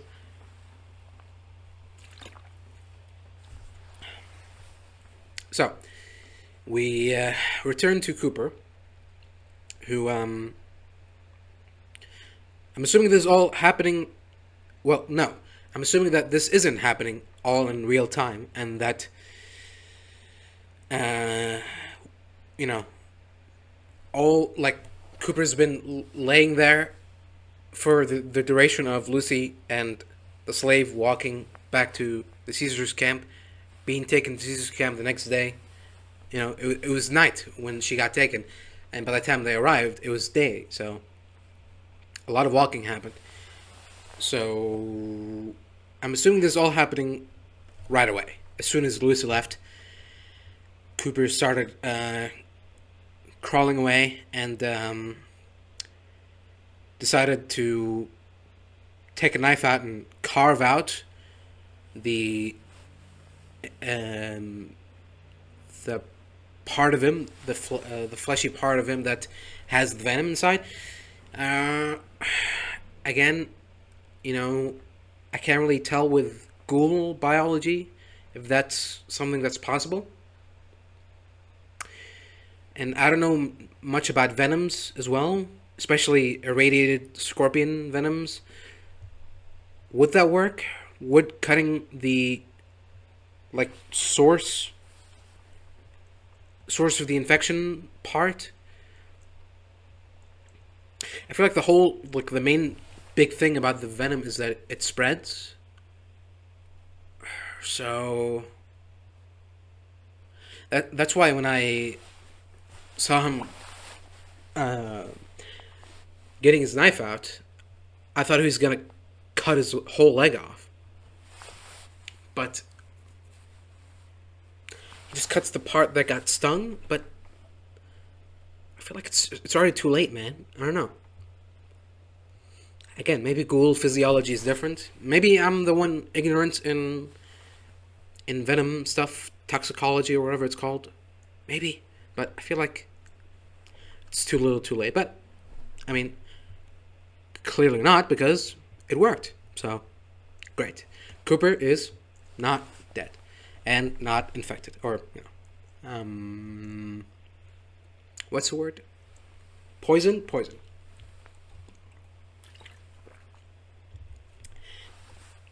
He has been healed. So, we cut back to Cooper in the pre-war times, and his wife is there, crying and packing her things for the vault. And Cooper comes in to check on her, and she's sad because she's like, I hate to leave everything behind, And he goes, well, we may not have to, right? And yeah, she looks away because he knows what she knows, and she knows what she knows. So there's that little bit of him going. It works because it's like, well, we might not have to, because that's what a normal person would say in this situation. If there's like a threat of imminent war on the doorstep, I feel like a normal person would go, well, maybe not, or let's hope that it doesn't come down to that, But someone with that knowledge of Voltek's actions would obviously not say that, but he's putting on the act that he doesn't know. But it also works in the way that he's trying to. It's almost like a subconscious message, like trying to tell her that this is on you. You made this decision. You want the world to end. You have the power to not make it end. I don't know. I might be reading too much into this, but I feel like that. It's good. It works. It's both like in character, like a disguised phrase. It works. It works as a phrase of someone who doesn't know that his wife is about to end the world, but it also works as someone who does know that his wife is about to end the world, and he wants to, tell her, plead to her that please don't do this, but at the same time he doesn't want to reveal to her that he knows about her plans. So he just says, well, we may not have to, right? We may not have to. I'm talking about we might not have to, right? We might not have to. Yeah, I don't know. It's good. I don't know. Again, maybe am I just being blinded by the acting, but I don't know. I feel like it was good. So yeah, Cooper goes to Charlie's sort of, I guess, like celebration thing. I think it's called. Let me see.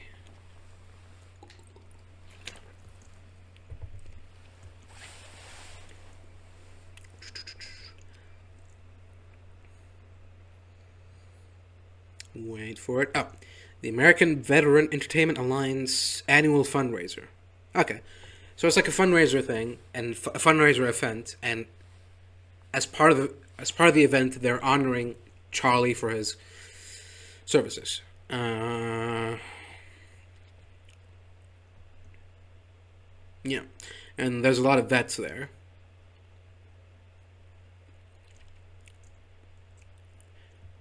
Now, a lot of vets in the place are like 60s, late 60s, early 70s. So I think they brought in actual vets, like probably Vietnam vets, to act as vets. But, yeah. But in their universe, if this is 2077, then these are veterans who were born in, like, in the 2010s. So they fought in a war that took place in, like, what, late 2030s, early 2040s? Was there a war then? I don't know. I guess they could have been at Anchorage as soon as it started. In their late 50s or whatever. It's possible, but yeah, it's weird. I think they just brought in extras who are, actual war vets, maybe. They certainly look the part. But yeah. I feel like most vets should have been, like, late 20-year-olds, 30-year-olds, 40-year-olds. Because I feel like before Anchorage, there wasn't any major war. Like, we don't even know if, like, the Gulf War took place in Fallout timeline, right? So, yeah, I don't know. It's just a minor thing. Not a big deal. Of course, Charlie is the friend from before who told Cooper about Moldaver. Excuse me.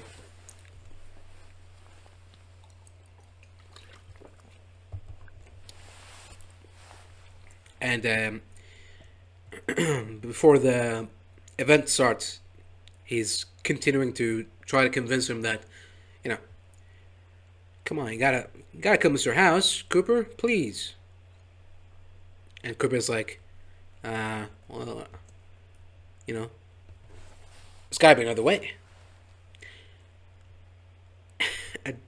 and Charlie is like, look around you. Half the guys in here have killed people, but maybe not the right ones.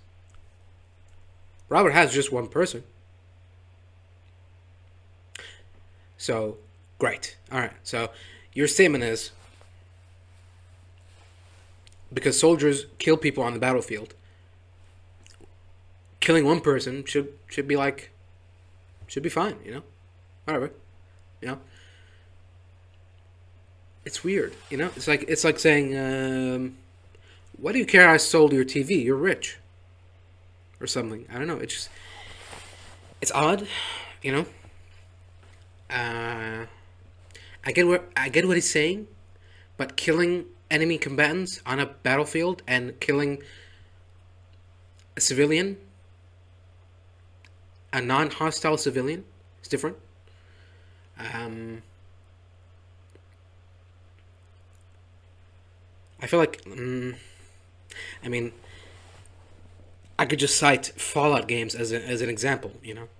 If you go around the wasteland and you shoot up a bunch of raiders, even if they don't fire at you first, if you shoot them first, no one cares. But if you walk into a town with, like, you know, NPCs, if you walk into, like, the Diamond City or wherever, and you start shooting up the place, people are going to turn on you, your companions will leave you, the guards will start shooting you, there'll be a bounty on your head. It's like, why? Well, we're all killers, guys. Calm down. Who cares if I kill people?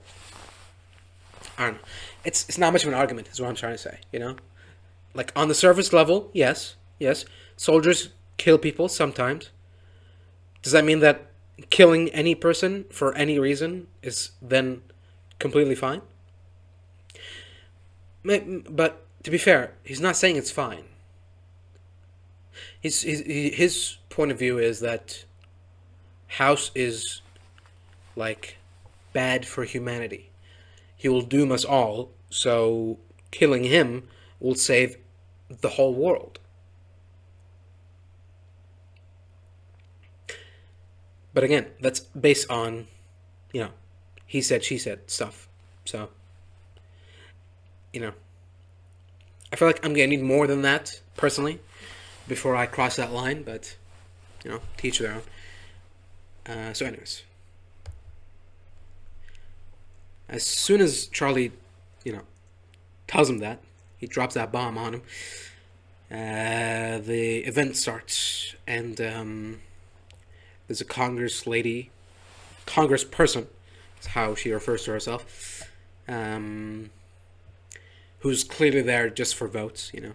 She's just put on a speech of, you know, well, you know, I'm here because my other candidates don't care about y'all, and I'm here to show you that you all matter, and everyone's seeing right through it and saying, oh, get on with it, you know, which, you know, fine. You know, I can see for some people this part may be like, maybe cringe-inducing or whatever, but I feel like, you know, I feel like it's a good state, it's a good way to show the state of the world right now, because most people are, like, scared, thinking that each new day that starts, they wake up to, will be the last before the world ends. And meanwhile, politicians are still, like, going, you know, oh, if you vote for me, I promise to make the world a better place. It's like, oh, just shut up and get on with it, you know? It shows, like, the difference, you know, between some people and other people, you know? People who live on the real world, you know, and then politicians, you know. So it's fine, you know. Could have been done better, I guess. But that, no problems, really. So anyways, Cooper goes to the bathroom, and then Mr. House is there. Was he waiting on someone? Was he waiting on Cooper? Did he know he was going to go to the bathroom and he got there first? Or was he just lurking here in the bathroom because he knew that Cooper is going to be here to, you know, to support his friend Charlie? So since the beginning of the event, he's been leaning on that bathroom wall for hours, just, you know, with the logic of, well, he's got to go piss sometime, right? I'll just wait for him there, you know, and hope that when he does get there, that there's no one around to hear us. What if he goes there with his friends? What if he goes there with Charlie? You know? But no. Luckily, he goes all on his own. There's no one else in the bathroom. Which, I mean, to be fair, makes sense, because he goes to the bathroom in the middle of that congressperson's speech. Everyone else is seated, you know. I feel like people, you know, they came in, were chatting and eating and drinking beforehand, so I feel like most people would have gone to the bathroom if they needed to before the event started, but not during. But because he's not, you know, he's technically a vet, but he's not part of the clique here. He's you know, Hollywood celebrity type. Doesn't care as much, so I guess, yeah. So it makes sense for the most part, but it is funny to think about. Mr. House just sitting there. Is Cooper around? Is that Cooper? Every time someone opens the door, Cooper, hello. Oh, you know, Cooper. Sorry. Checking the clock. Hey, Cooper. Oh, sorry. I thought you were somewhere else. So, anyways, Mr. House is like, hey, how about that Charlie fellow? Heard he's kind of a pinko. What's up with that, you know? And he goes, I don't know. And he goes, oh, well, I mean, I'm not saying there's anything wrong with it, you know? I can see where the pinkos are coming from, you know? You back anyone to a corner and they're liable to try anything. You back the whole world, you know, billions of bodies into a corner at the same time. You know? Who knows what will happen? Everyone trying to solve the same problem at the same time with a multitude of solutions. Messy. I don't know what is he selling something? I don't know what he wants from Cooper. Was he just trying to? Was he hoping that he just says, "Yeah, Charlie is a pinko, a commie, and I'm a commie too, and we love communism, and would you like to join our communist commune, brother?" And then he go, gotcha, you know. I don't know. He's constantly got his hands behind his back. So was he holding a tape recorder? Was he holding one of those brain chips? And was he just waiting for him to go, yes, actually, I think pinkos are A-okay. And then he goes, oh, okay, well, now they said that, I'm now completely justified in putting this brain chip in you because you're a dirty commie. Anyway, so you deserve to die. I don't know. What was the plan there? Because the scene doesn't go anywhere. You know?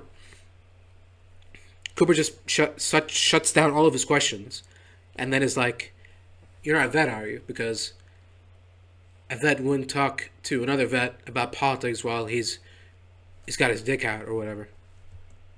When a man has his dick in his hands, okay? Why? I feel like, for the most part, I feel like just talking politics anywhere is not really something that I feel like talking politics for the most part, unless unless politics is your job, I feel like talking politics is usually more of an intimate thing. Like, if you're friends with each other, then you can talk politics. I don't know. Maybe this is personal opinion, but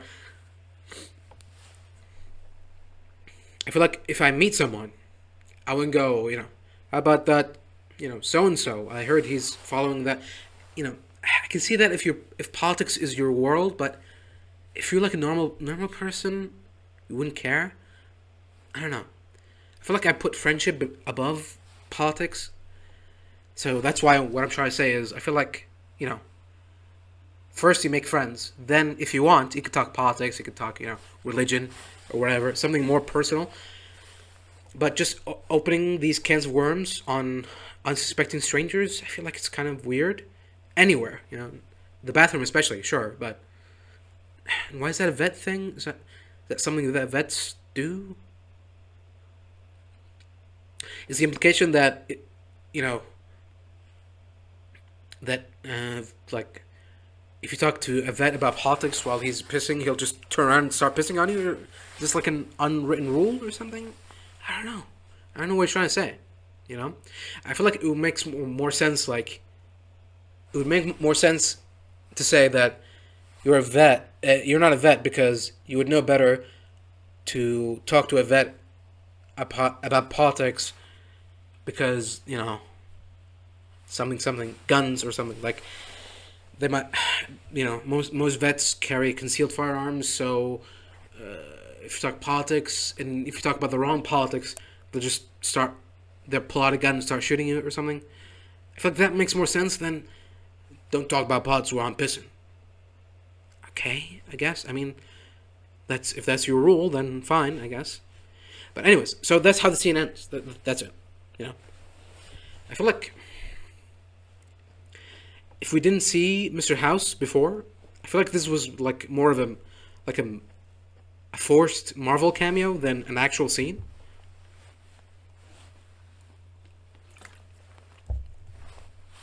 Oh my goodness.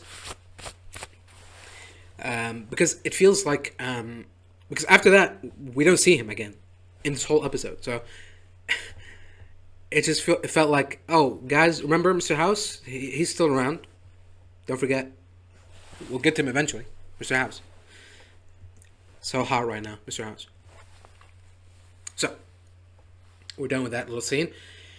We come back to the Brotherhood, and the Brotherhood are in Area 51, and they're discussing what to do about the Paladin that arrived from the Commonwealth. Everyone immediately gets cold feet and backs off the sort of the proposed alliance.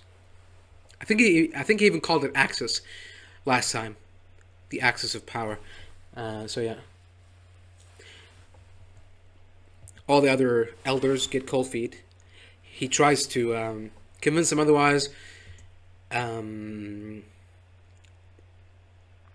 one of the elders goes, she basically goes, this is a rebellion. We're supporting a rebellion or something. What she specifically? I'm not interested in fighting a rebellion. Which I feel like that's... Again, I don't know. Did you think that you would have gotten away with this thing entirely? Like, are you guys cut off by the Commonwealth so much that you honestly thought you could get away with this? By keeping this relic and the fact that you've all combined together to form a super faction, a secret from the Commonwealth? I mean, they have like, they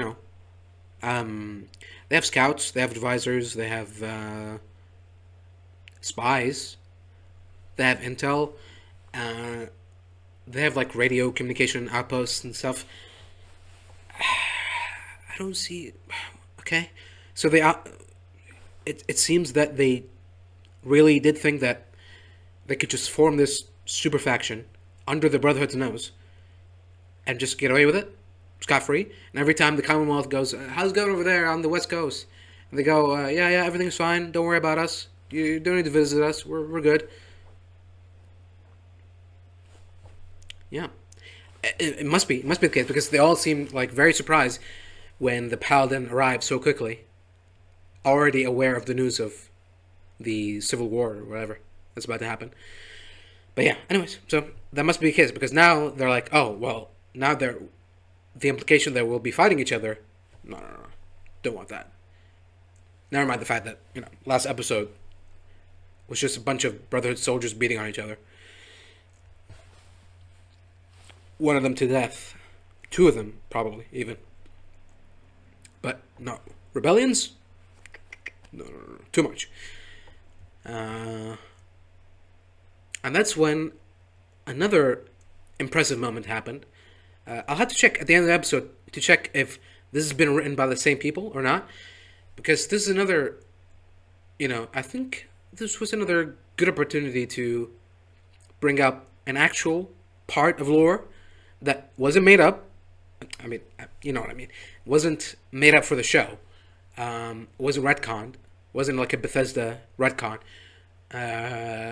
It's part of the actual lore, and it's kind of clunky, but it was woven into the dialogue, pretty seamlessly, more or less. I don't know. Maybe I'm biased, but I feel like this one scene there worked. When she goes, I'm not just fighting rebellion, and he goes, but the Brotherhood was an act of rebellion. It began as an act of rebellion, and he tells the story of Roger Maxon, who was leader of a bunch of soldiers that were tasked of protecting these Mariposa scientists, and once he found out what the scientists he was protecting were doing to people, the experiments, the FEV experiments, that's when he just killed them all and was like, you know what? Fuck it. This government, this country, it sucks. And we're just going to take our armor, take our weapons, take our expertise, and just go somewhere else. And they went AWOL, and the government tried to track them down, tried to get in contact with them. They just didn't respond. And they did their own thing, and then the world ended. And they were like, okay, so the world ended, but this is actually a great opportunity. We'll slowly build our own forces, and from that, we'll create a new form of governmental type body that will work on, one, preserving humanity, and two, preserving technology from the hands of the uncivilized. I don't know if that part came later, but the whole point was of the Brotherhood originally was to make sure that we don't do this kind of thing to each other ever again, Sure, safety first and all that, but there's a limit, Not everything is accepted, You can't just go around doing experiments on people. There is a limit. So yeah, that's what he does. He talks about the story of the Brotherhood, Roger Maxon. Of course, he interweaves a religious element. He goes, the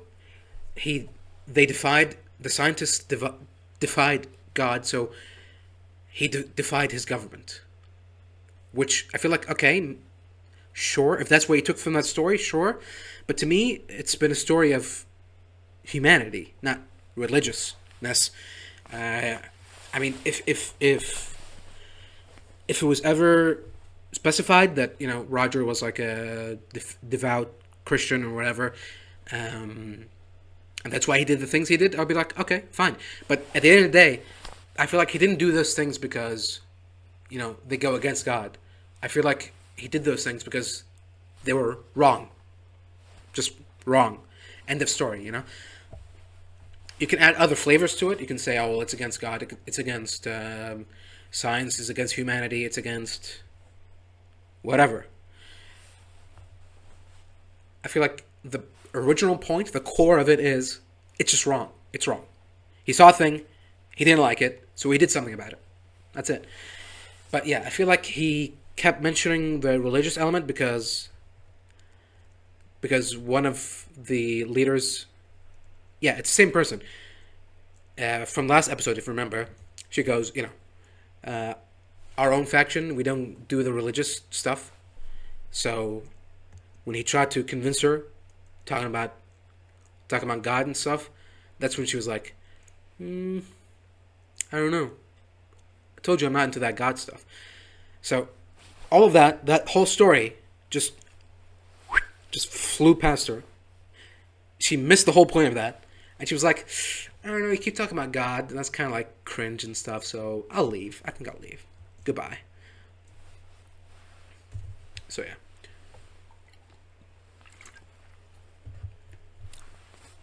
So, remember at the last episode when I said that the only interesting part of the episode was the concept, the idea, the potential of a Brotherhood civil war? Well, it's gone now. Well, maybe not. We'll see. Actually, we'll see. Undecided. TBD, okay? So, yeah. So, for now, it seems that the Elders' plan has failed. And the cold fusion thing will be handed over to the Commonwealth. Again, okay, well, I was gonna say, since when were the Commonwealth the de facto fucking HQ command center of the Brotherhood? But I feel like it's all about numbers, right? Because the DC Brotherhood were like fucking 300 people or whatever, and then the Commonwealth were like 1,000. This kept multiplying and multiplying. Meanwhile, the California Brotherhood are like 50 people at most. Not the California, but the Mojave ones. California were like 5 people in a bunker, but whatever.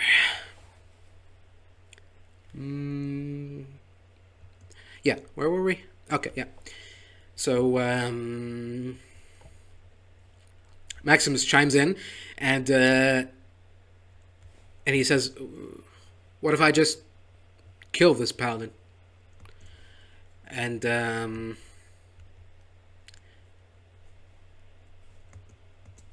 Elder obviously tells him that if you do that, then you'll start a war with the Commonwealth Brotherhood. And now that none of the other factions have, are supporting us, basically we'll be screwed. We'll get completely annihilated. So yeah. He kicks him out of the room and he leaves. He storms out. It's funny that most people, if this is the first time they see Maximus, they might go, "Oh, what? Why? This feels like it's such an out of character decision to make." But seeing how he got this position in the first place, how he came to be here and where he is in the second season, he let the knight in the armor die by denying him treatment, and then stole his armor, and then tried to kill.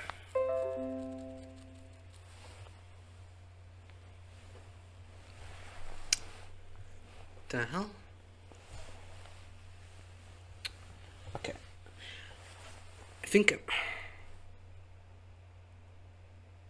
I don't know.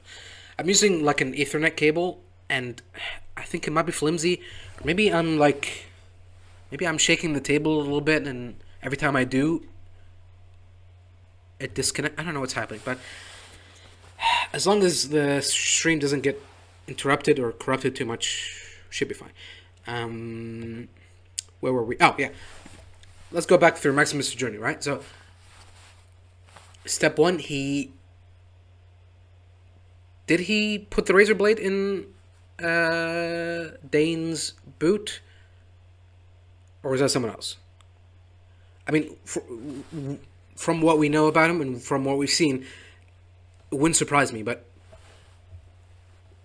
wasn't it when he returned to the Brotherhood? Didn't Dane tell him that, like, they were the ones to do it or something? I don't remember. It was something stupid. At that point, he managed to do much worse things, so that little thing doesn't even matter anymore. But he may or may not have put a razor blade in someone else's leg. Again, if it cut deeper, it might have even killed them, if not from the infection. But yeah, that's the first thing they do. Then they let a Brotherhood Knight die by denying them treatment, stealing their armor, and then trying to kill a person who they have been basically treating like trash the whole way through.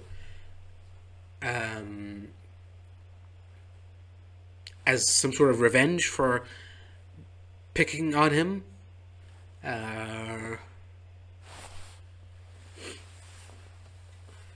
But yeah, still. Okay. We can say that that excuses the bullying, but excusing murder too? Maybe not. So yeah. Bullying someone and then trying to kill them after they find out their identity and the fact that they're a fucking fraud. Trying to cover up his mess, basically.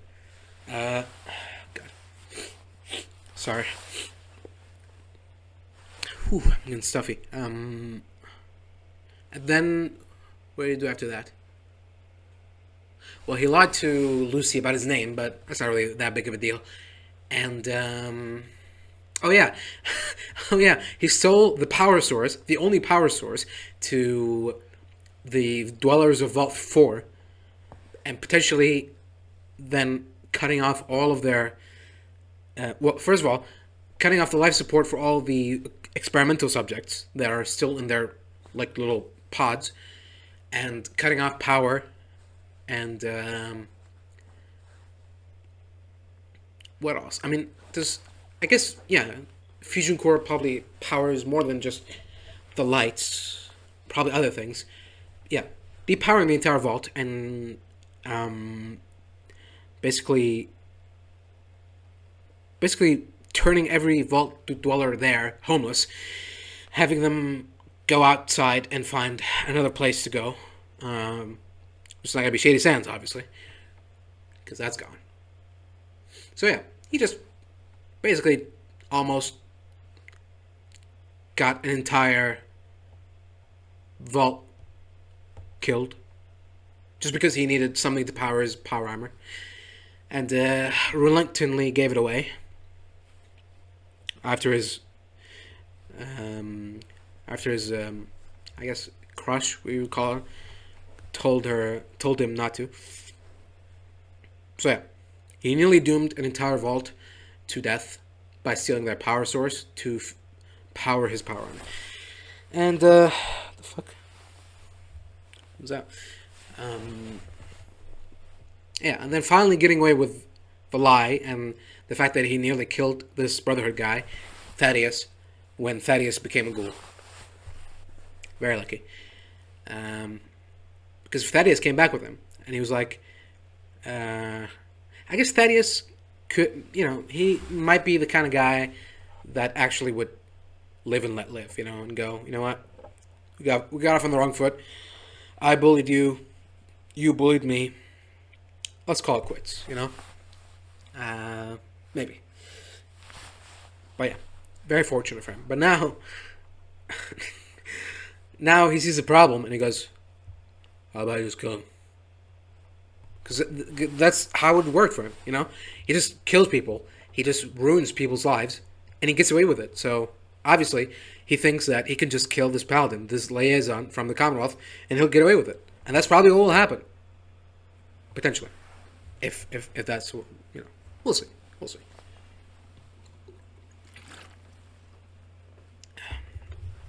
Anything can happen. So anyways, yeah. So the Elder tells him off. And he storms out angrily, and he runs into the paladin, the liaison. What's his name again? It doesn't matter.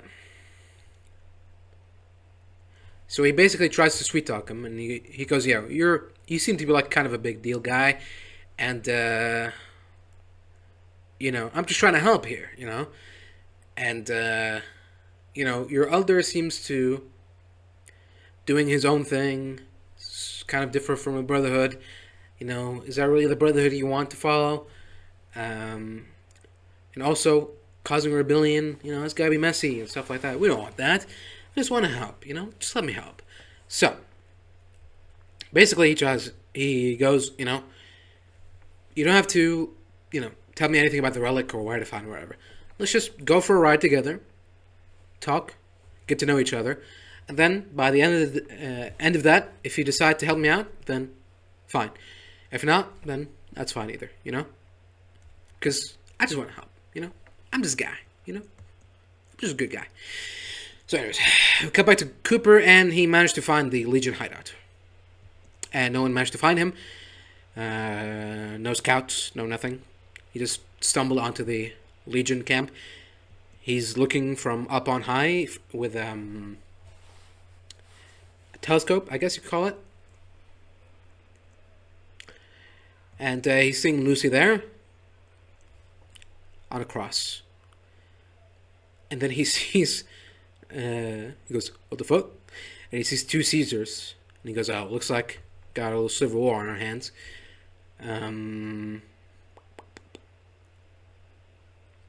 Yeah. What is it, some sort of civil war or something? So then he goes to Camp Golf, aka the House Resort and Country Club, which, I mean, the resort itself looks CG. So I guess I can see. I was about to say, you know, if they can recreate Camp Golf so accurately, I don't see why they couldn't. Well, okay, it's not actually accurate because there's like a brick fence around it where there isn't. In Camp Golf, you could just walk into it. There's no barriers. I think there's like one of those wooden log spike things that they installed, but other than that, you can just walk in. There should be like a firing range here where he's standing, but yeah, that's where you teach the misfits how to aim better and stuff, how to work together as a team. But yeah, other than that little part, the sign for the country club looks pretty accurate. Not the placement, but looks pretty accurate. The tents, the layouts, and of course, like I said, the country club itself. From far off is the little balcony where Chief Hanlon's is sitting. Is it there? I don't notice it. Let's see.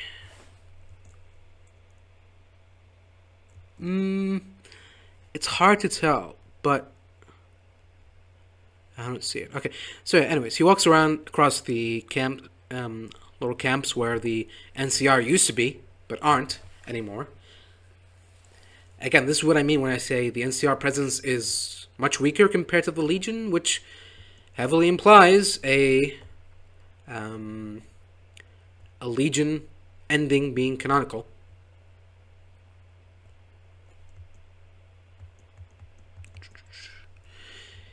So yeah. And here we see a lot of member berries. For anyone who's been to Camp Golf, which I was just watching like a couple days ago, I was watching a YouTube video where someone compiled all of Chief Hanlon's dialogue, and one of the comments was like, I didn't even know Camp Golf was a thing. I'd never been to it. All my playthroughs. I was like, wow, not only someone did missed Camp Golf once, so presumably every time they started a new playthrough, they just went the same route to New Vegas, which always avoids Camp Golf. But at the same time, aren't you curious to explore all of the Mojave at the same time? Very weird. Yeah. Like, when I first played Dragon Age Origins for the first time, I think it was free on the PlayStation 3 as part of the PS Plus or whatever. And so I got it because I had a subscription, and I tried it out, And for my first playthrough, I didn't really go around every area. I just did like the main quests for the most part. I was still new to the RPG thing, so I didn't really know that, going to each building and talking to each NPC could get you like a different quest, different secrets, secret weapons, stuff like that. So I just kept basically to the main plot for the most part. So that's why I went into the chantry, but I didn't go into the inn where the soldiers are, where Leliana is. So I beat the game entirely skipping Leliana, not recruiting her, not even knowing she was a thing, because like I said, this is my first playthrough. So I beat the game, and I was like, okay, that's a good game and stuff. And I don't play it for a long time after that. And like years later, I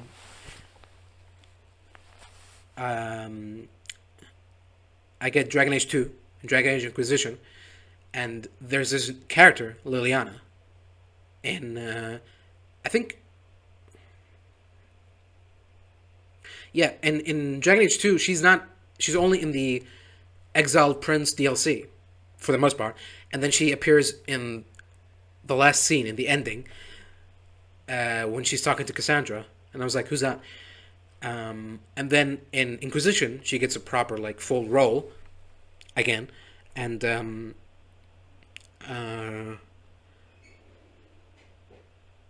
was like, oh yeah, this Leliana person, okay, she's from Dragon Age 2. Years later, that's when I found out that Leliana was actually a character from Origins that you could have met, you could have talked to, recruited, could have gone quests with, could have romanced, all of that. There's even a DLC for her, Leliana's song, and all that. So I was like, wow, there's an entire character with an entire story that went on to be a part of other stories that I completely missed out on. Completely. Never even knew they existed, never knew anything about them. And wouldn't have known anything about them if I didn't, like, do, like outside, what's the word I'm looking to? If I didn't do, like, if I didn't, like, see other people talking about the game, basically. If I didn't do that, then I wouldn't even know that she existed. So, yeah. So, I can see that happening for the first playthrough. If someone played New Vegas once, and then didn't play it for years. Okay, that makes sense. But they said that for multiple playthroughs, they never found out about Cam Golf. That's weird. But, I guess it happens. It happens, But anyways, yeah. So inside we get a lot of memberberry stuff for people, like I said, who have played New Vegas. We see the portrait of him in front of... it's not... I first wanted to say Optimus Prime, which is wrong. It's not Robo Prime. What is it called? Liberty Prime. Liberty Prime. We see him in front of Liberty Prime. We see a lot of NCR posters just taken straight from the game. All the propaganda posters. Not like the risque ones, like the what's it called? Like loose women, loose lips, or whatever. Like I don't know. I'll have to look into it. You'll know what the ones I'm talking about.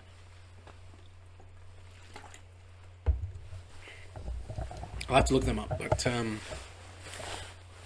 there's one like that said like I don't know. Okay. It doesn't matter. Okay, forget about it. Forget I said anything. So, anyways, inside is a Securitron, and not just any Securitron. It's Victor, and Cooper immediately notices that. He immediately recognizes him. Sorry. Unfortunately, it's not William Sadler.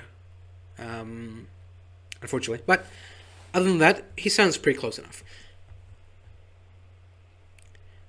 So it's Victor, but he's a little bit messed up. Someone did a number on his numbers, he said.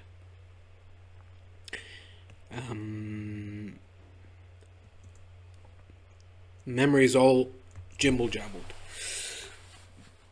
Which I think this could be like out there. But I think this is the writer's way of trying to avoid the question of what happened in New Vegas, in Fallout New Vegas. What happened with the courier? Because if anyone has like any direct knowledge of the courier's whereabouts and actions, especially during the events of the game, it would be Victor. They've been around them, tracking them all the way from Good Springs to the Lucky 38. So, for him not to drop the courier's name once or twice and their actions would be a little bit weird. But the writers go, we got you. Easy fix. We'll just say something happened to him and his memories are all messed up and he doesn't remember anything. He's got amnesia. He's got robo-amnesia. Done. Genius. So Cooper goes, where are the NCR at? I'm trying to help get save a stupid Volty from the Legion. So where are the NCR? And Victor goes,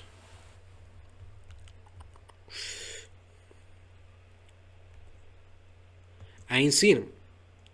NCR, I ain't seen him. And so Cooper goes, okay, well, who's running these parts these days? And he goes, well, you know how it is these days. The NCR and the Legion going at each other like cats and dogs. Though now we got the Legion fighting like cats and dogs. How does he know that? Since when did Caesar die? How does he remember that, but not the other things? It's weird. How is like the Caesar's Legion Civil War public knowledge, anyways? Because it all seems to be like internally in the camp itself. It's not like they're hiring outside mercenaries to fight on their behalf and everything. They're just doing their own thing. It's really getting hot in here. Gotta turn off my radiator. So yeah, that's weird that Victor knows that, but everything else, not so much. And also he goes, the NCR and the Legion are fighting each other like cats and dogs, but the NCR are barely there, so what are you talking about? And they're barely fighting each other anyways. Everyone is like in their little corner doing their own thing. So yeah, again, this might be another attempt for writers to avoid the landmine that they placed in front of them by making Cooper ask, who's running this place? Who's running these parts around here? And he's, I don't know. You know, it's a what's the word? It's a fluctuating environment. You know, one day the Legion are running the place, one day the NCR are running the place, one day no one's running the place. You know, and everyone's just doing their own thing. One day House is running the place, one day the Brotherhood are running the place, one day the Enclave are running the place, one day the Ghouls are running the place, one day the Institute are running the place. You know, that's Vegas, baby. So yeah. So Cooper then asks, where is Mr. House? Robert House.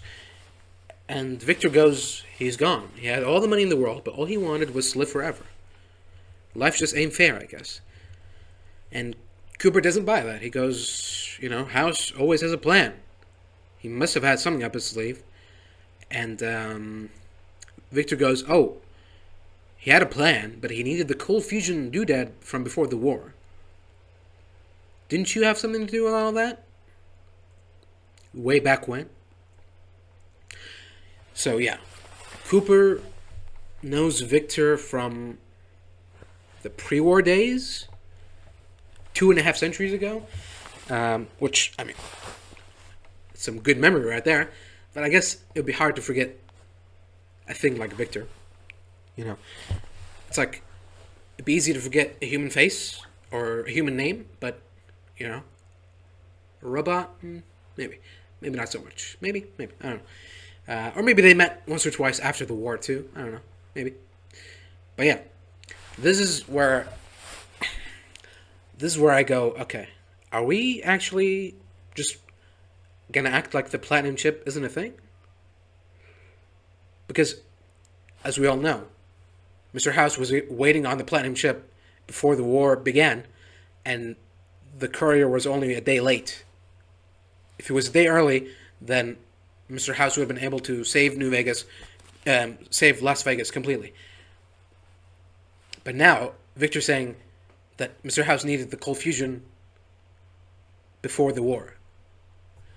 And seeing as how it's currently in Brotherhood hands, previously in Enclave hands, I'm assuming that wasn't the case.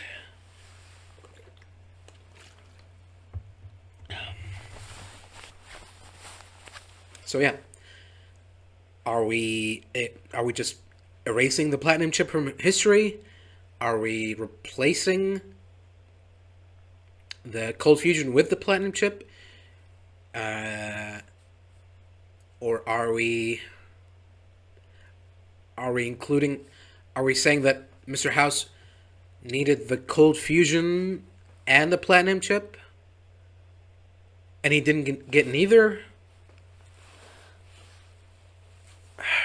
I don't know. But no one's mentioning it, and no one is mentioning anything about the state of New Vegas post New Vegas. So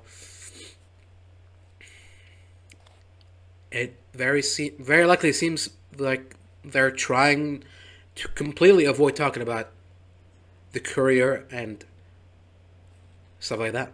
So I don't know. You know, am I being suspicious for no reason? Am I looking into things too much, or am I actually onto something? I don't know. I hope not. But we'll see. So yeah, Victor goes, didn't you have something to do with that from way back when? And Cooper looks away, and leaves. So they're trying to sow the seeds of, oh, did he actually do it? Did he kill Mr. House? Or did he try to kill Mr. House? What did he do? Did he fail, and did Mr. House kill his wife? Is that why? But I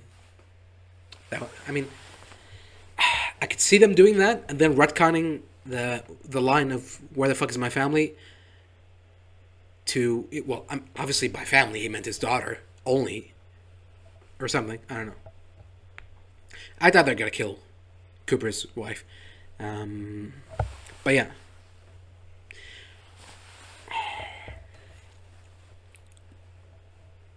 I'm assuming that he'll be reluctant until the end, and then when he finally tries to do it, either his wife finds out and leaves him, or he fails, and Mr. House retaliates by trying to kill his wife, or something.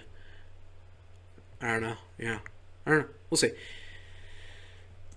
So yeah, he leaves, and then Victor goes, "Oh, you're leaving already? Ain't nobody around these parts to keep Victor company anymore. Then go outside, loser. Touch grass. What is wrong with you?" And in New Vegas, he was just running around, talking to people. He was in Novak, he was in Goodsprings, he talked to everyone there. Just go outside and talk to people. Go to Freeside. Go to New Vegas. Did he forget that there's an outside world? Is that part of his memory lapse? But yeah, he goes, "Hey, nobody got around these parts to keep Victor company anymore. Just them Rangers up in the hills on 555 North Highwood Street." Okay, thank you. Rangers of the Hills, you say? Ah, okay. Well, you know how it is. The NCR Legion can't stop fighting, like cats and dogs. Okay, great. Cats and dogs.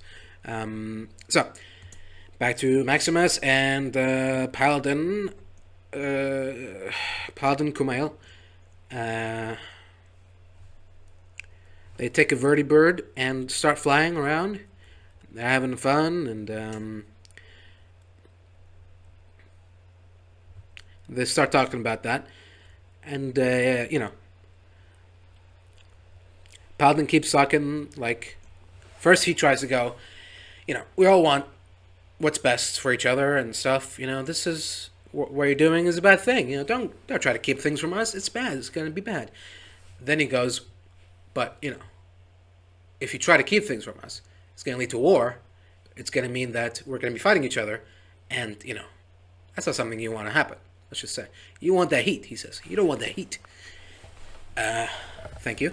And then he goes, look, honestly, the Commonwealth, we're struggling, and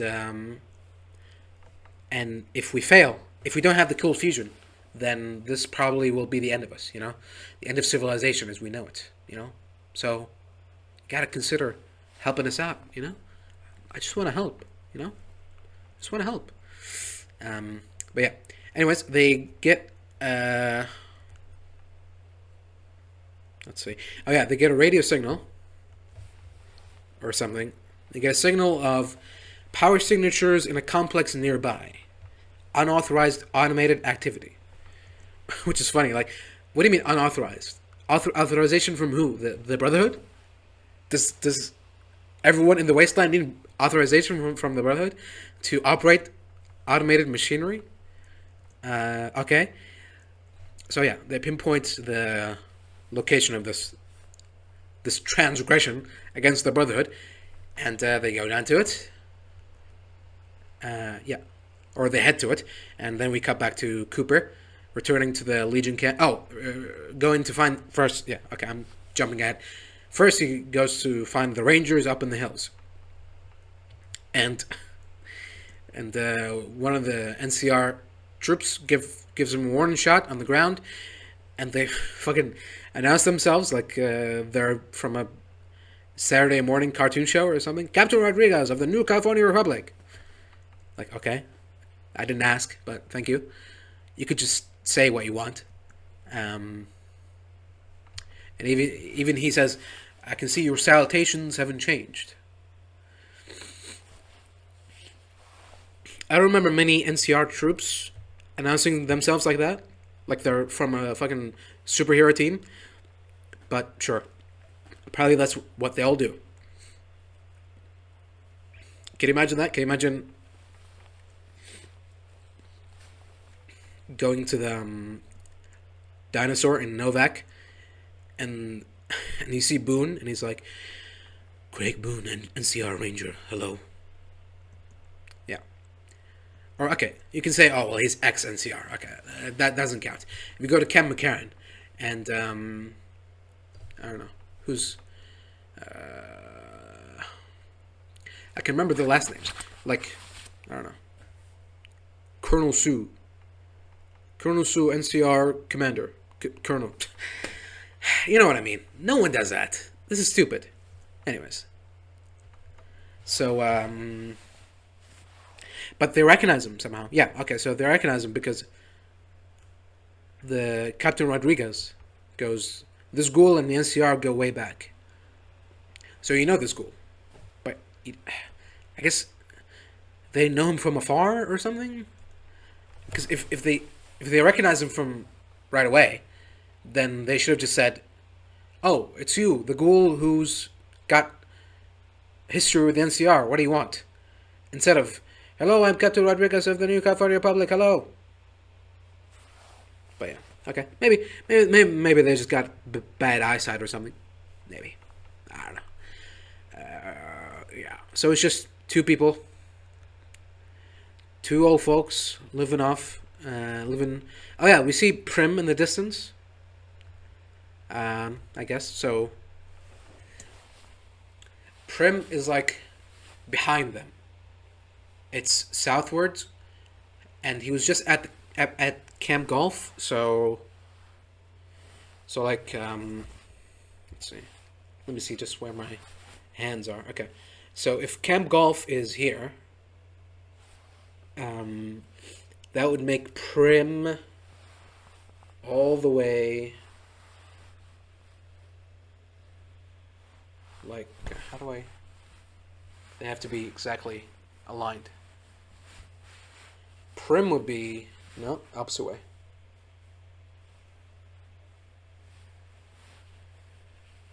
Prim would be down there. Somewhere. Like that. Prim. Right? So that means he went from Camp Golf...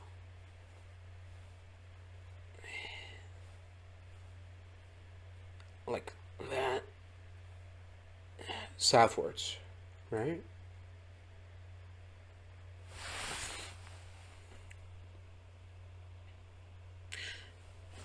So he should be either... So he should be around either Sloan or... Where else could it be? Sloan or Goodsprings, maybe? But we don't see those. It's just desert. So, yeah. It's somewhere in the Mojave. Mojave Desert, whatever. But, yeah. I mean... It doesn't have to make much sense, but it does, for the most part, at least, you know? Like I said. It's not like, I don't know. It's not like we saw him going south and then him arriving in Bitter Springs. It's like, what? But Bitter Springs is up to the north, you know? So, it's fine. So, yeah.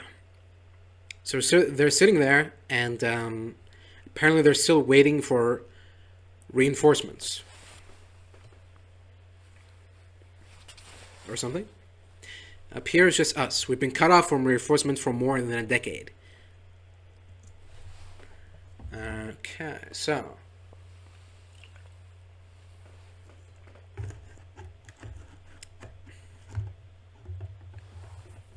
First of all, what is this? What is Outpost? First of all, what are you doing here?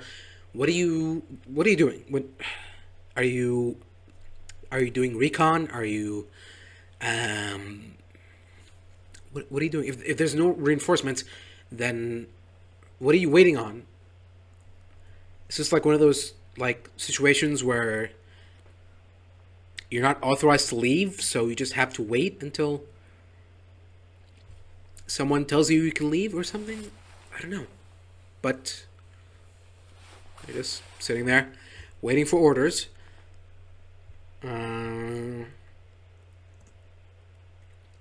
Which, yeah, I mean, if they've been cut off from reinforcements, does that mean that there aren't any to give anymore because there's no one around Mojave, or there's just so little? Like, what I'm saying is, there's Bitter Springs, there's Camp Golf, obviously, which is abandoned now. What about all the ranger stations? What about the other camp for Lone Hope? What about Camp McCarran? What happened to the other NCR locations? I mean, some of them have been ruined, like Searchlight and Nipton and stuff like that. But yeah, they're still around the outposts, the locations. So, are they implying that no one's around there? Nobody's home? Then where are they at? Are they dead? Are they retreating? If they've been retreating, then they're either AWOL or they've been given a command and permission to retreat. In that case, well, why? And also, if that's the case, then why didn't these people get an order to retreat? Are you deserters? Are you lying? Are you not even NCR? Did you steal these NCR? Did you steal this NCR gear? What's going on? None of this makes sense. Either there's an NCR presence here or not. Victor keeps talking about how the NCR and the Legion are going at it. And this lady is like, we're all stuck here, all alone, no reinforcements. So who's in the wrong, who's in the right? I don't know. What is the NCR anymore? When Shady Sands fell, we had a battalion out east. We could still get to them. When Shady Sands fell. Yeah, which Cooper points out was 20 years ago. Um, so yeah, well, so I guess the battalion are either non-existent or dead. The Legion has us boxed in. We've lost our touch with our battalion. Please help us contact them. Let our people know we're still out there.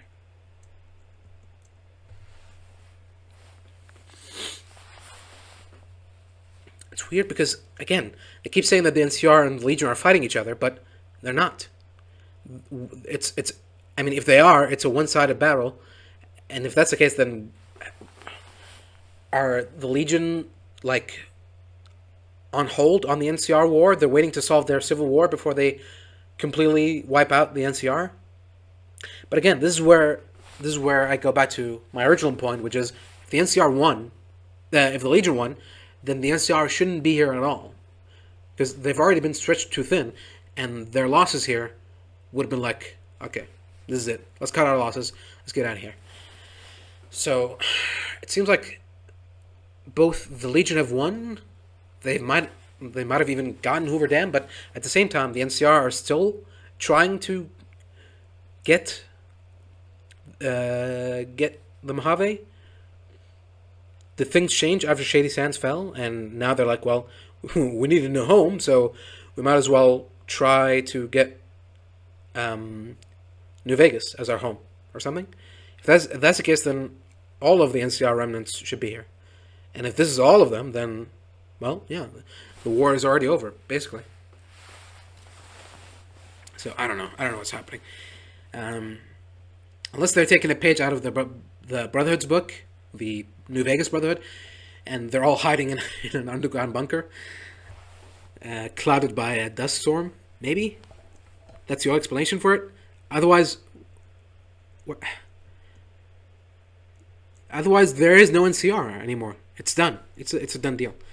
There's no Shady Sands. There's no headquarters. There's no reinforcements. There's no funding. There's no manpower. There's nothing. So yeah.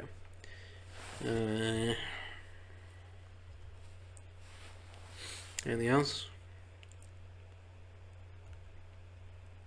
Oh yeah, and then she like fucking tries to sell him on the NCR, and she goes, "The stuff we fight for: clean water, schools, rights for folks like you." What? Okay, is this a new thing? No, it has to be something.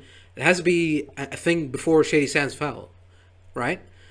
Otherwise, she's just making up rules, and I mean, she could be just lying, but the show she seems to imply that she's not. So I don't know. I don't know what's real anymore. But yeah, just imagine that. Imagine that at the Capitol at Shady Sands. Like, we here at the NCR, we fight for freedom. Yeah, we fight for clean water. I mean, that should be like a given. That's like a part of life, not really a right or like a. Why do we need to fight? We fight for schools. I mean, yeah. I mean, we can just create schools. It's not really a thing to fight for. It's not like power or money or like resources. We fight for ghoul rights. Huh? What? I mean, okay, if that's your thing, but shouldn't we like focus on trying to secure the wasteland, maybe, and making it safe for people like us, all of us, men, women, children, and ghouls, I guess, ghoul kind. I don't know. It's weird. Another weird thing is you don't really see a lot of ghouls in NCR territory, and although it's not explicitly said, to be fair, yeah, in New Vegas we do see a lot of ghoul NCR troops. We see like ghoul rangers too, but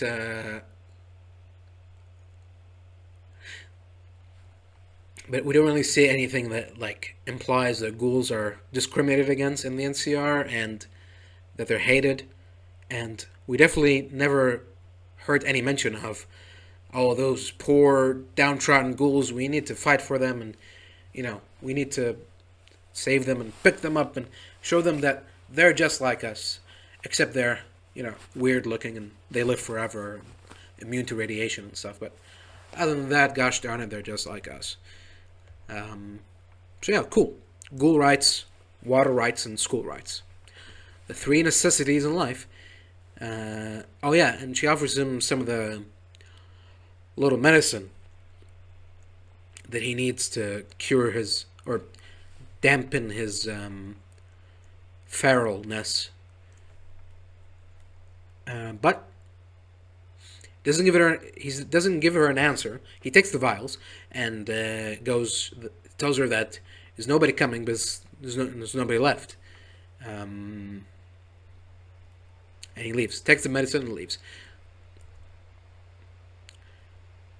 And they don't stop him because, I feel like if you're not a ghoul, this isn't even useful to you, so they probably just had it around and they were more than happy to get rid of it. Unless they had a ghoul friend or something. But I don't know. Okay, so cut back to the Paladin and Maximus. Xander. Xander is his name. Right. Xander. Really? Okay, Xander. Oh yeah, before that, I forgot to mention that when they were on the Vertibird, there was a piece of power armor there, and Max was like, let me grab my armor and bring it here. And he goes, no, it's okay, I have a spare. And inside the Vertibird, there's only one. So I thought he meant that I'll give you my spare, and I'll just,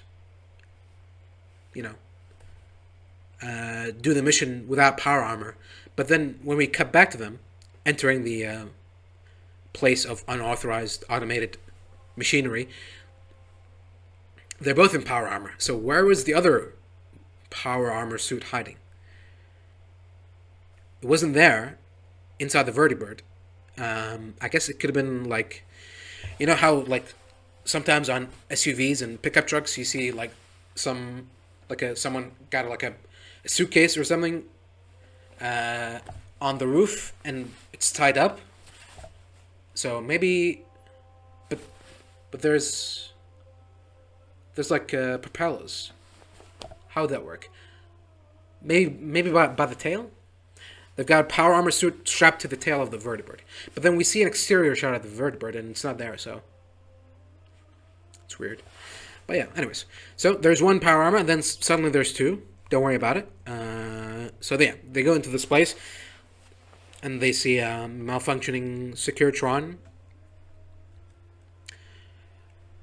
And they wait for him to wait for it or whatever to notice them and start opening fire on them before they attack it. Xander pulls out a super sledge and charges at him full speed, jumps, leaps in the air. Oh no, first of all he fucking charges him and tackles him, and they're having like a fucking wrestling match, they're a sumo match. He swings, misses. Securitron's still firing. He fires a missile at him and he just shrugs it off. Then he does this legendary move where he runs, leaps in the air, hammer in one hand. And I thought, okay, they're doing a shot where he's, flying and just coming down on him with all the power of the super sledge and power armor combined and just obliterating him. He leaps, and lands in front of him, and then starts hitting him. So it was just out of nowhere, completely uncalled for, super jump. Just, okay. And then he keeps swinging. Keeps fighting him. And he's like trolling him. He's just getting up in his face and pushing him around, bullying this Securitron who keeps shooting at him.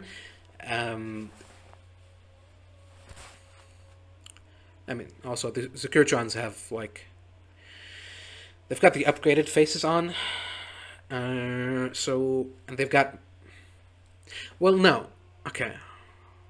Do the Mark I Securitrons have missile launchers or grenade launchers? They could be the Mark 1 versions. I don't remember. I feel like only the Mark II Securitrons have the like grunt soldier face on them with the helmet and the cigar. I feel like when the regular Securitrons fight you, they just fight you with the regular Securitron face. I don't know. Either way, he's just shrugging off the bullets and stuff. And I thought this was gonna be like another like comedy moment where he's getting up on his face and he's holding the Securitron. And he turns around to Max and he's like, "Hey Max, you want a piece of this?" And he was sticking his neck out in a weird way, where I thought one of the bullets will just like ricochet or something and go like hit him from the neck, ricochet into his neck, and he'll just die. I thought that was gonna be that. Like, this guy is just so cocky that he just got too cocky and died. You know, he flew too close to the sun. He thought that he was invincible, and he was just so happy and excited to be in battle against a much weaker in intellect and in strength opponent. And they were just having the time of his life. You know, he's just letting loose, and one of the bullets got let loose and went into his neck and killed him. And then Max will be like, "Oh shit, well, he's dead, and no one's gonna believe me that it was an accident, even though it isn't. It was. So, you know, what the hell do I do? I'll just run away, or something. I'll run away and find Lucy, and you know what? Fuck the brother." But no, that doesn't happen. Instead, he holds him down successfully, and nothing happens to him. And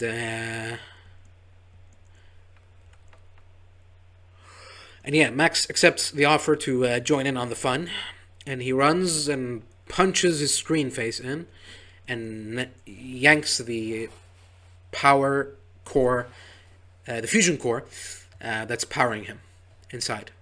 Which, I mean, seeing as how fusion cores were only a thing in Fallout 4, it's like, oh, okay. He didn't know where to put his fusion, so he just made the head be the fusion. Okay. So that means that in New Vegas, if you were shooting a Securitron in the face, most likely the bullets are penetrating the screen and going into the fusion core. And in that case, then the Securitrons should have just exploded in miniature nuclear explosions like the Sentry bots do in Fallout 4, but no. And also, if you loot them, they should have fusion cores on them, right? No. But, now they would, I guess. Now if they got put into a Fallout game, they would have that. I imagine not, actually. I imagine if the next Fallout game has Securitrons in them, I imagine that the fusion core will be, like, in the back or something. Because I doubt anyone in Bethesda, besides Todd Howard probably, and Emil, I doubt anyone else from Bethesda is actually watching the show. And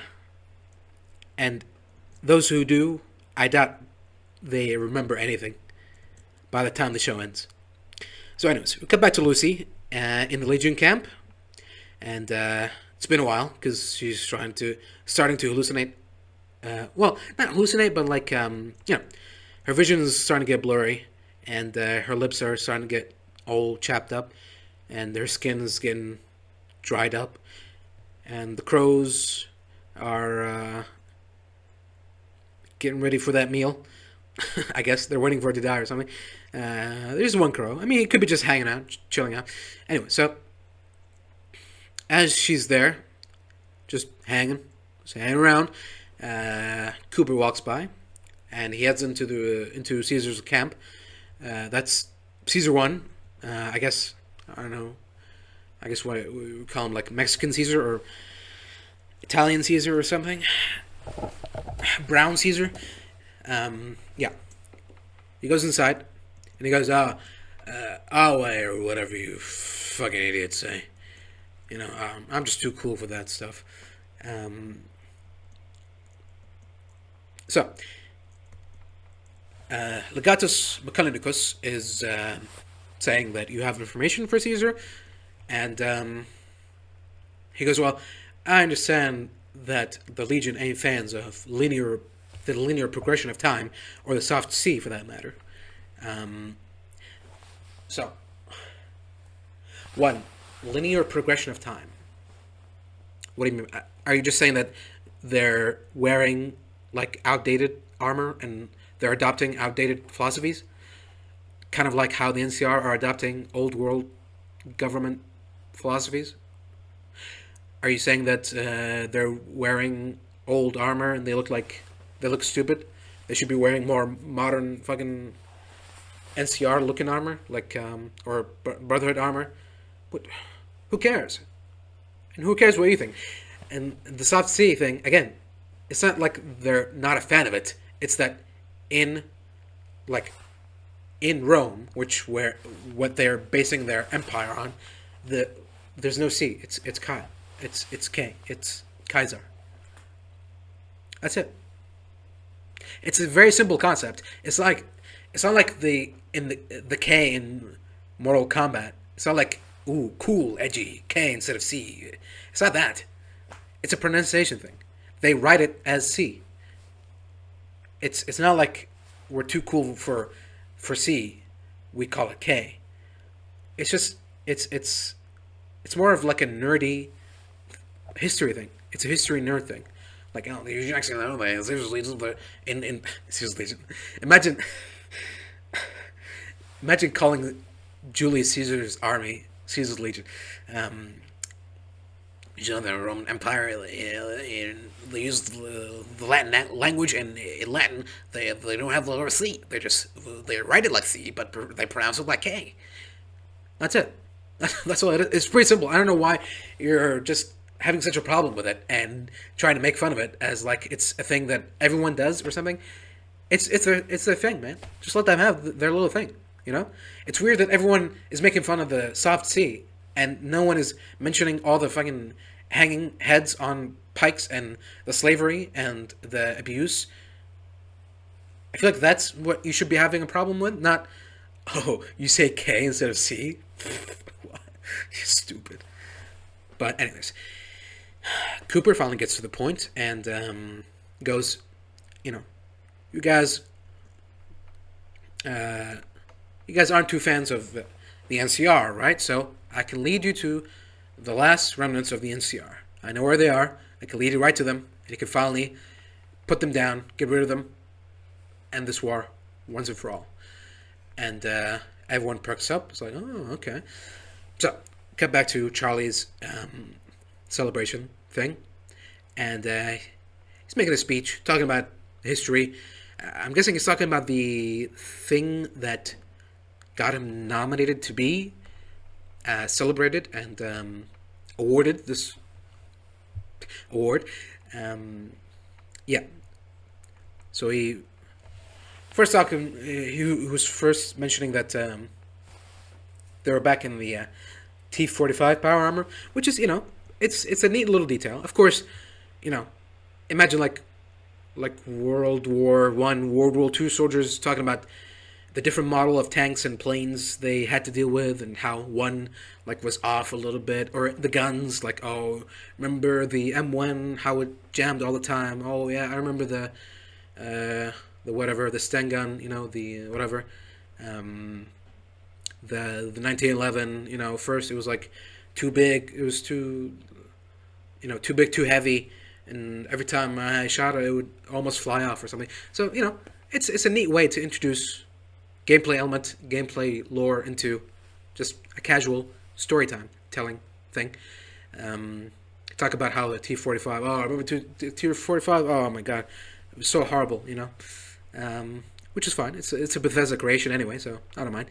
And he's talking about how this guy, you know, he's been through hell, you know, and he's dragging him across the mud in the armor. And this guy, you know, he's been through hell and stuff. And I just want to make sure he's alright. So open the visor and see who I'm talking to. And it's Cooper Howard. Oh my god. And you know what the first thing he said? He said, he looked up to me and said, "How are the others?" Nearly burned alive, and he was worried about our squad. Yeah. So he tells a heroic story, and I guess I'm guessing that Charlie is implying that, yeah, it's true that I I saved I saved him. It's true, but like it's Cooper that should have gotten the medal because he's the real hero. You know, all I did was kill some guys, which I guess he's not really a fan of, anyways. So I don't know why he joined the military in the first place. It's like, ugh, do you know that in the military you get to go to war and kill people? Who would want to do that? But anyways, yeah, he's not a fan of killing people, I guess, or something. And so compared to him, Cooper is the real hero, and he's just, you know, he's a criminal, butcher, killing people in a war zone. Disgusting. So yeah, now we're interweaving the two scenes between. Oh, did I mention that Cooper is telling the Legion where the NCR are held up in exchange for letting Lucy go? So yeah, so we're interweaving the stories and between Charlie talking about Cooper and talking about the Marine life, the soldier life, and how, you know, we're all sold this idea that we're saving the world, we're saving humanity. It was all on the line, and when we get sold something like that, how could we say no? But at the same time, I can guarantee you that the guys on the other side got told the same thing, and I'm over here like, yeah, what's your point? Obviously, did you think that like the Chinese were like, we are evil communist China, we want to kill everyone and take over the world because we are evil? And everyone was like, yeah, we love being evil. Obviously, everyone, even if it's not true, obviously that's how you get soldiers to fight for you. Not by telling them that, oh, trust me, you're going to love this. You're going to go there and you're going to kill everyone and you're going to burn their houses and you're going to have such a good time and we're going to be so evil about this and everyone's going to hate us.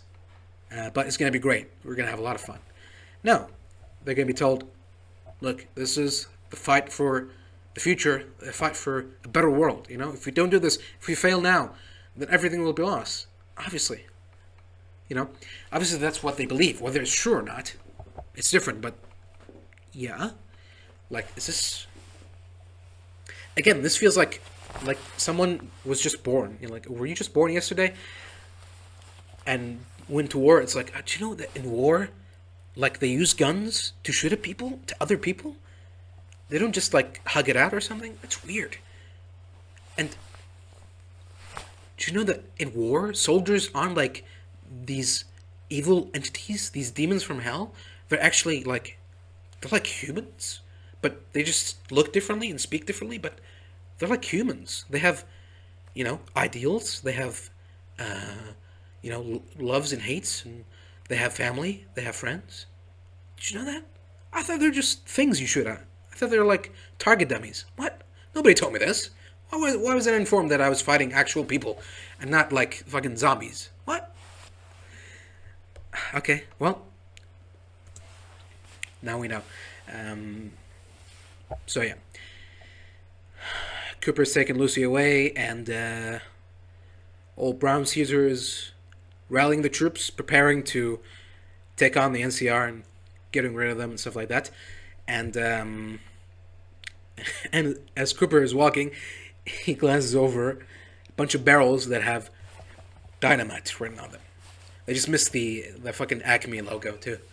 Acme Dynamite. Do not explode.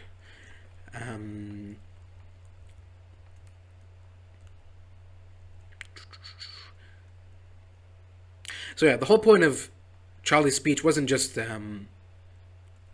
it starts off the whole point. From the beginning, I feel like the whole point was first buttering Charlie up, not Charlie Cooper, buttering him up a little bit, preparing him to, first a little bit of praise, and then like going, do you know that we actually weren't doing the right thing at war, but now we could be doing the right thing, and someone out there might have a chance to do like one simple thing, just kill one guy, but that one thing will save everyone, and we've deemed it to be the right thing. So I don't know, man. I just hope that that person that has been entrusted to do this mission would do this mission. That's all. Because otherwise, all of this that we've been fighting for is kind of a lost cause. So anyway, it's just a random thought, but just hope that that person gets it together and does the right thing. Yeah.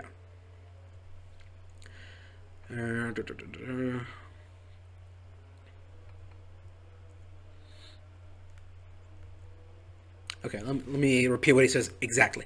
At the end of the day, we just gotta hope that we bet on the right side. The side that protects the people you love. Because if it did, I guess that's worth doing pretty much anything. Even something bad. Yeah, there you go. Okay. So, even murder. And he looks straight at Charlie. At Cooper. It's like, oh. If the thing we're doing is out of love, then even if it's bad, then it's good, actually. So don't worry about it, Kill Schmill, whatever. I just spent like a whole speech talking about how, we've been sold a lie and we're out there killing people for no reason. But now I'm gonna have to ask you to do something completely different. I want you to kill someone for no reason. Okay, there is a reason, but it's not an actual reason because it's not based on like any facts. It's just, it's based on Moldaver's intel, which is just okay. It could be fabricated for all we know. So yeah. But anyways, yeah. So that's when he looks at him. It's like, even if it's something bad, right? So keep that in mind. Yeah. Anyways, so then we hold for some time on Cooper as he's going, oh shit, what? Maybe he's right. Maybe killing is good when done for good reasons. Yeah, that makes sense.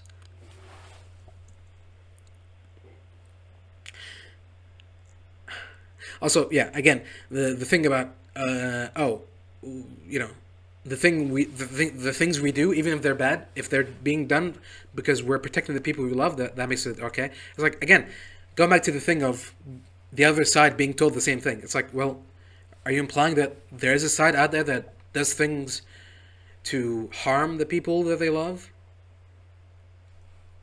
Like, again, maybe like the cartoonishly evil people like Voltec or something, maybe?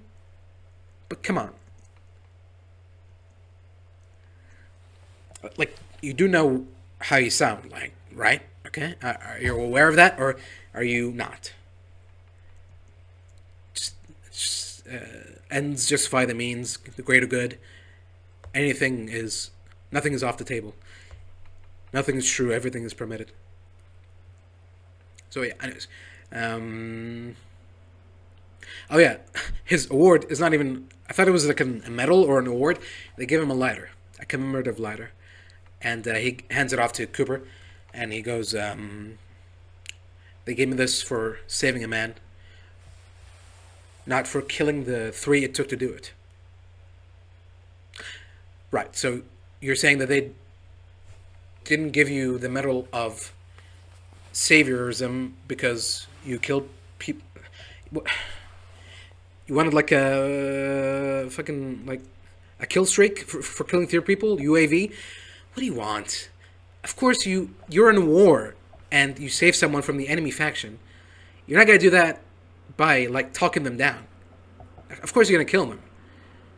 Like, what? Are you a child or something? What's wrong with you? Of course.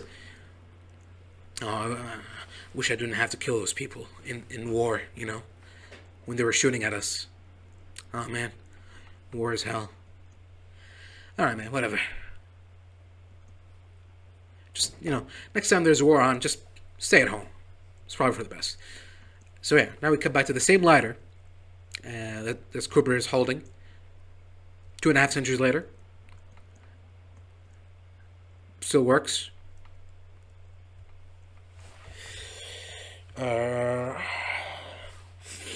Still full of fuel. Still works. Or maybe not. Maybe he's just looking at it to remember Charlie or something. I don't know. But yeah. Basically, it's revealed that off camera, Cooper primed the TNT barrels to detonate somehow, either with a lighter or something else, and the explosion, obviously, in the middle of the already rising tension split faction location, just causes an all-out battle between these two sub-factions. And yeah. He's basically going, well, whatever happens, happens. So yeah. So you think that he's selling the NCR out, but he's not. He's got a little bit of that good guy in him. And he's hoping that with this, either we'll get rid of the Legion for good, or we'll have some of them survive, either get confused and scatter in the wind, or put two and two together and realize that Cooper is,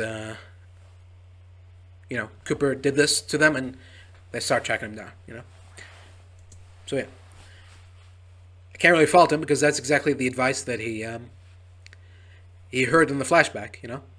He did something bad, but it was for good reasons, so it makes it okay. All right, so yeah, what happens to the Legionnaires next? What happens to Caesar's corpse? What happens to the message? Is someone going to see it? What happens to Legatus Mechanicus? All in the next episode, I'm afraid. Because now we get to the final scene of the episode. And that's when it's revealed that Xander and Maximus have stumbled onto the Sunset Sarsaparilla bottling plant from the intro. They found one kid hiding, and it's a ghoul kid. And Xander gleefully calls out the other kids to come out from hiding and to separate the the good batch from the bad batch. No, he doesn't say that. He says those with smooth skin go over there, and those with what does he say exactly? Wrinkles. That's not really that creative, but okay, whatever. Basically, non-ghouls over there. Ghouls stay over here, right in front of my fucking firing line, so I can get rid of all of you. Again, to an outsider, you might think this is like cartoonishly evil, and it is. But again, it is on point with the Commonwealth Brotherhood, so I can't really complain. I wish they had that same accuracy for California factions and the New Vegas factions, but it's better than nothing. It is on point with the Commonwealth Brotherhood that they treat ghouls as fucking abominations that have no soul, deserve no mercy, and are just basically things that need to be put down for the greater good. So yeah, all of this, you'd think this would make me mad, but I'm like, this is joke Brotherhood anyways. This is Commonwealth Brotherhood, which is already not canon in my mind, So I'm like, I'm fine. This is perfect. So yeah, Xander's ready to mow them all down, and then Thaddeus comes out and goes, "Excuse me, I'm the manager, and I just want to say that please don't do this. They're just kids, and he tries to bargain for their lives." And Xander goes, "No, they're not kids. They're abominations, and so are you." And Maximus is like, "But technically, they are kids because ghouls." Yeah, okay, we get the picture. He sees the humanity in them, which I guess that's something. Okay. So I wonder if Vault 4 had any kids. Would that make him question himself before fucking unplugging their power source, or would he do it all the same? Because this bit of humanity coming from Maximus, it's kind of weird. It's kind of not on brand, but it is. I mean, kids, it's different. It is a weak spot for a lot of people, so it's fine. Even ghoul kids, that's okay. Not a problem. So Xander goes, no, the codex is pretty clear on this, bro. We need to exterminate these abominations. Which, was that part of the codex? I thought it was just a thing they had. They had just had a fucking bias. They had a xenophobia or whatever. But apparently it's part of their codex that all ghouls must die. So, okay, sure. So Maximus tries to talk him down, and Thaddeus closes his eyes and gets ready to die. And at the last second, oh yeah, it's probably best to prerequisite this before I mention what happens next. So after their fight with the Securitron, Xander gives his super sledge to Maximus. He's like, "You want to try this out? I'm just a nice guy. I'm trying to help. So there you go, super sledge, for you to try out." Which, I mean, would have been awkward if Xander kept the super sledge and he went around hammering each ghoul kid to fucking million giblets. But yeah, that didn't happen. So now we cut back to the scene where, as Xander is ready to shoot, Maximus finally goes, "No." It's like that moment from when Vader finally decides to save his son and kill Palpatine. It's like that. It's like, "No." Oof. And the hammer goes down on Xander's head, crushing his helmet, skull, and killing him instantly. So, yeah. Remember that thing about the Civil War might not happen? Well, it just might happen. And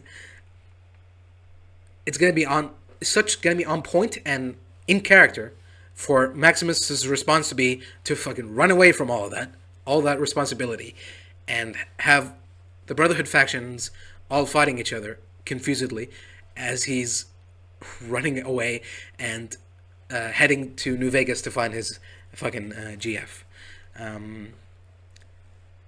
I'm gonna be so upset, but at the same time, I'm gonna be so I'm not gonna be surprised, but I am gonna be upset that this is exactly what he chooses to do. But maybe not. Who knows? Maybe we'll see some actual character growth. It's possible. He might go, you know that thing he didn't tell me to do? Well, I technically didn't do it, but I also technically did it. So, now what? Yeah, so Maximus opens his visor, says hello to Thaddeus, and Thaddeus says hi, and says, "Hey, what you be up to?" And Maximus goes, "I think I just started a war." And Thaddeus goes, "Oh, okay. Well, I'm the fallen manager here. So it sounds like we both got a lot going on right now." Yeah. I mean, I know it's supposed to be a joke, but no. And that's the end of the episode. That's the end. We've reached the end. Oh my god. I don't know why this took so long to talk about. Because there's not really, besides the state of the world, the state of the Mojave not being clear, and the stupid war of succession with the Legion, there isn't really that much to talk about. There isn't even there isn't more Vault-Tec lore. We don't see Hank at all. We don't see Norm. It's just Lucy, Maximus, and Cooper. We don't see Moldaver, thankfully. We see a little bit of Mr. House. And yeah, I'm just at the credits now, and I'm seeing that this episode is written by someone else. Let me just double check to see if he has written an episode before, or is this his first time? Fallout, IMDb, episode guide, season 2, episode 3, The Profligate.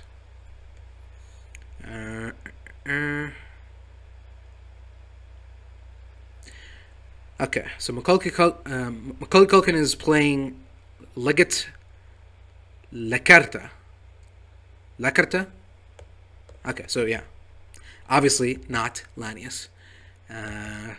Although I was a little bit scared of them trying to pass him off as Lanius, but no. Not Lanius confirmed. Okay, so Chaz Hawkins and Chris Brady Denton? I didn't see him in the credits. Is he like a Ghost Rider or something?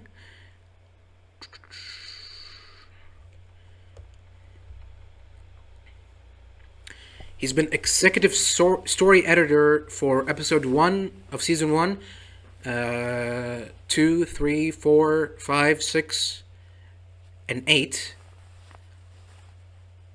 of season 1. Basically, all of season 1 he was an executive story editor, but he was only writer for episode 7, The Radio, of season 1. Which was...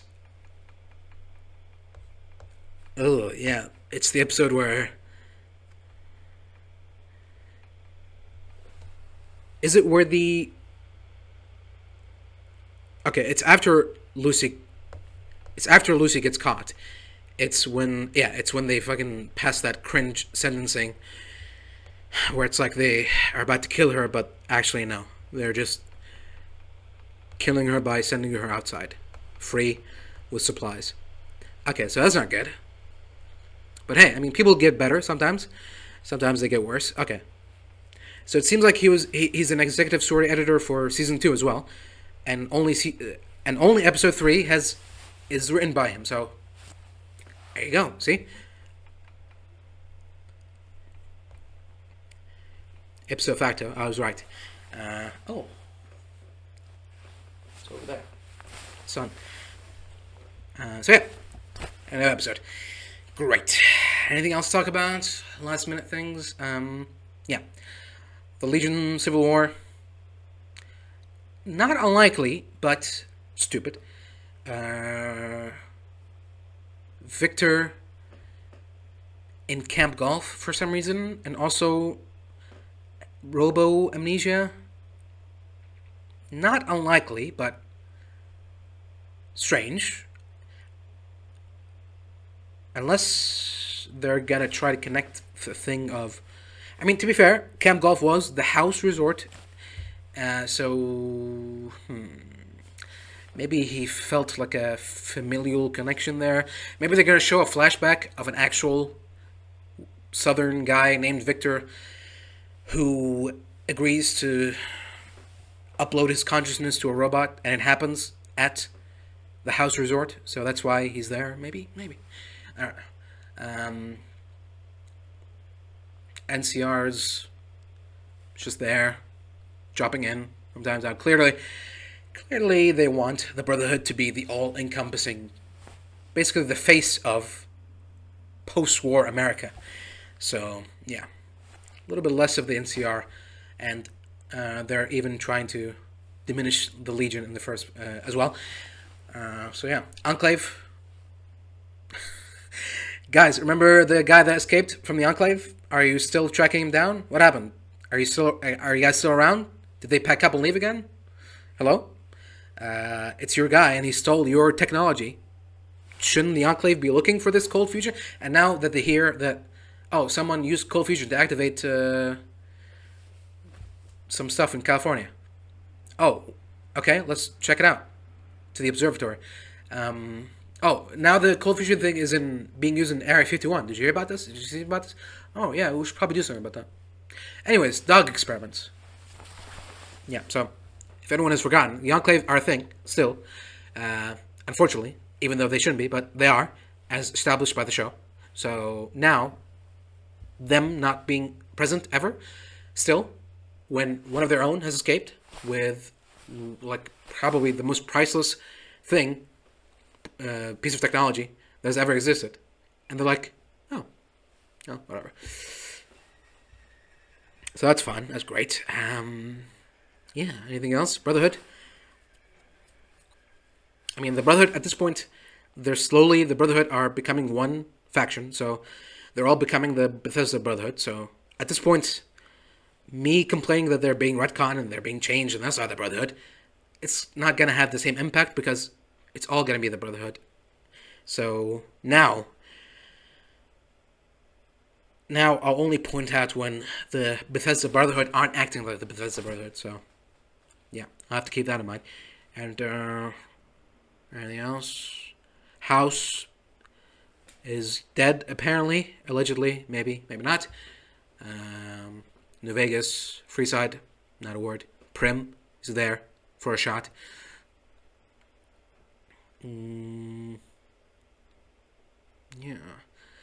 The Vault Dwellers, no word from them. Hank, no word from him.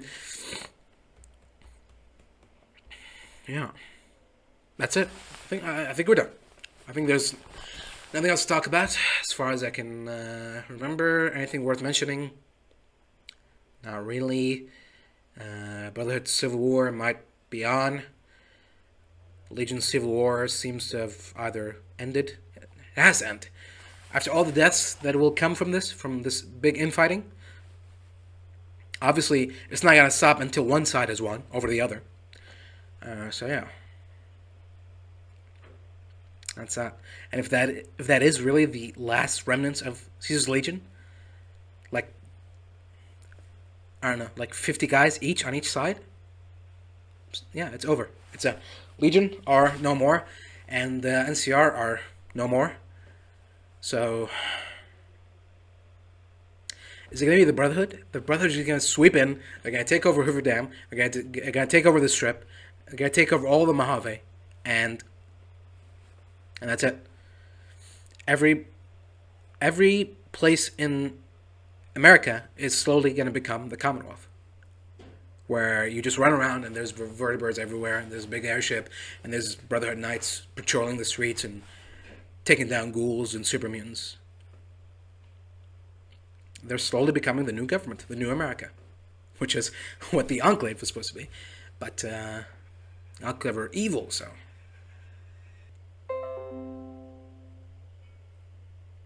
Thank you. Oh, God. Okay. I already said that this episode is like a 5. So yeah. That's it. 5 out of 10. Thank you for watching. And till next time, see you next week. Alright. Are we live?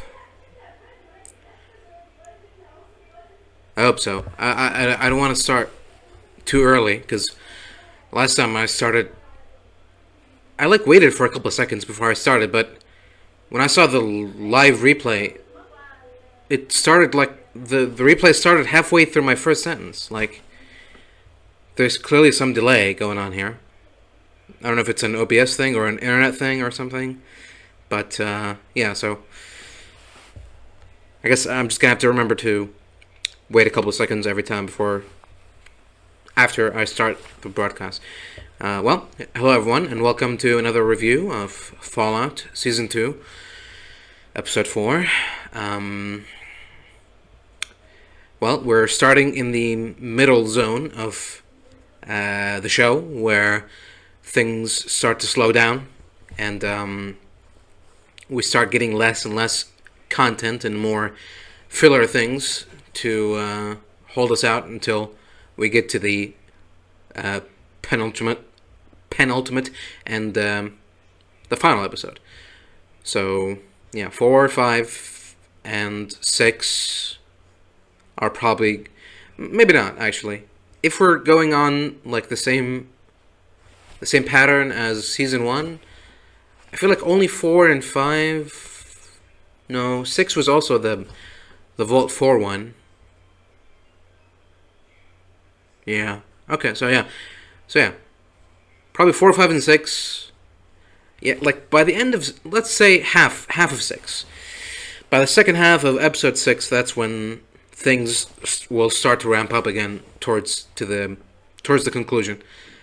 Hopefully. I mean, I don't want to speak too soon and suddenly we're going to have like a bunch of nothing until the final episode where something kind of happens and then we get another cliffhanger. But, yeah, we'll see. Alright. Hello again. Sorry about that.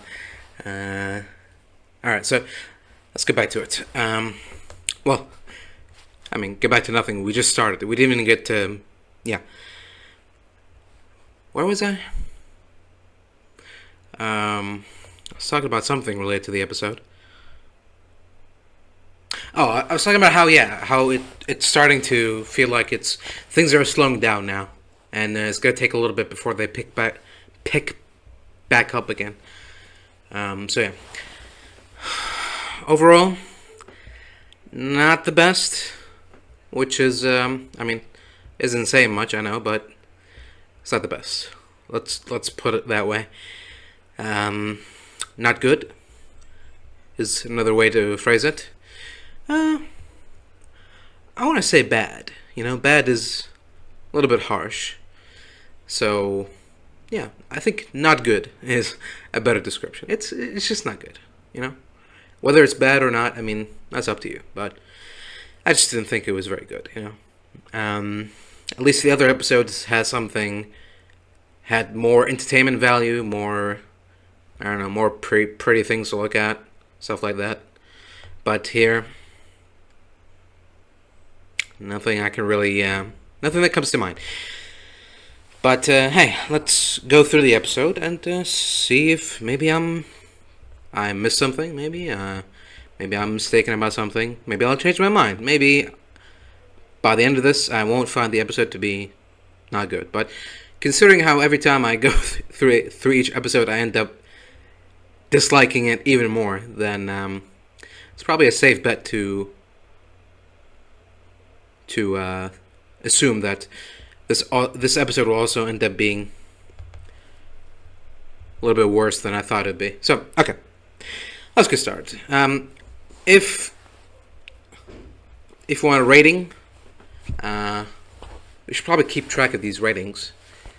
So the first episode, I was like, what did I give the first episode? I've already forgotten.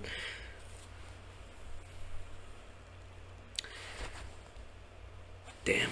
Okay. You know what? How about we... Yeah, okay. Let's wait until the season finishes, and then we'll do a ranking exercise then, you know? Because by then, we'll have had the full context, hopefully, of the entire season, of the entire story arc, from beginning to end. Again, hopefully. So then we'll probably be better equipped to judge each episode, not only by themselves, but how they fit into the whole narrative. Could they have been, you know, shrunk down or expanded upon or stuff like that. So, anyways, without further delay, let us begin episode 4. And episode 4 begins with the Battle of Anchorage. Now again, well, I mean, it doesn't say that. It's implied. It says the Alaskan Front, but the point I was going to bring up was, you know, there's a saying, right? There's a saying that you may have won the battle, but you haven't won the war. Battles are usually like small events that take place throughout an entire war. So, for example, like World War I wasn't just the Battle of the Somme, but the Battle of the Somme was like the most prominent battle, one of the most prominent battles, right? So the Battle of Anchorage from what I remember, it seems to be like an umbrella term for all of the fighting that took place in Alaska between America and China, but I'm not sure. So yeah, my point was, like, this is going to be a long battle if it's taking place throughout these years. But if Battle of Anchorage just refers to the whole Anchorage or Alaska war, I don't know. Okay, well, it doesn't matter. We're in Alaska. We're in the Alaskan War. Let's just call it that. In the midst of the Alaskan War, we see Cooper Howard by himself going through a seemingly, it's like a forest or something. I mean, to be fair, I know that Alaska isn't like just one big. It's not like Antarctica. I know that it's, it has, buildings, cities, forests, stuff like that. As hard as that might be to imagine, it's just weird, because when I think of a battle, a war, I imagine like a lot of ruin and destruction, and a lot of explosion after effects, stuff like that. Shells, dead soldiers around. But Cooper is walking through. I mean, it's well, okay. It's vertibird wreckage, right? It's a crashed vertibird. Not his, I hope. And it's in the middle of this burning. Well, the vertibird is burning, and it's burning the trees around it, but the trees are dead. And yeah, that's it. It's Cooper in T-45 power armor, which, I mean, looks pretty good. I hope we get the same treatment for the T-51, considering it's like the power armor, the one that started it all, but it's fine. T-45, T-60, I mean, they're fine too. Not bad. So so the scene is Cooper is in the middle of the forest, staring at a vertibird wreckage. If someone doesn't know anything about the Fallout lore, then they might be confused. But I mean, to be fair, I think most people can put two and two together. He kept talking about fighting in the war and how the T-45 would always let him down, stuff like that. So, but then again, how many people know what the T-45 looks like? That doesn't matter. It's not. I got nothing. I got nothing. That's okay. Let's move on. So, Cooper is in the forest, staying at the wreckage, and he's joined there by Charlie, who's also got a busted up piece of armor there. They're both having a, hell of a time there. Hell as in not like a fun thing, like hell as a bad time. They're having a bad time. Armor is glitching, and my video player is glitching too. Anyways, so I guess Cooper is trying to find the crash survivors of the vertibird. He tells Charlie to head back to base, and that he's going to be right behind him, but then he turns around. It doesn't get very far before a bunch of Chinese troops start firing on him. So I don't know what his goal was, but that could be a comprehension problem on my part. Maybe I wasn't paying attention or something. So yeah, he gets shot up by a bunch of Chinese soldiers. Luckily, he's in power armor, so he shouldn't have anything to worry about. He pulls out his gun and attempts to fire, but the entire armor seizes up on him, and he falls down and now he's basically stuck in this, like, it's a powered off suit. He's, I guess, I don't know what you call it's I guess he's stuck in a metal coffin with the window open. And yeah, we cut to the Chinese squad leader here, and you can tell she's a squad leader because she doesn't have a helmet on like all of the other NPCs. The other NPCs that have no lines or anything, they have masks on because they're just unimportant NPCs. But because she's the named NPC. If this was like a Bethesda game, she's like the important character that you can't even kill. When you shoot her, she falls down. She slowly regains her health and gets back up again. So yeah, probably the most unintimidating Chinese soldier I've ever seen. But that's like a subjective thing, I guess. It's a personal preference kind of thing. So if you find that she does the job fine, I guess. I don't know.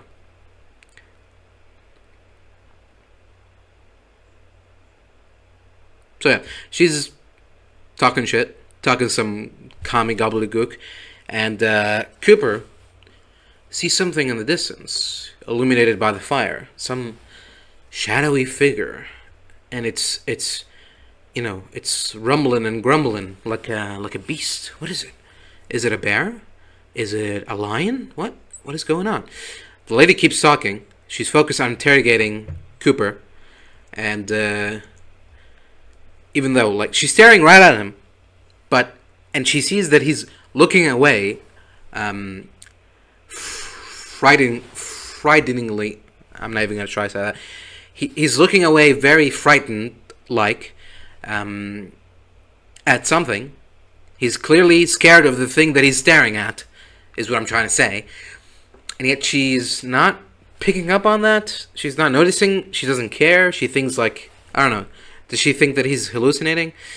Or something? I don't know. But lucky for him and unlucky for her, she doesn't notice the big hulking thing that sneaks up on her and her soldiers, who also didn't hear or smell anything.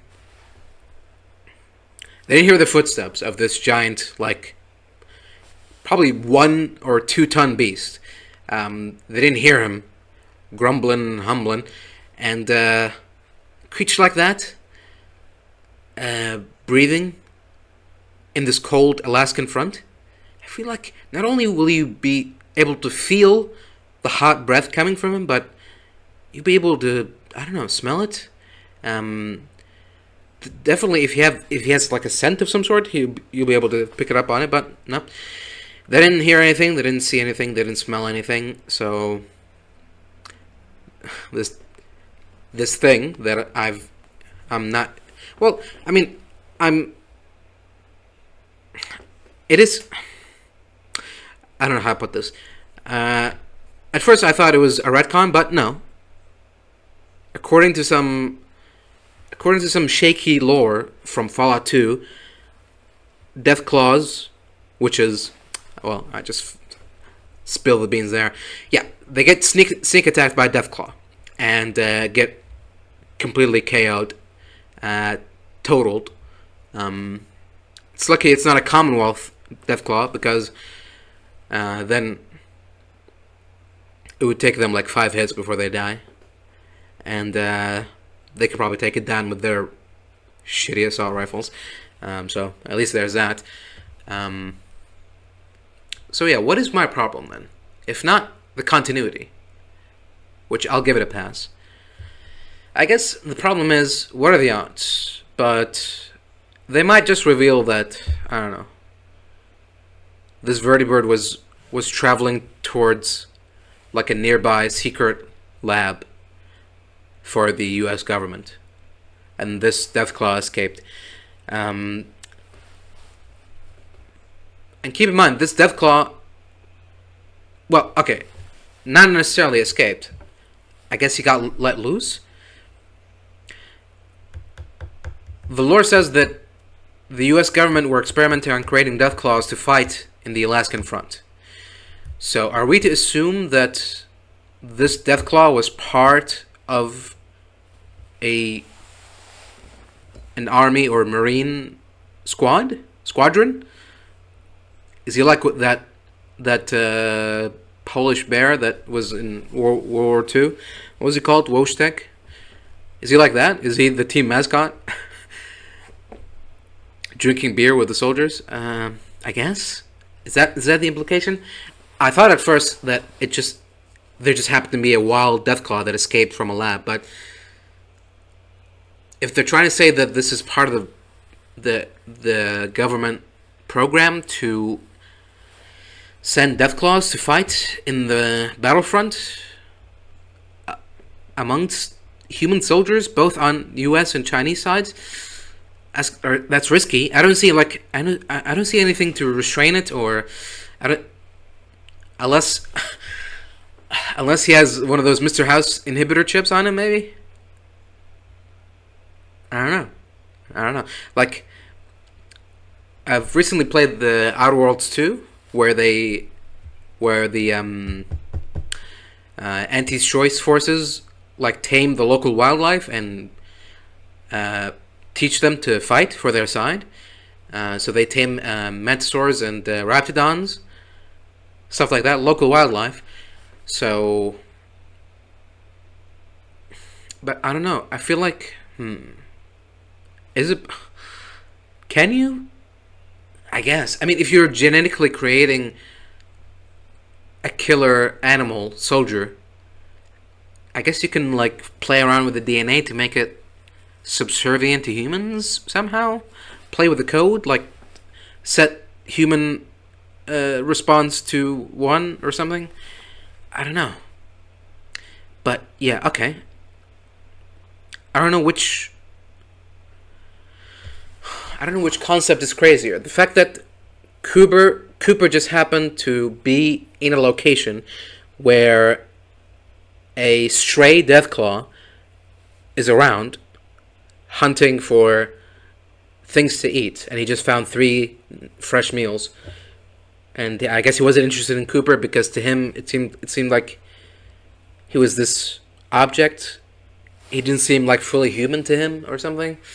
It's either that, or this Deathclaw has been trained to only attack Chinese soldiers. So that's why he took down the 3 Chinese soldiers and left Cooper alone? I don't know. I don't know what the show wants us to think.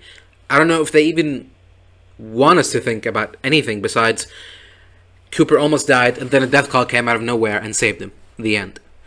I guess they just thought everyone would be so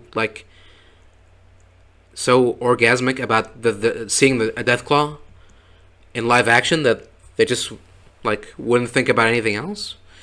Of course, I say that Deathclaw tore them apart and stuff, but we don't see any of that. So if you're looking forward to seeing some Deathclaw action, we don't really see much of that. We just see a claw just swipe the camera, and then blood on the snow, and then mostly it's just noises. It's death noises while Cooper is staring in awe and fright. Yeah.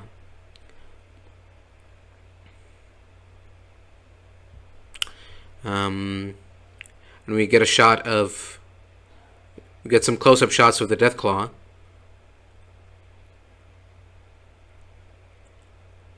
I mean, if that's CG, it looks pretty decent. It almost looks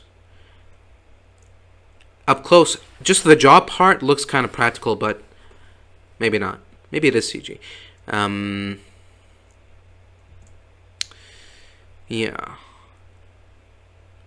He's got more like a dragon-like, especially with the eyes and the face, like the brow. He's got some dragon action there. If you've seen House of the Dragon, some of the dragons there, this Deathclaw kind of looks like them a little bit. So yeah, he gets up close to Cooper, and there's something with his eyes. His eyes, he's got like white pupils, like he's blind or something. I don't know what's up with that. Yeah, he stares at him right to his face and then leaves him alone. So I guess that's why my American fucking what's the word? Loyalty. American loyalty is probably the more accurate one.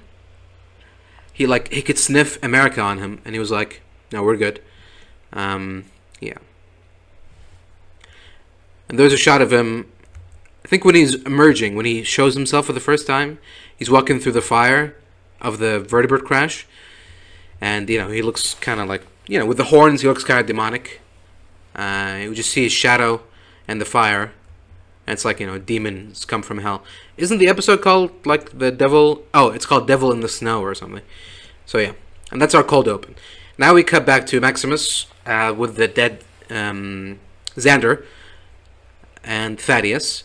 Maximus convinces Thaddeus to take Xander's... Well, okay, I'm getting ahead of myself. The Brotherhood arrive to the Sarsaparilla factory, and Maximus deduces that they've somehow tracked him. So either tracked him or Xander. I don't know. Why? I don't know. But the important thing is they're here now. They're arriving. So if they get here and they see all these ghoul kids and Ghoul Thaddeus here, they'll mow them all down with no remorse. So that's when Maximus comes up with a plan for Thaddeus to pull a Maximus and steal this other Brotherhood soldier's power armor, soldier, paladin, whatever, and impersonate Xander. It's literally a Maximus. He's pulling a Maximus. The exact same thing he did to Knight Titus. He's making Thaddeus do to Xander. But I guess this time it's not for a selfish reason, kind of. He's doing it so they can pretend like, oh, everything is good, we're done with our mission, let's go home.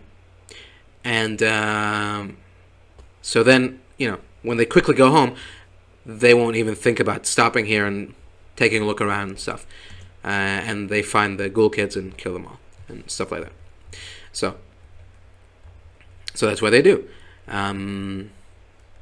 Thaddeus, I guess, thinking about it, he wasn't ever a knight. He was a squire, and then he got ghoulified. So I guess they don't give out power armor training to squires, which, I mean, it's not that implausible, obviously. I mean, why would you even bother? Especially in this wasteland where anyone can die at any moment. But I guess, then again, that would be a good reason to teach everyone how to wear power armor, because if suddenly you're on the battlefield and you're a squire and your knight dies in the battlefield, legitimately, Maximus, not like how you did it. If a knight dies in the battlefield, then you can put on his armor, and you'll already have the knowledge to use it and wield it and stuff like that.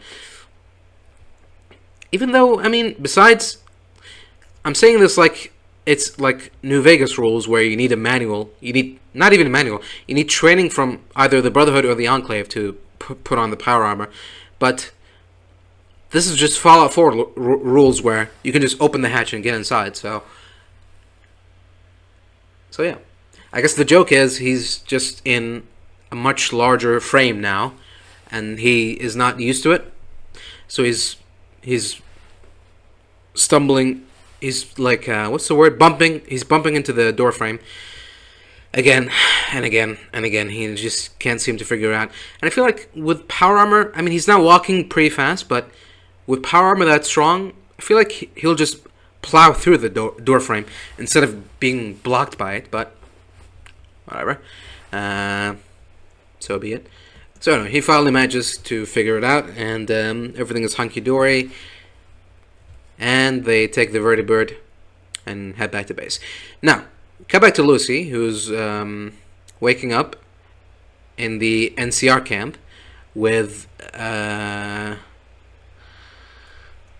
big IV tube of something into her. The NCR lady says, "We're giving you meds." But later we found out that meds isn't exactly the appropriate phrase, but we'll get to that when we get to it. They talk about the New California. I love how every time they refer to the New California Republic as the New California Republic, it's like if we say NCR, then people go, huh? What does that mean? But New California. Oh, okay, the NCR. I remember.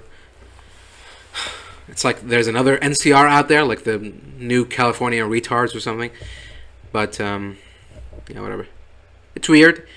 I feel like most NCR soldiers refer to themselves as NCR soldiers and refer to the NCR as the NCR, not New California Republic every time. Because, it gets kind of tiring when you have to say it 100 times to a lot of people, everyone you meet. But,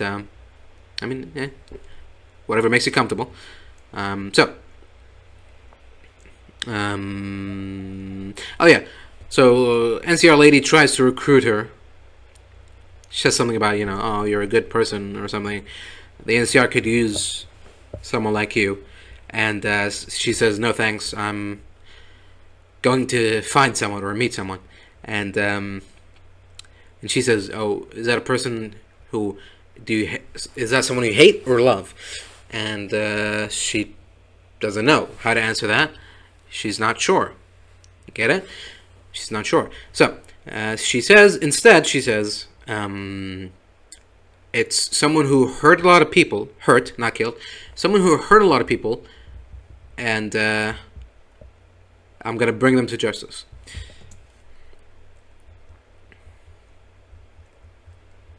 And, anything else? Not really. So, with that, they talk about Shady Sands, like, oh, remember Shady Sands? Have you heard of Shady Sands? And, obviously she knows more than just Shady Sands. She knows what happened to Shady Sands and everything else. So I guess there was supposed to be like a little bit of tension when things will get revealed or something. So, but it's fine. It's all good. They, Lucy and Cooper head off towards, I guess, New Vegas. The Strip, I'm talking. So, back to Vault 33, and the little, support group or something. I guess it is just a incest support group. Everyone gets together to talk about how, sure that we're products of incest, but that doesn't mean we're bad people or something. I don't know. It's like a incest affirmation circle. I don't know. Is there an official name for it? But yeah, anyways, it's getting more and more popular. More and more people are joining. More and more people are talking. So that means more food, more water, more drinks. The water cooler runs out, so what's his face heads back to the little water area to refill it, and that's when we cut to the former overseer Betty, and they're still trying to figure out the water problem. Plants aren't growing; they're dying, and the water is running drier and drier. Betty tries to convince him that this isn't the time to waste water on such trivialities, but the guy says, this is my thing, and you signed off on me having this stuff, so I'm gonna take it. Great, thank you. Way to be a team player. Now back to Lucy and Cooper, and Lucy is getting an itch of something. What's going on? She's getting an itch. She's getting a weird feeling, and Cooper immediately picks up on it and reveals to her that she's addicted. She's addicted to drugs. I I guess they're trying to make a game reference, or something. I don't know. It's fine. So that's when Cooper reveals that the NCR people, the remnants, gave her an IV drip of Buff Out. You know, the thing that goes in pills. I don't know how that works. Is there an IV liquid version of Buff Out? I guess. And that's what they gave her to recover. Okay. I feel like, I mean, there's already something for healing and recovering things. It's called a stim pack. You know, they could have. This was a good opportunity to use a doctor's bag, maybe. First aid kit. You know, a little Fallout 1 reference, Fallout 2. Yeah, again, stim pack, super stim pack, maybe. Or Med-X as a painkiller to ease her pain. But no, Buff Out, which increases strength and endurance. So I guess by that logic, they're making her more endurant to the pain. But it doesn't mitigate it. It just makes you more endurant to it. So great, thanks. It's not like she felt any of it because she was passed out. And it's not like she was like shot or stabbed, which she managed to walk off anyways. She managed to walk off getting stabbed by putting a stim pack, and then did she sew the wound or staple it shut? So yeah, she got a little crucified for a couple of hours, and she got a little sun dried, and that's it. So curing a sunstroke, a heat stroke, with Buff Out seems a little excessive, but I guess that's all the supplies they had. But anyways, so Lucy tells Cooper, you know, what do I do? How do I solve this? And Cooper tells her, well, there's two ways you can solve this. One is to just endure it and go cold turkey for a couple of days, and then the drugs will be out of your system. The withdrawal. That's what he should have said. He shouldn't have said you're addicted to drugs. He should have said you're going through withdrawal. Because when you're addicted to the drug at first, you just get a notification saying you're addicted. It's when the drug wears off and you're not taking it again, that's when the withdrawal starts. So he should have said you're suffering from withdrawal effects. That's perfect. That's a 1-to-1 Fallout notification. But no.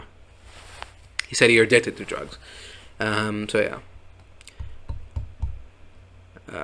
yeah. So option 1, just endure the withdrawal symptoms until they go away. Option 2, now Fallout players might already be, you know, screaming, yelling at the screen, "Fixer, Addictol." No. Go to a local clinic and pay to have your addiction fixed. No. Option 2 is take more of the drugs. Now, to be fair, this is Cooper saying it, so it is somewhat in character of him trying to corrupt Lucy, to turn her to the dark side, to turn her into him, I guess. So it's fine. He's lying. He's either lying or he's stupid, ignorant to drugs and how to fight them off. And you know, it's kind of hard to believe that at this point almost a 300-year-old guy doesn't know how to deal with withdrawal, especially someone who's an actor and a war vet. I feel like those, out of the many occupations that involve heavy drug usage, I feel like those two would be at the top, you know. PTSD and, of course, lots of wild Hollywood parties, you know. So, a war vet actor? Jeez, gotta be real careful. So, anyway, that's what he tells her. And so Lucy, at first, tries to pick option A, but she only makes it for a minute or so until she gives up and says, "Give me the drugs." And luckily, Cooper just happened to have some spare buff out on him. I don't know. Does he use it? Is he like Hancock? Does he like? I mean, he uses that that thing that keeps him from turning feral. I guess that's technically a drug, but other than that, we don't really see him using many drugs, which would have been helpful, you know. But anyways, so yeah, Lucy picks the drugs. Oh no, what's gonna happen? Is she gonna turn to the dark side? Is this the beginning of the corruption of Lucy? I don't know. We'll see. So, back to not the Perdwin, airship number 2, and Maximus and Thaddeus arrive, and Maximus is greeted by Dane, who is asking, you know, the hell's going on, and Maximus just feels completely safe in telling him, I guess, that he killed Xander, and now his plan to fix this is to kill Quintus. And I don't know if he's killing. Is he killing Quintus to avoid taking responsibility for his actions, or is he killing Quintus to prevent the civil war from happening, or is he planning to bring Quintus's head to the Commonwealth Brotherhood to say, look, Quintus tried to start an uprising, he killed Xander, we killed him, so eye for an eye and all that, we're good, right? Maybe, I don't know. He doesn't say why, he just says that he's going to kill Quintus, and he moves on.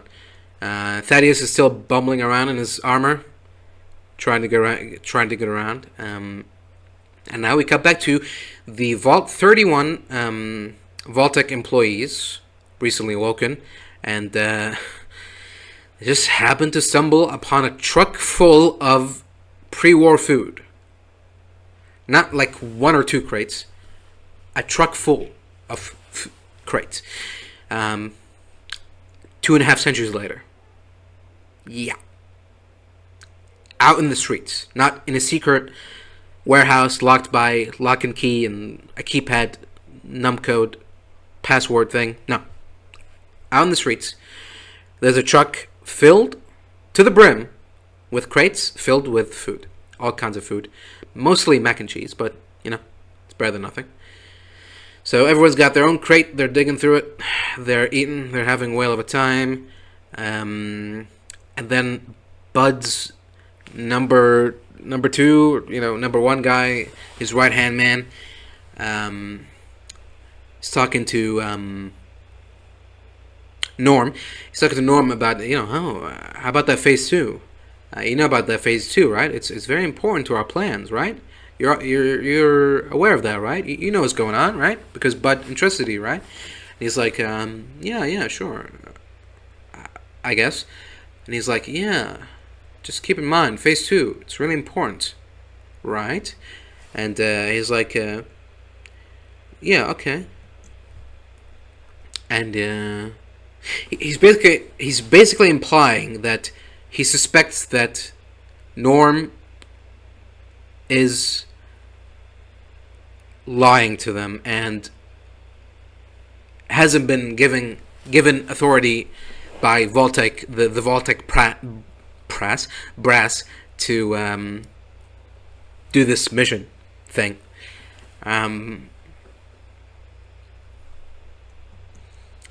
But he lets him, you know, take the leadership role still.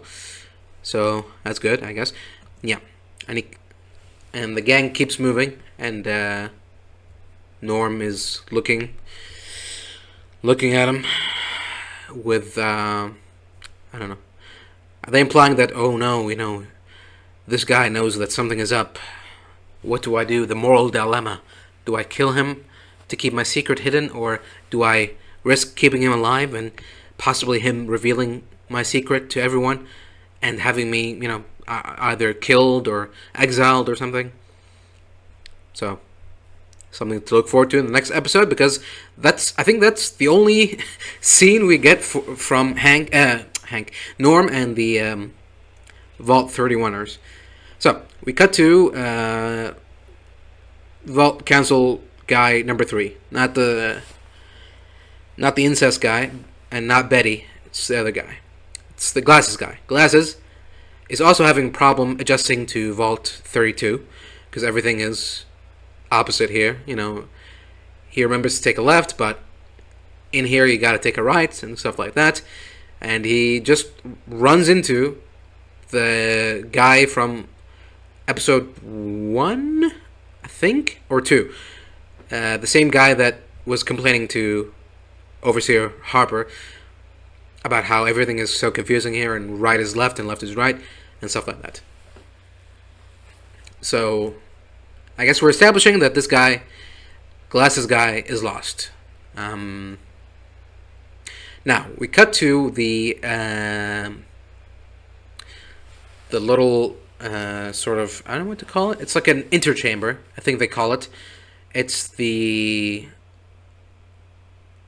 like the little part that is in between. It's like a neutral area between 32 and 33. And Harper, Sarah, and Betty are discussing what to do next. Apparently Betty has found out that Bud is dead and everyone from Vault 31 is gone. So now it's just us on our own. Betty is asking for help on the water problem from Sarah. And Sarah goes, maybe I'll help you, but in exchange, I need to get some like documents or something, a file that is very important to me. It's very personal. And if you do that, then I'll consider about helping you with your water problem. As they're talking about their sinister plans, Glasses guy is still confused, doesn't know where to go, and happens to be nearby the entrance to the interchamber that they're talking at. And so he hears them, and he's like, "Huh, what's going on?" He hears them talking about stuff, and they mention how Vault 32 and 33 are experiments and stuff like that. You know, the experiment is over, I guess, because everyone from Vault 31 is gone now, so there's no point in carrying out the experiment. I guess, I mean, wouldn't you still want to create the perfect soldiers or whatever to be there for Reclamation Day? I don't know. Anyways, so they finish talking and Glasses guy runs away with this new knowledge. So now we're at the outskirts of New Vegas. We're getting there. We're at the I'm assuming it's probably the northern entrance to New Vegas, or to Freeside, I mean. And oh, right. And Cooper's looking around confused. Lucy asks him, "Are you expecting a welcoming party?" And he says, "Yeah, kind of." And then he uses his telescope, monocle thing. Is it like a monocular, I guess? Or a spyglass? I don't know. He uses his spyglass to look around, and he looks at a dead, not dead, but like a destroyed Securitron. Was he expecting Victor there? For some reason, I guess. Did they work out a plan together, or are they saying that was Yes Man? I don't know. Who is he expecting besides Victor? A special Securitron related to New Vegas? It has to be Victor. So Victor is dead? Question mark? I don't know, because his the Securitron's face screen is mashed, so we don't see whose face it is. So it could be Victor, or it could be just generic Securitron. So it's like, okay, well, this is dead end. We can't go through the gate. There's a lot of ghouls around. A lot of King's ghouls. Did Freeside also get nuked by Hank? Because now there's just a bunch of ghouls in King's outfits, running around. What happened to the school? What happened to the King? Don't know. Maybe they'll explain later. I mean, we do see. I remember from the trailer we see the King's school there. So they might elaborate on this, on what happened to the Kings. I swear to God, if it's just gonna be another flashback scene of the Freeside getting nuked again, they just do it again. That's gonna be very disappointing. But yeah. So, anyways, Cooper is like, yeah, okay, this is too risky. We can't do this alone. There's a lot of ghouls. Even though in every episode where there's an action scene, he just takes on like 5. He took on 5 Brotherhood soldiers in armor in a tight, dark corridor. He took on Maximus 1-1 with power armor. What else? Oh, and the shootout in Novak. How many people did he kill in Novak? More than 5, I can tell you that much. Probably 10, maybe 12 people. So yeah, these ghouls who are not armed, and I mean, I'll grant you they're pretty quick, and they can get a little leapy, a little handsy, but come on. But anyways, he needs to be the one scared from a fight, because then that's when Lucy gets all, roided up, roid rage kicks in, and she goes, easy peasy, we can do this.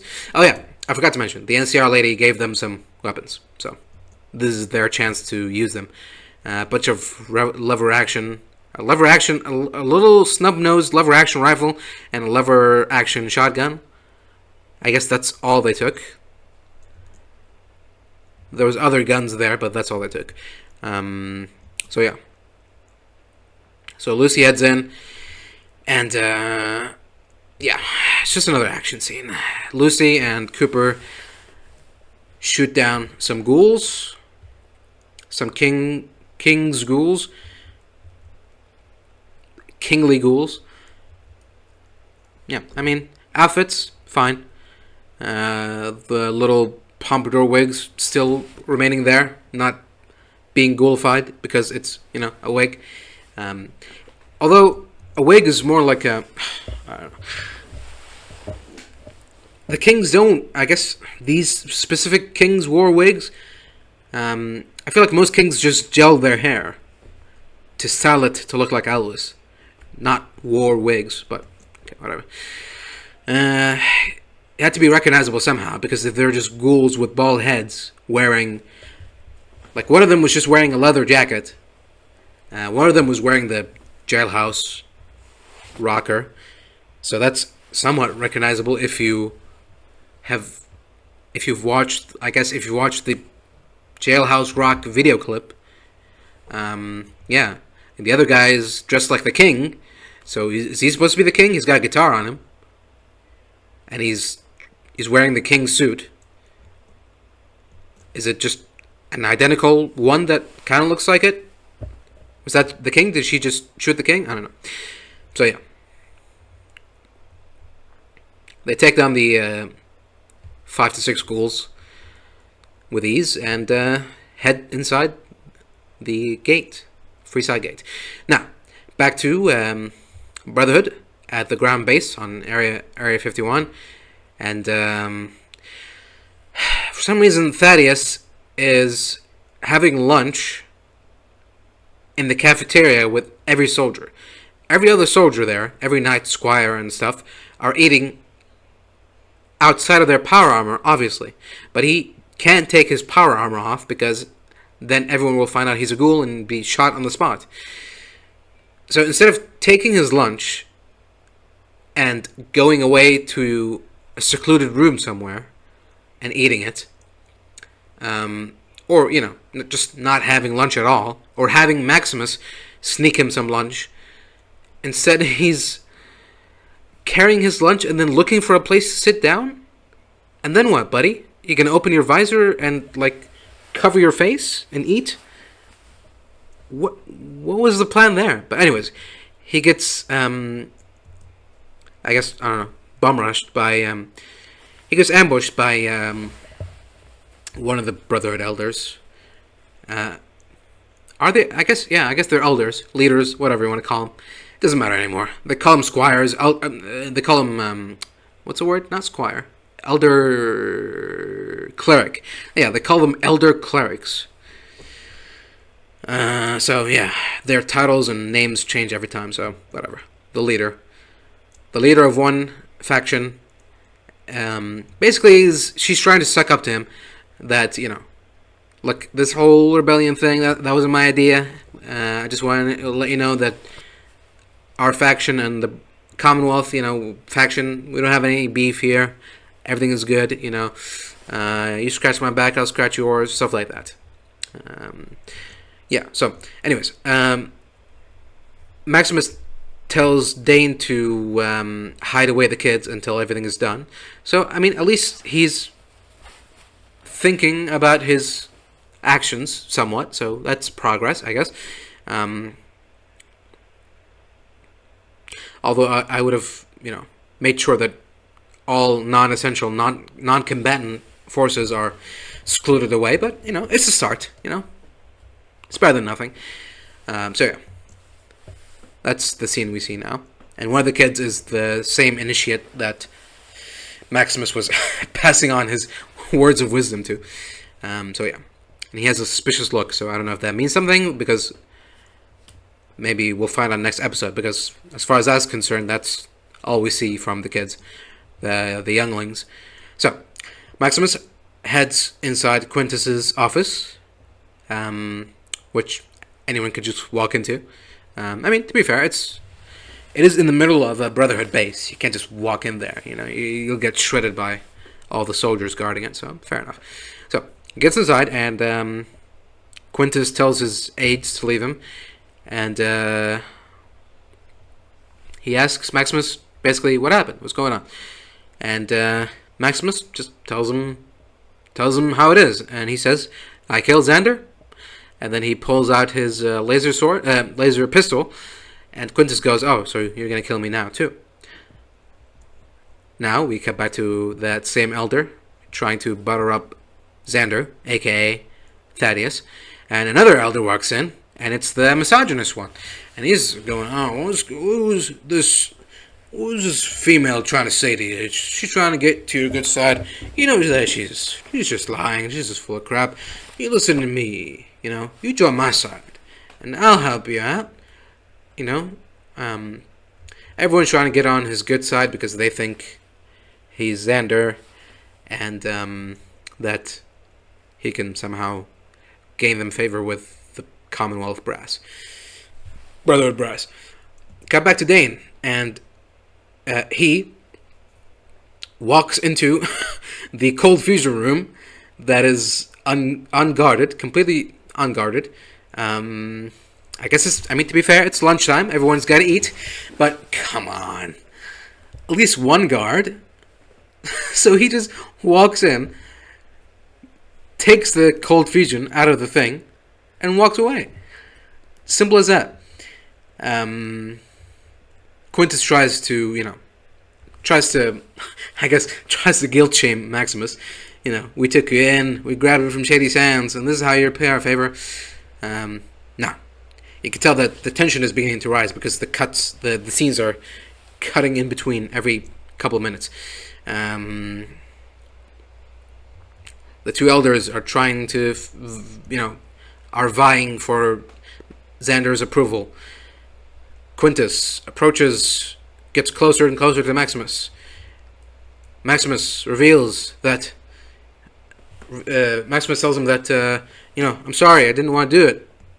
I didn't want to kill Xander. It's just that he wanted to kill a bunch of kids, and I couldn't let him do that.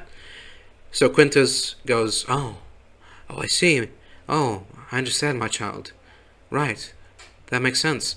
I'm so sorry. The Maximus goes, well, there were ghouls, kids, young ghoul persons. And Quintus is like it's like a stereotypical racist stereotype that when he finds out that his daughter is dating a black guy or something, he goes, "Oh, abominations! No, they must all be wiped away. No, how could you do this? You You are an embarrassment. You're a shame. And as he's doing this, he's just calmly and slowly walking away from Maximus now, and just casually goes to his drawer where he's got a gun, and he pulls it out and starts shooting. Way to go, Max. I mean, I know that the writers are trying to imply that he doesn't have it in him to kill Quintus.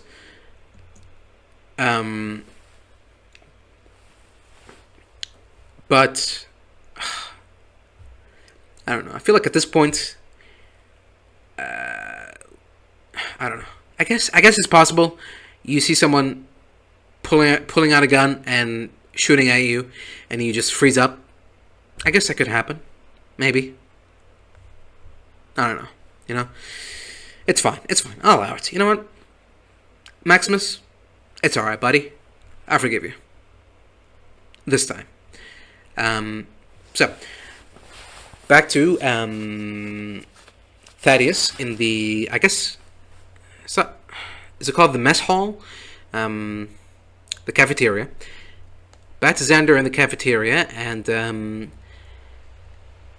he's getting stressed out. Sorry, he's having a panic attack from the incessant pandering he's getting from both elders, and he starts breathing heavily, and that's when the elders notice it and go, "What's wrong, Xander?" And he tells them that I'm having a panic attack, and the misogynist elder is like, "What the fuck is that?" And he tells him, "It's when you can't breathe and you start breathing fast or something." And the other elder, lady elder, is like, well, let me help it. Let us help you. Let me take off your visor so you can breathe better. And he goes, "Oh, no, thank you." And the other guy is like, "Let me take off your visor, Xander, sir. I'll help you." And he goes, No, thank you." So they go, "Xander, let me take your visor off." And as they're about to do that, the third elder walks in, and he goes, "Hey, what's going on here? Which one of you rats took the fusion core thing, the cold fusion? You thought we wouldn't notice?" And the lady elder takes that as her cue to kill the misogynist elder. I mean, I say kill. It's more like maim, because she stabs him through the cheek and into the tongue, which, you know, she foreshadowed in the previous episode by telling him, you know, "I'll have your tongue," or something. So then she stabs him in the cheek and she starts to walk away. And so the other elder obviously does the only logical next move, which is to fire in the air. And everyone just starts blasting, you know? It's like that, if you've seen like a scene in a comedy, like family comedy movie, where someone is throwing some food at someone, and another person, and then everyone goes, "Food fight," and then they start throwing shit at each other. Imagine that, just with bullets. One guy gets stabbed, and suddenly it's like, gunfight, pew pew pew. And yeah, this is how it started. I really thought they were going to do a civil war with the Commonwealth Brotherhood, but boy, was I ever wrong. Instead, the California Brotherhood mini chapters are killing each other over the cold fusion. So that's when Dane gives Maximus the cold fusion thing and tells him to go, leave, and something. And Maximus asks Dane, "What about you? What's gonna happen to you?" And he says, "You know, you and me, we're survivors. I'll survive." So we'll see about that. But anyways, Maximus and Thaddeus leave Area 51 and start running across the desert, the barren, empty desert. So good luck with that, guys. I give you 2, maybe 3 days until you die of thirst. Good luck. unless they're walking back to the Sarsaparilla factory. That's gonna be that, isn't it? Oh, God.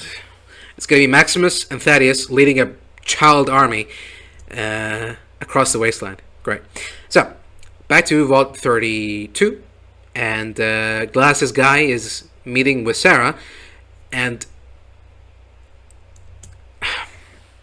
okay. How do I explain this? Glasses Guy just happened to be so stupid that he's so stupid that he lets like the guidebook tell him what to do and how to live his life, right?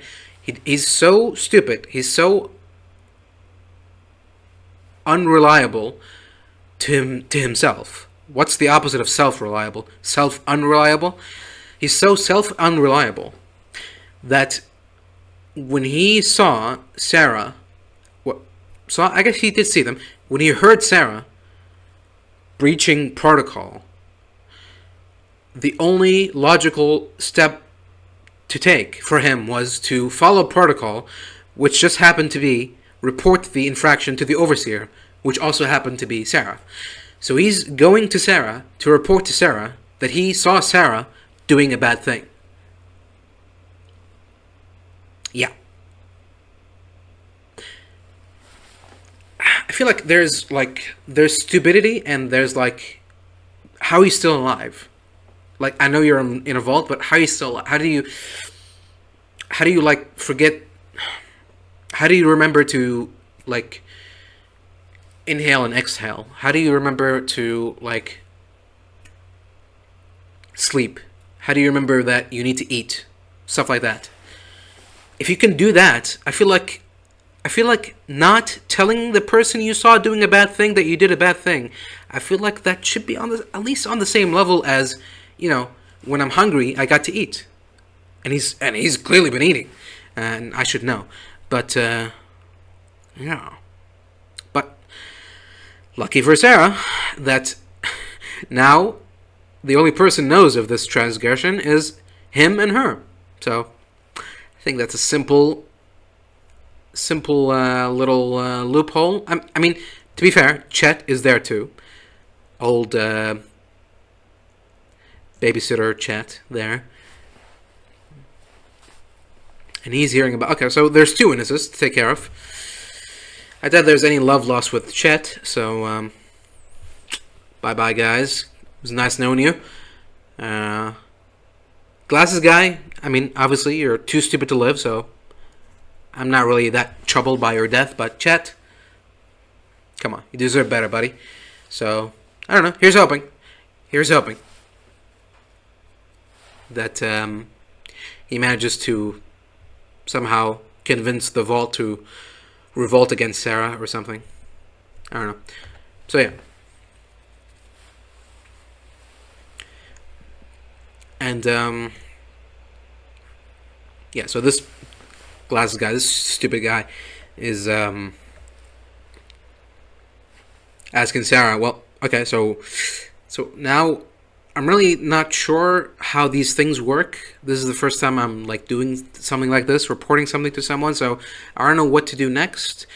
How do we solve this? And she says, well, lucky for you, the next step is that the overseer will take your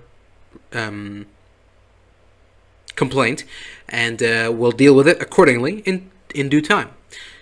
And so he says, oh, but aren't you so what were you doing talking with Betty about? And she goes, the overseer will deal with these problems and will alert you of our findings. And yeah, all of this talk is making Chet a little suspicious, so he looks through her drawer and he finds in her wallet, or purse or whatever, in her wallet, a passport or an ID card for her, and it's for the United States annexed territory of Canada, so she's Canadian. I feel like the only reason they made her Canadian is to have that little reference that, you know, oh, by the way, Did you know that Canada has been annexed by the United States? I don't know what other, like, narrative reason there is for her to be Canadian, but there you go. So yeah, it's not the Canadian part that's important, even though it's like in the big letters and stuff. I feel like most people might might leap to the conclusion that the twist here is supposed to be she's Canadian, dun dun dun. But no, the twist is obviously her birth date being, you know, pre-war, 2045. So what's going on there? She's clearly not who she says she is. She's not a vault dweller, or I mean, she is technically she is, but all vault dwellers currently living are descendants of the original vault dwellers.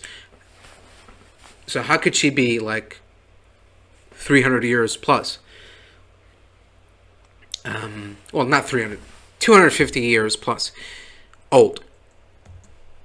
She's either that or there's some other shenanigans at play, you know? Time travel, cryogenic freezing, which I guess technically is the same as time travel. So yeah. As if you didn't get a clarification already that Sarah is up to something. I mean, Norm already told him as much, but the first time he just is like, yeah, whatever, you know, it's all good. We all have our secrets, whatever. Now he's like, 2045, oh my god, who are you? Wow. So, yeah, a little bit too late, but, you know, better late than never and all that. So, as Glasses Guy is leaving, he goes, oh, Chet, hey, how's it going, man? And Sarah goes, oh. So, this whole time, she didn't even, they had this meeting, and she never noticed that Chet was there? It's not like he was behind a door or something. There's just a curtain between the living room and the little baby crib room. And he was running around, like, taking care of the baby. But he wasn't making a noise, so, well, except when he opened the drawer. But, I guess, I don't know. I mean, it's such a small space that I feel like you'd be able to hear a drawer open. Especially if it's old and not well maintained. But, okay, whatever. She doesn't, so that's good. Lucky for him. But unlucky for Stephanie. She realizes that, yeah, Chet was there all along and she heard everything. So now she's got two people to deal with the fact that she did a no-no. So how will she get out of this situation? So Glasses Guy he's just clueless, completely clueless. As he's leaving, he's like, so what did you mean when you said the Vault 32 and 33 were experiments? What did you mean by that? And is it Stephanie or Sarah? I thought it was Sarah Harper. No? Am I thinking of a different character? Okay, Stephanie Harper. Overseer Harper is like, the Overseer will look into this matter and will report to you in due time. Goodbye. So yeah, Chet is trying to act like nothing is wrong and gets back to work. Gets back to the kitchen where he belongs, making the sandwiches. Now, we cut back to the New Vegas Strip, and well, it looks like someone took all of the casinos and locations on the Strip and just smushed them all together in one circle. Everything is just, it's all in one location. The Ultralux, the Ultralux is here, the Lucky 38 is here, Gamora is here, and the Tops is there, and then Vault 21 is over there. They're all close to each other, and their locations don't make that much sense, but I mean, whatever. It's close enough. It'll do. It's such a small detail anyway. Well, not small. Medium. Let's just say it's a medium-sized detail. So, inside the New Vegas Strip, he notices how empty and quiet it is. He starts to worry. What's going on? This is normal. This is natural. Where's the people? And for the people who played New Vegas, they'll probably be thinking the same thing. Where are all the people partying? Where are all the criers? The people dancing outside? Nothing. It's quiet. It's empty. No Securitrons. No people. New Vegas, and possibly Freeside, has been completely abandoned or ruined, or both. Probably a bit of both, because we see Lucy playing around with weird things, and only on a close-up shot do we realize that she's playing around with hatched Deathclaw eggs, which Cooper recognizes, and that's when, right on cue, a Deathclaw emerges from the doors of Gamorra. So, rip to anyone who's inside there. And he takes his time. He gets all dramatic with it, like he knows he's on camera or something. He gets his claw out slowly, and then rips the door out. Rawr! Slowly walks through, and this time, instead of him walking through the flames of the Vertibird wreckage, he's walking through the flames of the Gamorra sign. So, I mean, I don't know. You might think it's a little bit hacky, sure, I guess. But, I don't know. It's fine. It's fine. I'll allow it. It's subtle. It's subtle enough. Okay, well, it's not that subtle, but I'll allow it. Because we got bigger fish to fry. But unfortunately, those fishies are going to have to wait for next week, because this is it. Episode over, boys. What was that, like? That was like less than 40 minutes. That was like 39 minutes. Yeah. But there you have it. Episode over. We're done talking. Oh, in the credit sequence, we see the ruins of Cap McCarran, and the corpses of NCR and Legion soldiers. So, rip to Cap McCarran. Gone. Yeah.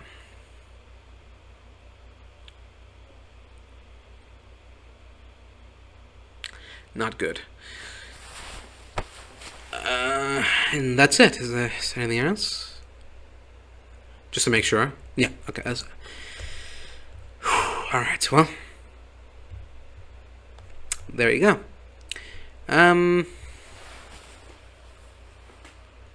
What else to say about the episodes? Obviously, the worst things are the Brotherhood destroying each other.